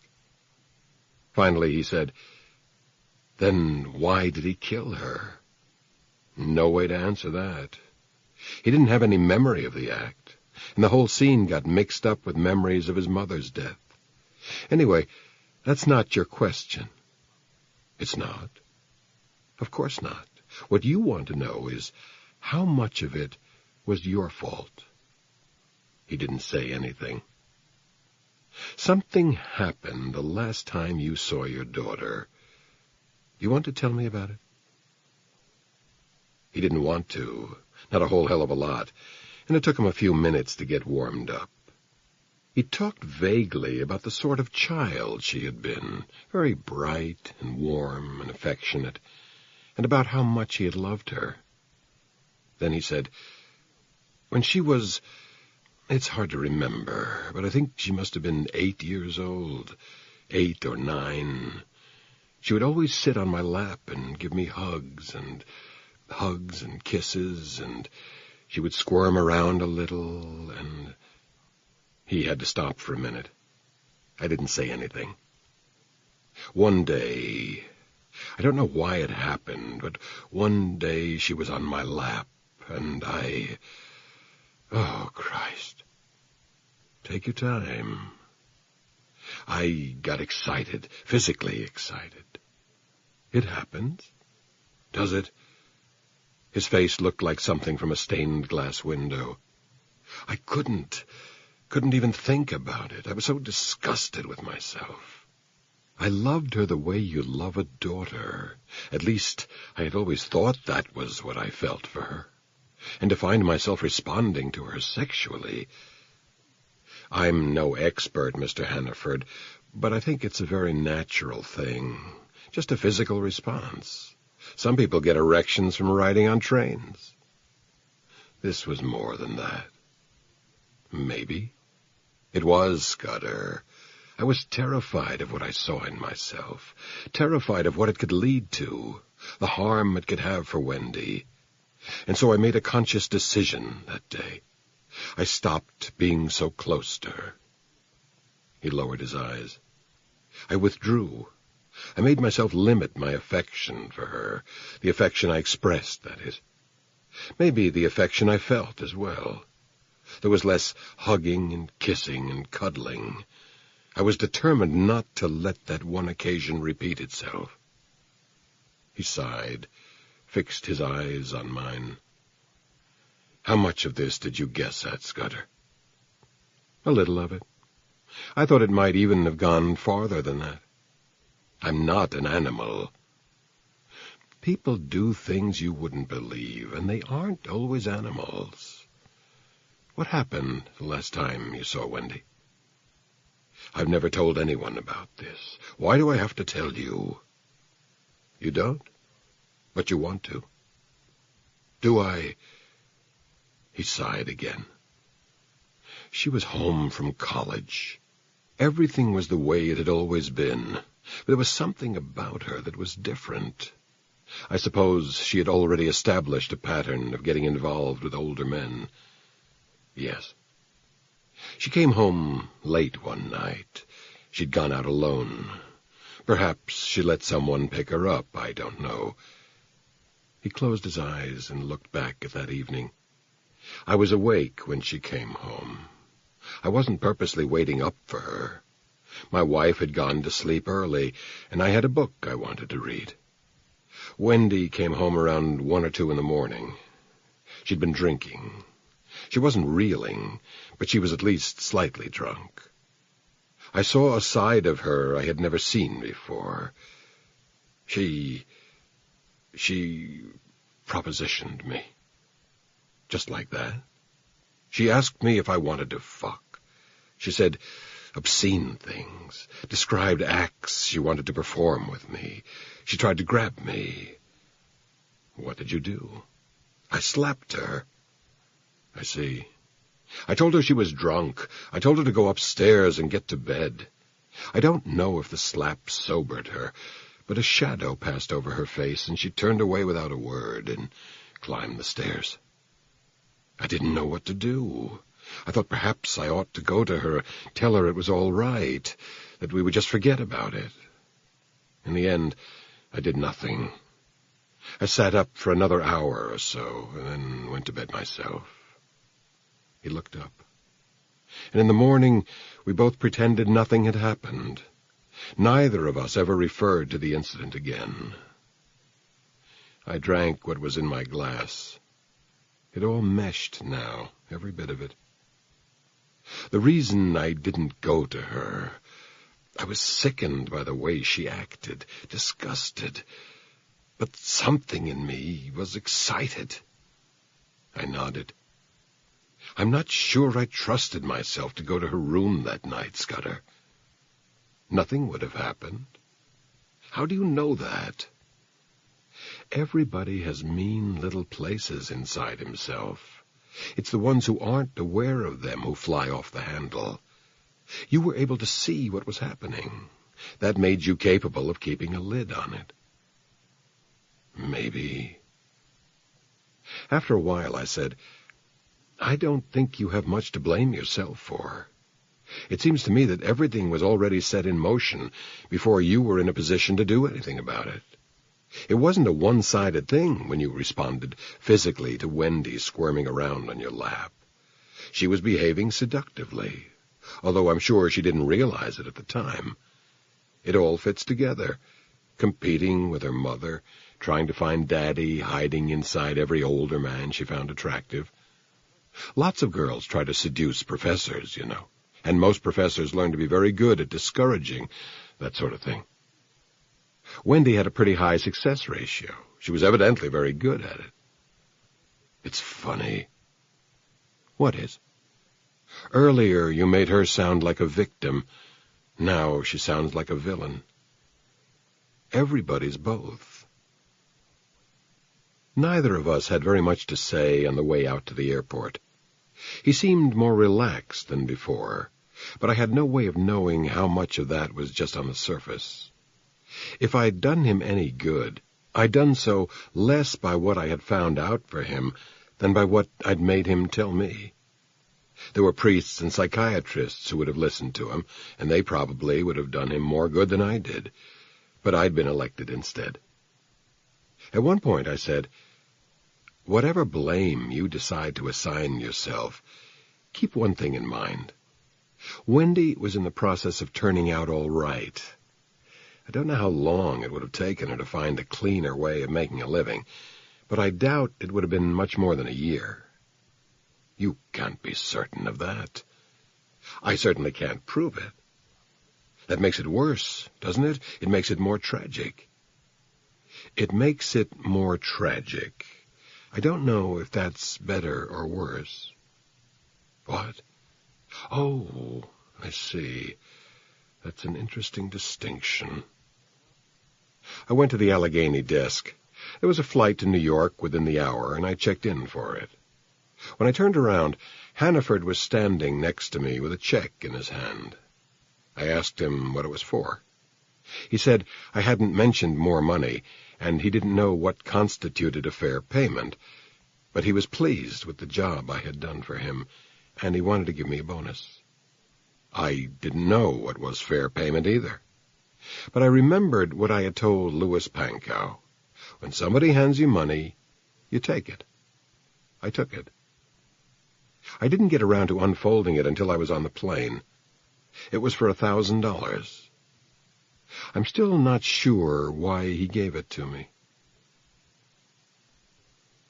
Chapter 14.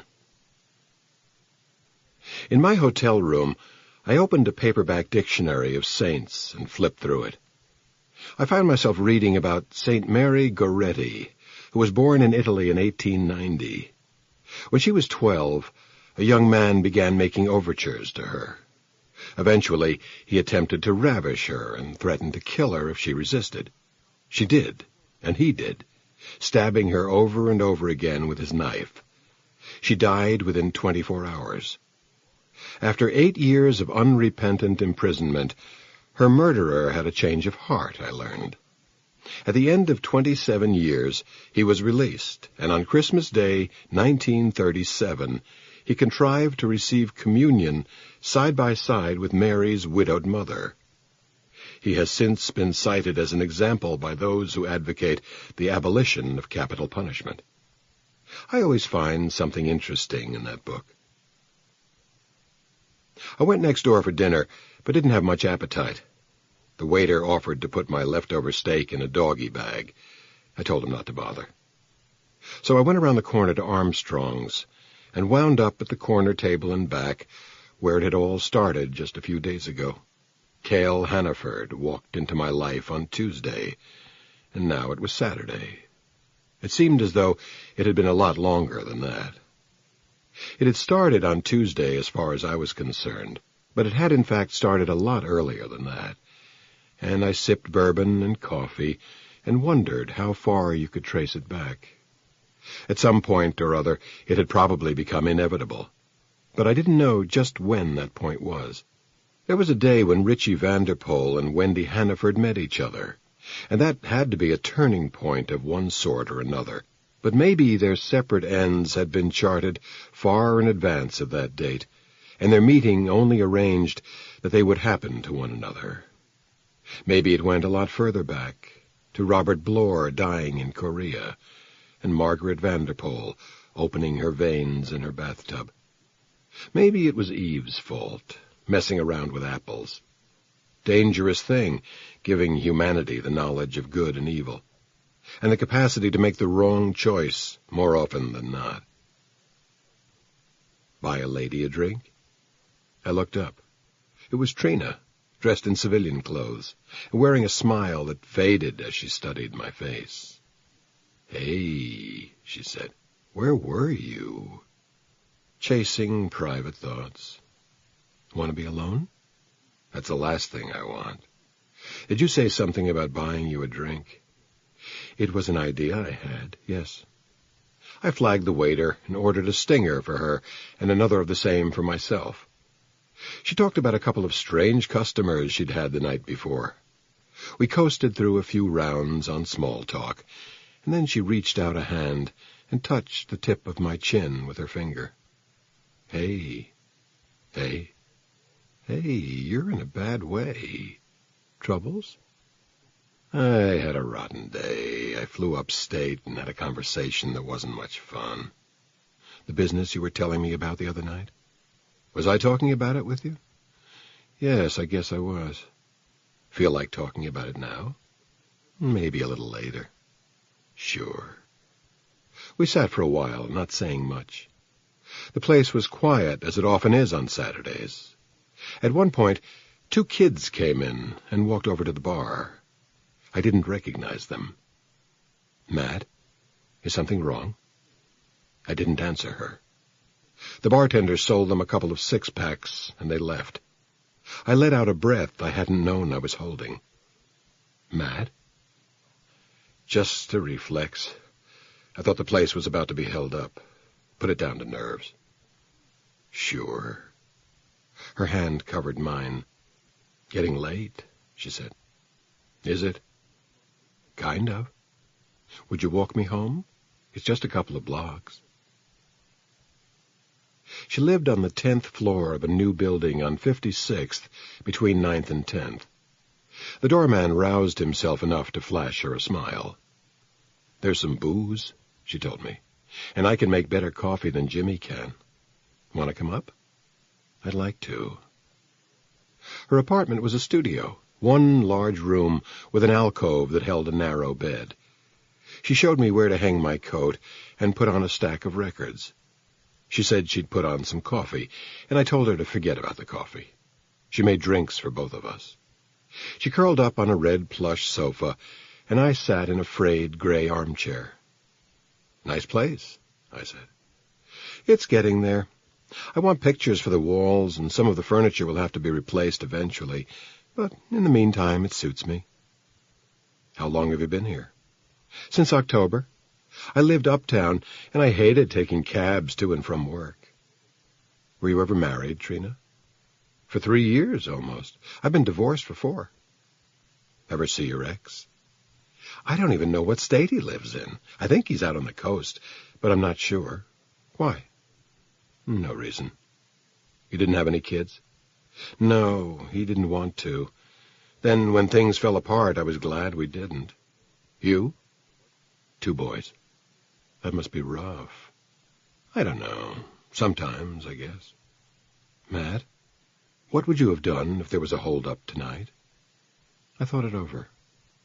Nothing, probably. Nothing I could do, really. Why? You didn't see yourself when it was going on. You looked like a cat getting ready to spring. Reflexes. All those years being a cop. Something like that. She lit a cigarette. I got the bottle and freshened our drinks. Then I was sitting on the couch next to her and telling her about Wendy and Richard, telling her just about all of it. I don't know whether it was her or the booze or a combination of the two, but it was suddenly very easy to talk about it, very important that I talk about it. And I said, the impossible thing was knowing how much to tell the man. He was afraid of what he might have done to her, either by limiting his affection for her or by behaving seductively toward her without knowing it himself. I can't find those answers any better than he can. But other things, the murder, the way his daughter died, how much of that was I supposed to tell him? Well, he already knew all that, didn't he, Matt? I guess he knew what he had to know. I don't follow you. I started to say something, and then let it go. I poured more booze in both our glasses. She looked at me, trying to get me drunk, trying to get us both drunk. Well, I think it's working. Matt? I said, it's hard to know just how much a person has any right to do. I suppose I was on the force too long. Maybe I never should have left. Do you know about that? She averted her eyes. Somebody said something once. Well, if that hadn't happened, would I have left anyway, sooner or later? I always wonder about that. There was a great security in being a cop. I don't mean the job security. I mean emotional security. There weren't as many questions, and the ones that came up were likely to have obvious answers, or at least they seemed obvious at the time. Let me tell you a story. This happened maybe 10 years ago, maybe 12. It also happened in the village, and it involved a girl in her 20s. She was raped and murdered in her own apartment, nylon stocking wrapped around her neck. Trina shuddered. Now, this one wasn't open and shut. There was nobody running around the streets with her blood on him. It was one of those cases where you just keep digging. You check out everybody who ever said boo to the girl, everybody in the building, everybody who knew her at work, every man who played any role whatsoever in her life. Christ, we must have talked to a couple of hundred people. Well, there was this one guy I liked for it from the start. Big, brawny son of a bitch. He was the super in the building she lived in. Ex-Navy man. Got out on a bad conduct discharge. We had a sheet on him. 2 arrests for assault, both dropped when the complainants refused to press charges. Complainants in both cases were women. All that is enough reason to check him out down to the ground, which we did. And the more I talked to him, the more I knew the son of a bitch did it. Sometimes you just plain know. But he had himself covered. We had the time of death pinpointed to within an hour, and his wife was prepared to swear on a stack of Bibles that he'd spent the entire day never out of her sight. And we had nothing on the other side of it, not one scrap of anything to place him in the girl's apartment at the time of the murder. Nothing at all. Not even a lousy fingerprint. And even if we did, it meant nothing because he was the super, and he could have put his prints there fixing the plumbing or something. We had nothing, not a smell of anything, and the only reason we knew he did it was we simply knew, and no district attorney would dream of trying to run that by a grand jury. So we checked out everybody else who was vaguely possible, and of course we didn't get anywhere, because there was nowhere to get, and the case wound up in the open file, which meant we knew it was never going to be closed out, which meant, to all intents and purposes, it was closed already, because nobody would bother to look at it anymore. I got to my feet, walked across the room. I said, but we knew he did it, see? And it was driving us crazy. I don't know how many people get away with murder every year. a lot more than anyone realizes. This Ruddle, though, we knew he was our boy, and we still couldn't do anything about it. That was his name, Jacob Ruddle. So after the case was marked open, my partner and I, we couldn't get it out of our heads. Just couldn't get it out of our heads. There wasn't a day one of us didn't bring it up.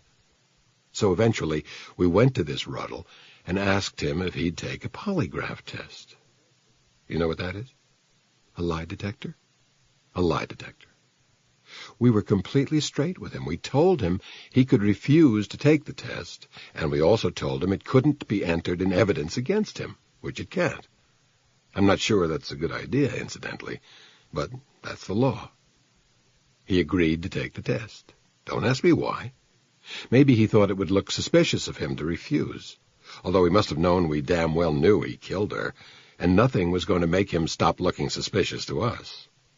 Or maybe he honestly thought he could beat the machine. Well, he took the test, and I made sure we had the best operator available to administer the test, and the results were just what we expected. He was guilty? No question about it. It nailed him to the wall, but there was nothing we could do with it. I told him the machine said he was lying.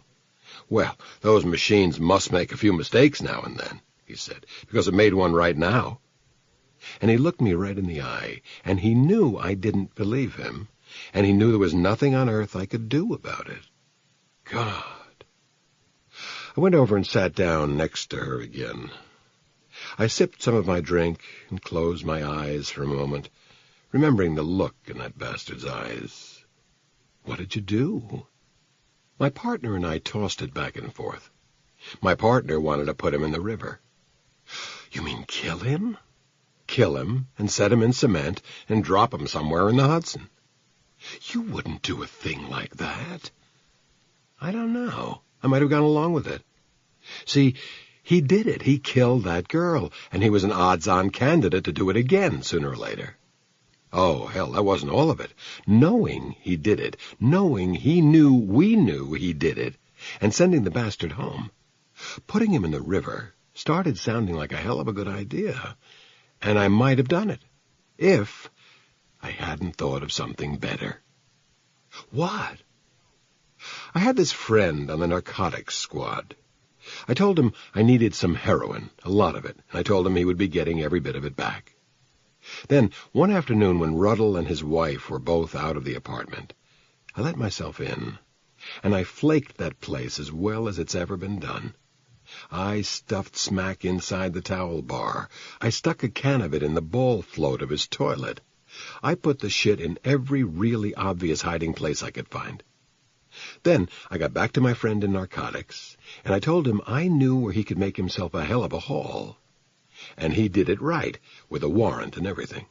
And Ruddle was upstate in Dannemora before he knew what hit him. I smiled suddenly. I went to see him between the trial and the sentencing date. His whole defense was that he had no idea how that heroin got there, and not too surprisingly, the jury didn't sit up all night worrying about that one. I went to see him, and I said, "You know, Ruddle, it's a shame you couldn't take a lie detector test. It might make people believe you didn't know where that smack came from." And he just looked at me because he knew just how it had been done to him, and for a change, there was nothing he could do about it. God. He drew 10 to 20 for possession with intent to sell. About 3 years into his sentence, he got in a grudge fight with another inmate and got stabbed to death. God.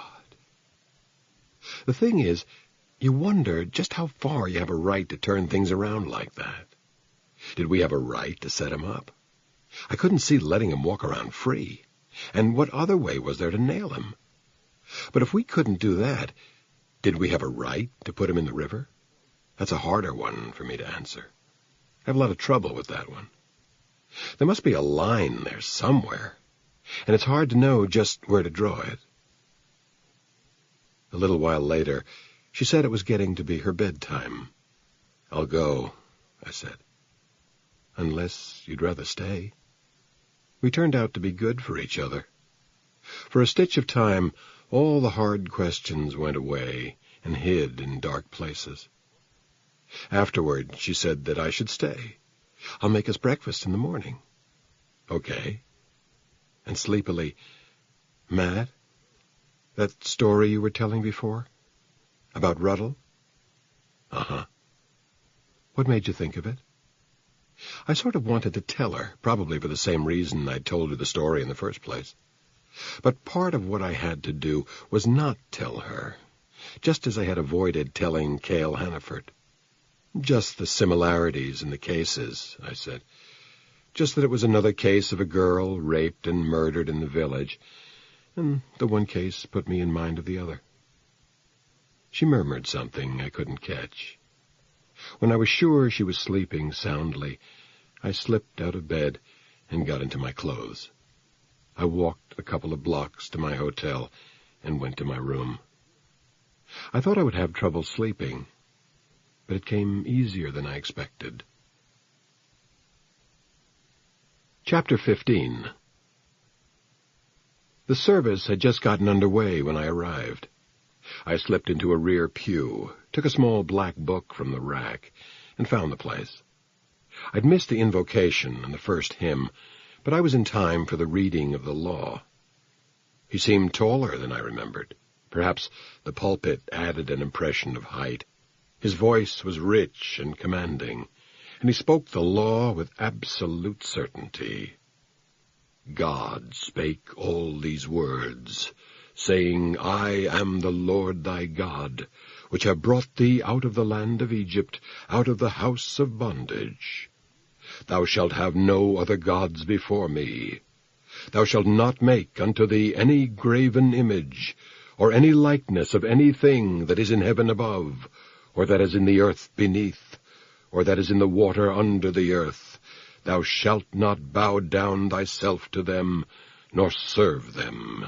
For I, the Lord thy God, am a jealous God, visiting the iniquity of the fathers upon the third and fourth generation of them that hate me, and showing mercy unto thousands of them that love me, and keep my commandments. The room was not crowded. There were perhaps 80 persons present, most of them my age or older, with only a few family groups with children. The church could have accommodated 4 or 5 times the number in attendance. I guessed most of the congregation had made the pilgrimage to the suburbs in the past 20 years, their places taken by Irish and Italians, whose former neighborhoods were now black and Puerto Rican.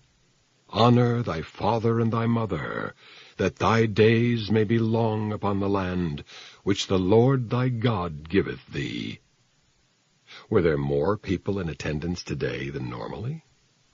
Their minister had experienced great personal tragedy. He had not conducted the service the preceding Sunday. This would be their first official glimpse of him since the murder and suicide. Would curiosity bring more of them out? Or would restraint and embarrassment and the cold air of mourning keep many at home? Thou shalt not kill. Unequivocal statements, these commandments. They brooked no argument. Not, thou shalt not kill except in special circumstances. Thou shalt not commit adultery. Thou shalt not bear false witness against thy neighbor. I rubbed at a pulse point in my temple. Could he see me? I remembered his thick glasses and decided he could not, and I was far in the back and off to the side. Hear also what our Lord Jesus Christ saith.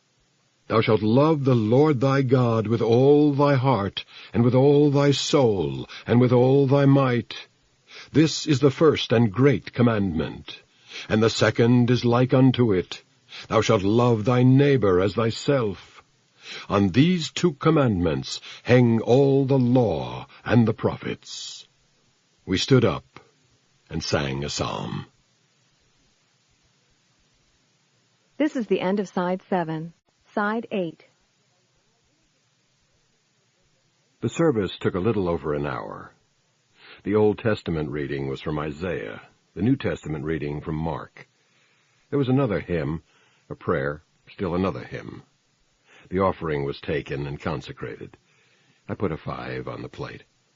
The sermon, as promised, dealt with the proposition that the road to hell was paved with good intentions. It was not enough for us to act with the best and most righteous goals in mind, Martin Vanderpoel told us, because the highest purpose could be betrayed if it were advanced by actions which were not good and righteous in and of themselves.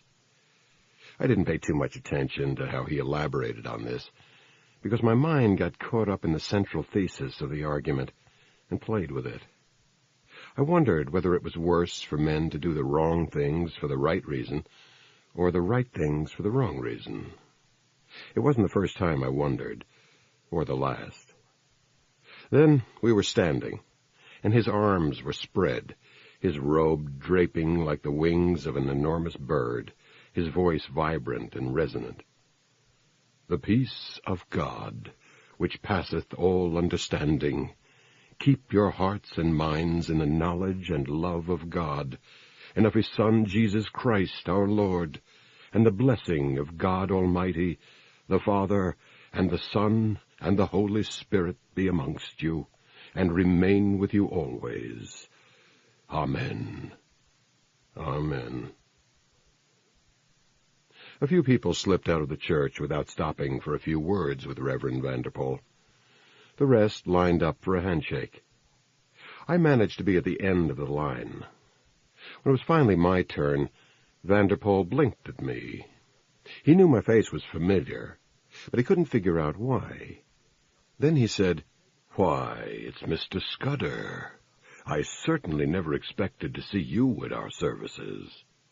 "It was enjoyable." "I'm pleased to hear you say that. I hardly anticipated seeing you again, and I didn't dream of hoping that our incidental meeting might lead you to search for the presence of God." He looked past my shoulder, a half-smile on his lips.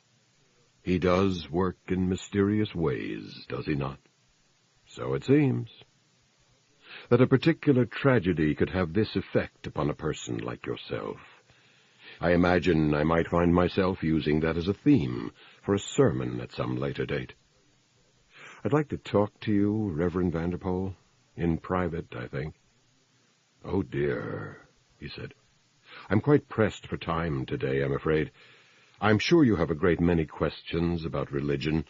One is always filled with questions that seem to have a great need for immediate answers. But I don't want to talk about religion, sir." "Oh?" "It's about your son and Wendy Hannaford." "I already told you all that I know." "I'm afraid I have to tell you some things, sir. And we'd better have that conversation now, and it really will have to be private."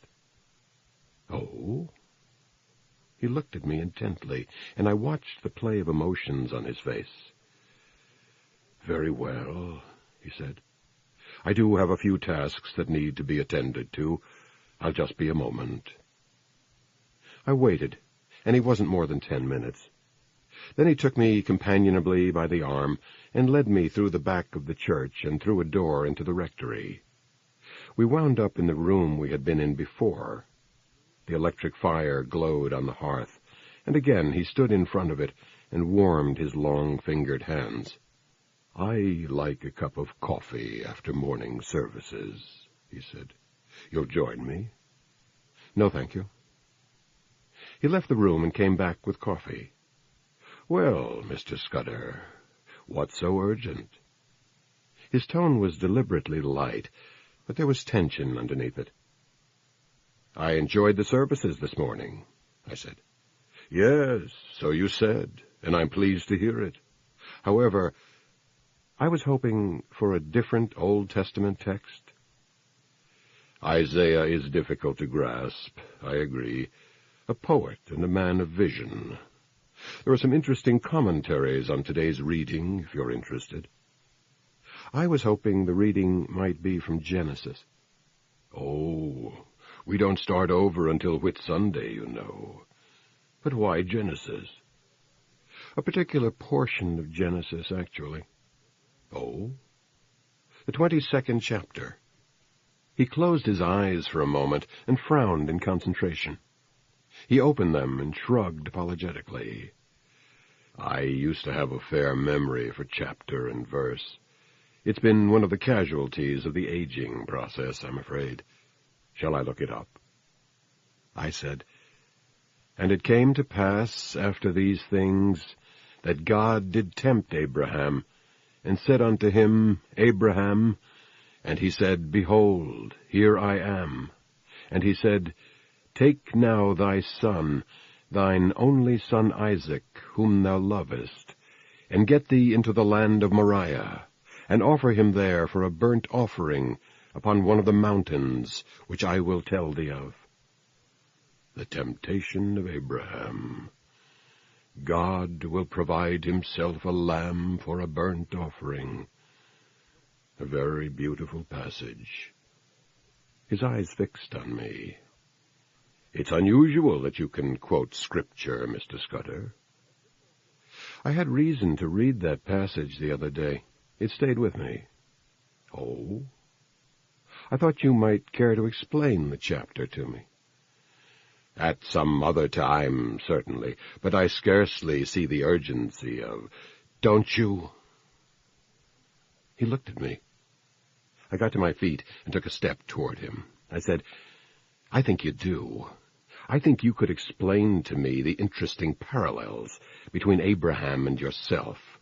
You could tell me what happens when God doesn't oblige by providing a lamb for the burnt offering. You could tell me more about how the road to hell is paved with good intentions.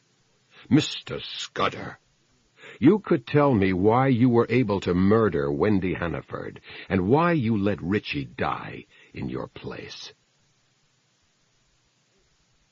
Chapter 16. I don't know what you're talking about.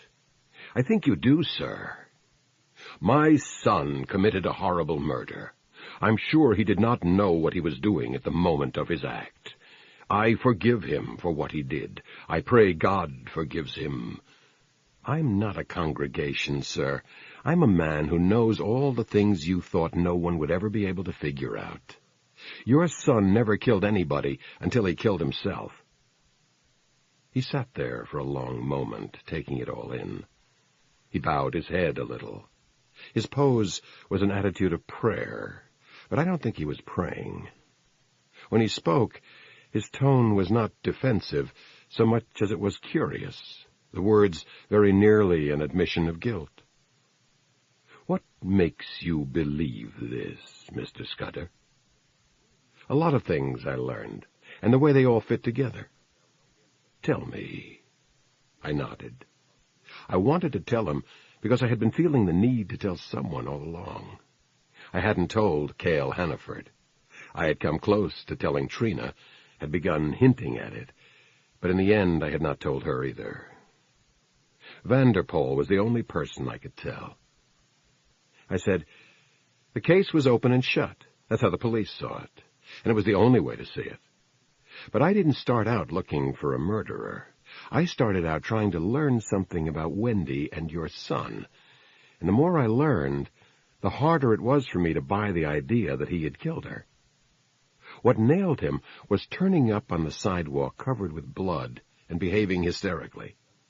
But if you began to dismiss that from your mind, the whole idea of him being the killer began to break down. He left his job suddenly in the middle of the afternoon. He hadn't planned on leaving. That could have been staged, but instead he came down with a case of indigestion, and his employer finally managed to talk him into leaving. Then he got home with barely enough time to rape her and kill her and run out into the street. He hadn't been acting oddly during the day. The only thing evidently wrong with him was a stomachache. Theoretically, he walked in on her, and something about her provoked him into flipping out completely. But what was it? A rush of sexual desire? He lived with the girl, and it was a reasonable assumption that he could make love to her any time he wanted to. And the more I learned about him, the more certain I became that he never made love to her. They lived together, but they didn't sleep together. What makes you say that? Your son was homosexual. That is not true. I'm afraid it is. Relations between men are an abomination in the eyes of God. That may be. I'm no authority. Richie was homosexual. He wasn't comfortable with it. I gather it was impossible for him to be comfortable with any kind of sexuality. He had very mixed-up feelings about you, about his mother, and they made any real sexual relationship impossible. I walked over to the fake fire. I wondered if the fireplace was fake, too. I turned and looked at Martin Vanderpoel. He had not changed position. He was still sitting in his chair, with his hands on his knees, his eyes on the patch of rug between his feet. I said, "Richie seems to have been stabilized by his relationship with Wendy Hannaford. He was able to regulate his life, and I'd guess he was relatively happy. Then he came home one afternoon, and something set him reeling. Now, what would do that?" He didn't say anything. He might have walked in and found her with another man. But that didn't add up, because why would it upset him that much? He must have known how she supported herself, that she saw other men during the afternoons while he was at work. Besides, there would have to be some trace of that other man. He wouldn't just run off when Richie started slicing with a razor. And where would Richie get a razor? He used an electric. Nobody 20 years old shaves with a straight razor anymore. Some kids carry razors the way other kids carry knives, but Richie wasn't that kind of kid. And what did he do with the razor afterward? The cops decided he flipped it out the window or dropped it somewhere, and somebody picked it up and walked off with it. Isn't that plausible, Mr. Scudder? Uh-huh. If he had a razor in the first place. And it was also possible he'd used a knife instead of a razor. There were plenty of knives in the kitchen. But I was in that kitchen, and all the cupboards and drawers were neatly closed. And you don't grab up a knife to slaughter someone in a fit of passion and remember to close the drawer carefully behind you. No. There was only one way it made sense to me. Richie came home and found Wendy already dead or dying, and that knocked him for a loop. He couldn't handle it. My headache was coming back again. I rubbed at my temple with a knuckle. It didn't do much good. You told me Richie's mother died when he was quite young. Yes.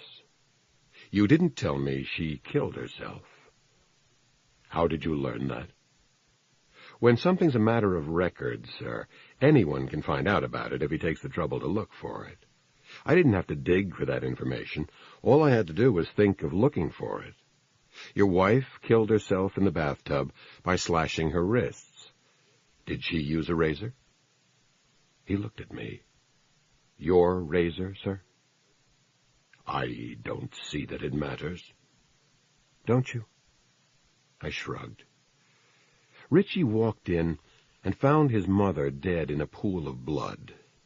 Then, 14 years later, he walked into an apartment on Bethune Street and found the woman he was living with dead in her bed, also slashed with a razor, and also lying in a pool of blood. I suppose Wendy Hannaford was a mother to him in certain ways. They must have played a lot of different surrogate roles in each other's lives. But all of a sudden, Wendy became his dead mother, and Richie couldn't handle it, and he wound up doing something I guess he'd never been able to do before. What? He had intercourse with her. It was a pure, uncontrollable reaction. He didn't even take time to take his clothes off. He fell on her, and he had intercourse with her. And when it was over, he ran out into the streets and started screaming his lungs out, because his head was full of the fact that he had had intercourse with his mother, and now she was dead. You can see what he thought, sir. He thought he fucked her to death. God, he said.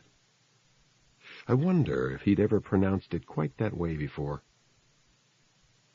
My headache was getting worse. I asked him if I could have some aspirins. He told me how to find the first-floor lavatory. There were aspirin tablets in the medicine cabinet. I took 2 and drank half a glass of water.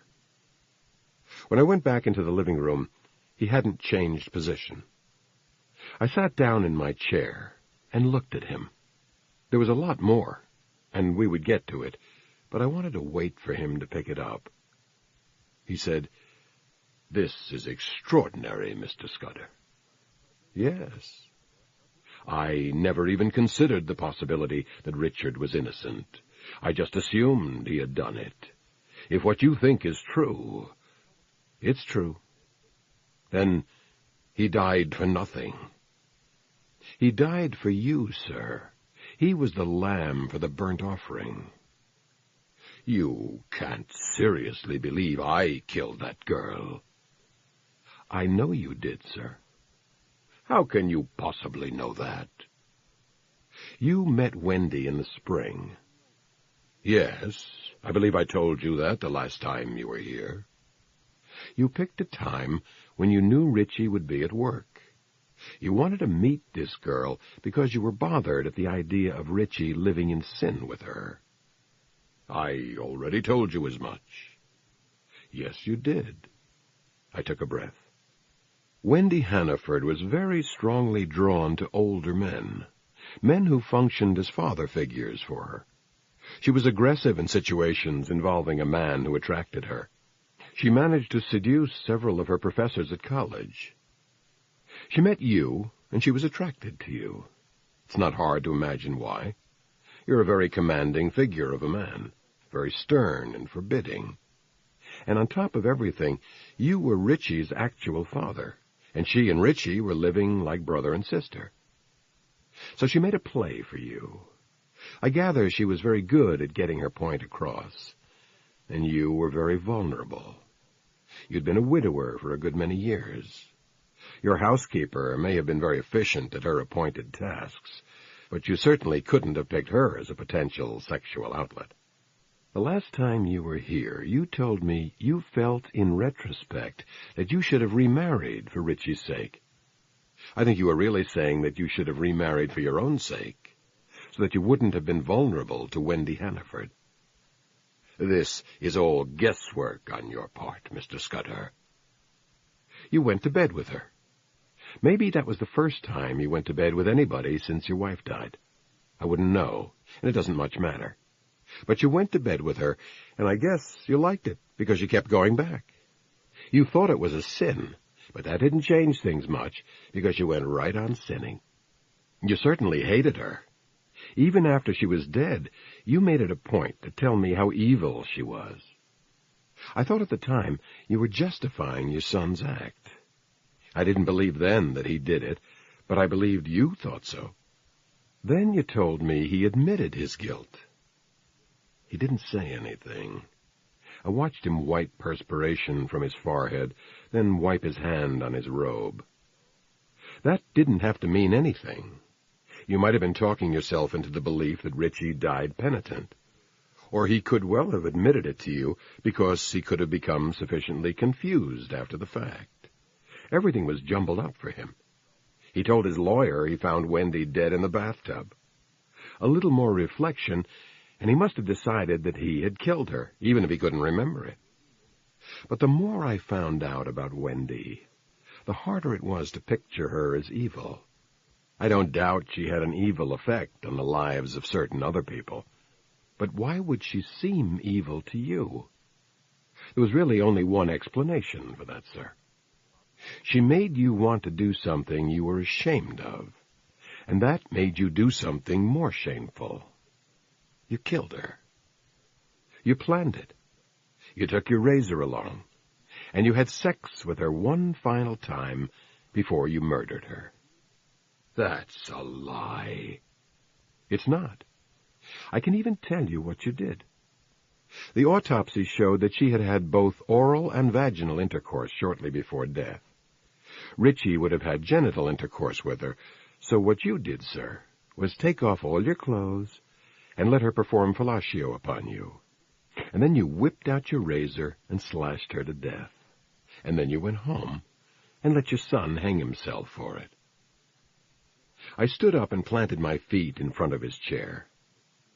I'll tell you what I think. I think you're a son of a bitch. You knew Ritchie would be home from work in another couple of hours. You knew he'd discover the body. You didn't necessarily know he'd go nuts, but you knew the cops would grab him and lean on him hard. You set him up for it. No. No. I was going to call the police. I was going to report the crime anonymously.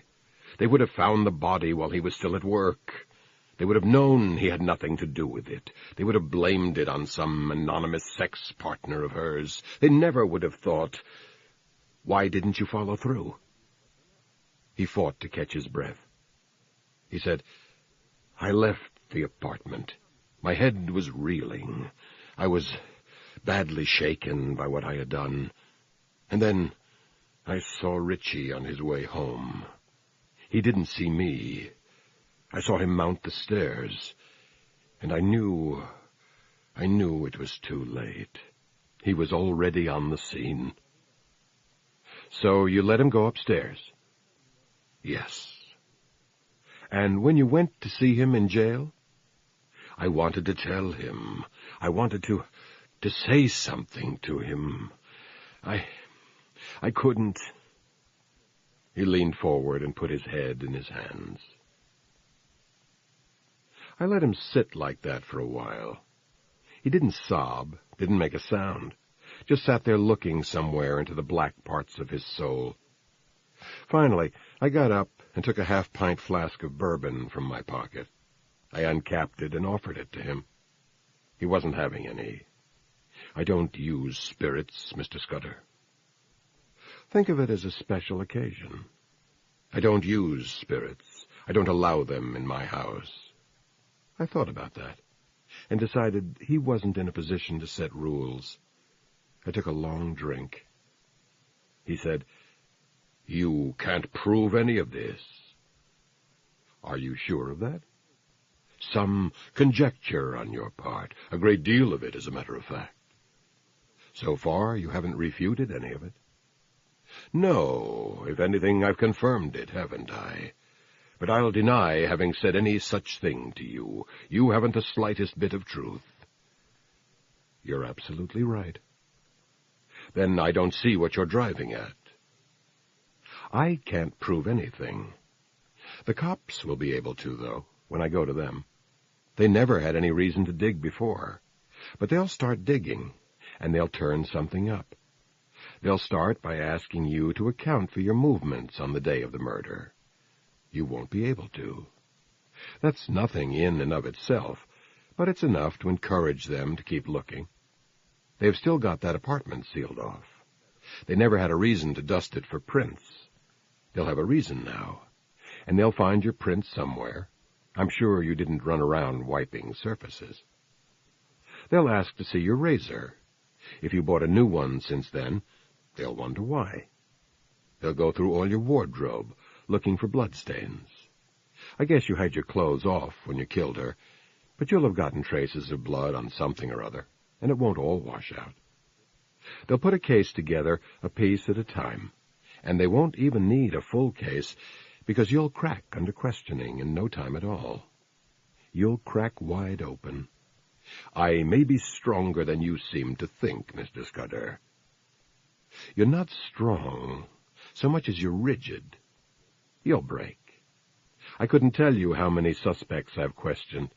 It gives you a pretty good idea of who's going to crack easy. You'd be a cinch." He looked at me, then averted his eyes. "But it doesn't matter whether you crack or not, and it doesn't matter whether they put a solid case together or not, because all they have to do is start looking, and you've had it. Take a look at your life, Reverend Vanderpool. Once they start, you're finished. You won't be up there on the pulpit Sunday mornings reading the law to your congregation. You'll be disgraced." He sat for a few minutes in silence. I took out my flask and had another drink. Drinking was against his religion. Well, murder was against mine. "What do you want, Mr. Scudder? I have to tell you that I'm not a rich man." "Pardon me?" "I suppose I could arrange regular payments. I couldn't afford very much, but I could I don't want money. You're not trying to blackmail me? No. He frowned at me, puzzled. Then I don't understand. I let him think about it. You haven't gone to the police? No. Do you intend to go to them? I hope I won't have to. I don't understand what you mean. I took another little drink. I capped the flask and put it back in my pocket. From another pocket, I took a small vial of pills. I said, I found these in the medicine cabinet at the Bethune Street apartment. They were Richie's. He had them prescribed 15 months ago. They're Seconal, sleeping pills. I don't know if Richie had trouble sleeping or not, but he evidently didn't take any of these. The bottle's still full. There are 30 pills. I think he bought them with the intention of committing suicide. A lot of people make false starts like that. Sometimes they throw the pills away when they change their minds. Other times they keep them around in order to simplify things if they decide to kill themselves at a later date. And there are people who find some security in having the means of suicide close at hand. They say thoughts of self-destruction get people through a great many bad nights. I walked over to him and placed the vial on the little table beside his chair. There are enough there, I said. If a person were to take them all and go to bed, he wouldn't wake up.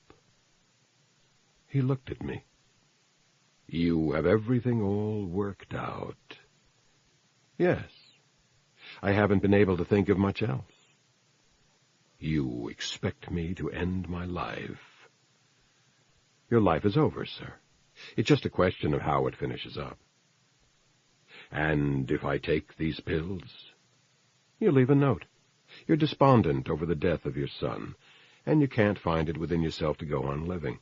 It won't be that far from the truth, will it? And if I refuse? I go to the police Tuesday morning. He breathed deeply several times.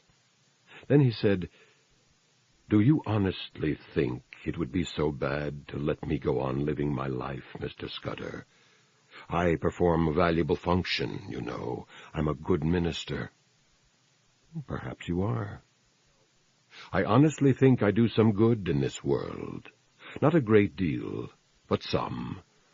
Is it illogical for me to want to go on doing good? No. And I am not a criminal, you know. I did kill that girl, Wendy Hannaford. I killed her. Oh, you're so quick to see it as a calculated, cold-blooded act, aren't you? Do you know how many times I swore not to see her again? Do you know how many nights I lay awake wrestling with demons? Do you even know how many times I went to her apartment with my razor in my pocket, torn between the desire to slay her and the fear of committing such a monstrous sin? Do you know any of that? I didn't say anything. I killed her. Whatever happens, I will never kill anyone again.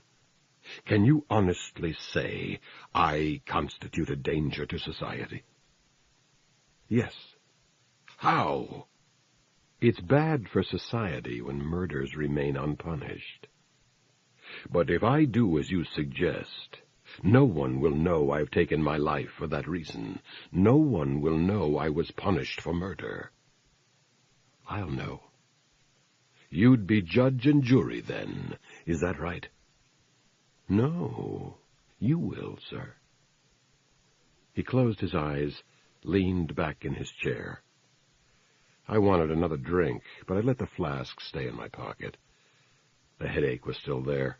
The aspirin hadn't even touched it. I regard suicide as a sin, Mr. Scudder. So do I. You do? Absolutely. If I didn't, I probably would have killed myself years ago. There are worse sins.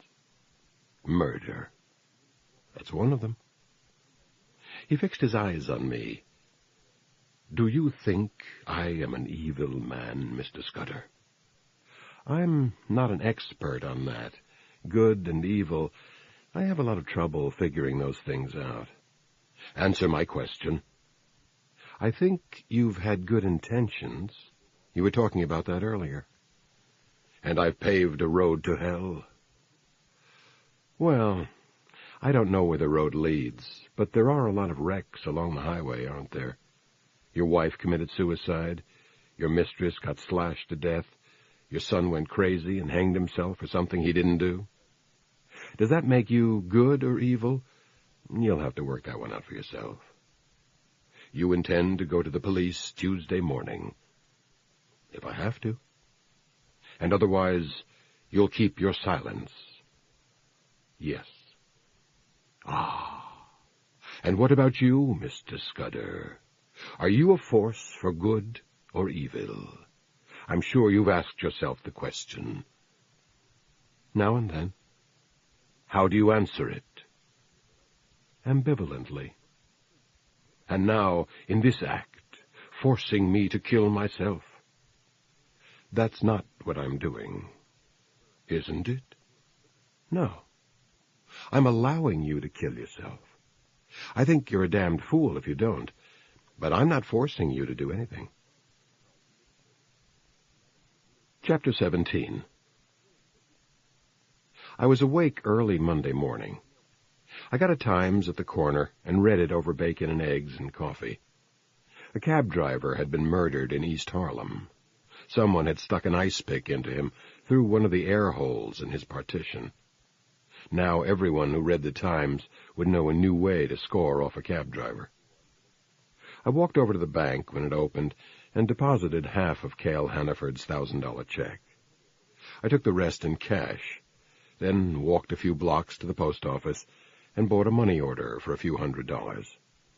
I addressed an envelope in my hotel room, put a stamp on it, picked up the phone, and called Anita. I said, "I'm sending you a couple of bucks." "You don't have to do that." "Well, to pick out something for the boys. How've they been?" "Fine, Matt. They're in school now, of course. They'll be sorry they missed your call." "It's never much good over the phone, anyway. I was thinking, I could get tickets for the Mets game Friday night. If you could get them to the Coliseum, I could send them home in a cab, if you think they'd like to go." "I know they would. I could drive them there with no trouble." "Well, I'll see if I can pick up tickets. They shouldn't be too hard to come by." "Should I tell them, or should I wait until you actually have the tickets? Or do you want to tell them yourself?" "No, you tell them, in case they have something else lined up. They'd cancel anything to see the game with you." "Well, not if it's something important." "They could even go back to the city with you. You could rent them a room at your hotel and put them on the train the next day." "We'll see." "All right. How have you been, Matt?" "Fine. You?" "All right." "Things about the same with you and George?" "Why?" "Just wondered." "We're still seeing each other, if that's what you mean." "He thinking about getting a divorce from Rosalie?" "We don't talk about it, Matt. I've got to go. They're hunking for me." "Sure." "And let me know about the tickets." "Sure." It wasn't in the early post, but around 2 in the afternoon I had the radio on to one of the all-news stations, and they had it. The Reverend Martin Vanderpoel, minister of the First Reformed Church of Bay Ridge, had been found dead in his bedroom by his housekeeper. The death had been tentatively attributed, pending autopsy, to the voluntary ingestion of an overdose of barbiturates. Reverend Vanderpoel was identified as the father of Richard Vanderpoel, who had recently hanged himself after having been arrested for the murder of Wendy Hannaford in the apartment the two had shared in Greenwich Village. Reverend Vanderpoel was reported to have been profoundly despondent over his son's death, and this despondency had evidently led him to take his own life. I turned off the radio and sat around for half an hour or so. Then I walked around the block to St. Paul's and put $100 in the poor box, a tenth of what I'd received as a bonus from Cale Hannaford. I sat near the back for a while, thinking about a lot of things. Before I left, I lit 4 candles. One for Wendy, one for Richie, the usual one for Estrelita Rivera, and one for Martin Vanderpoel, of course.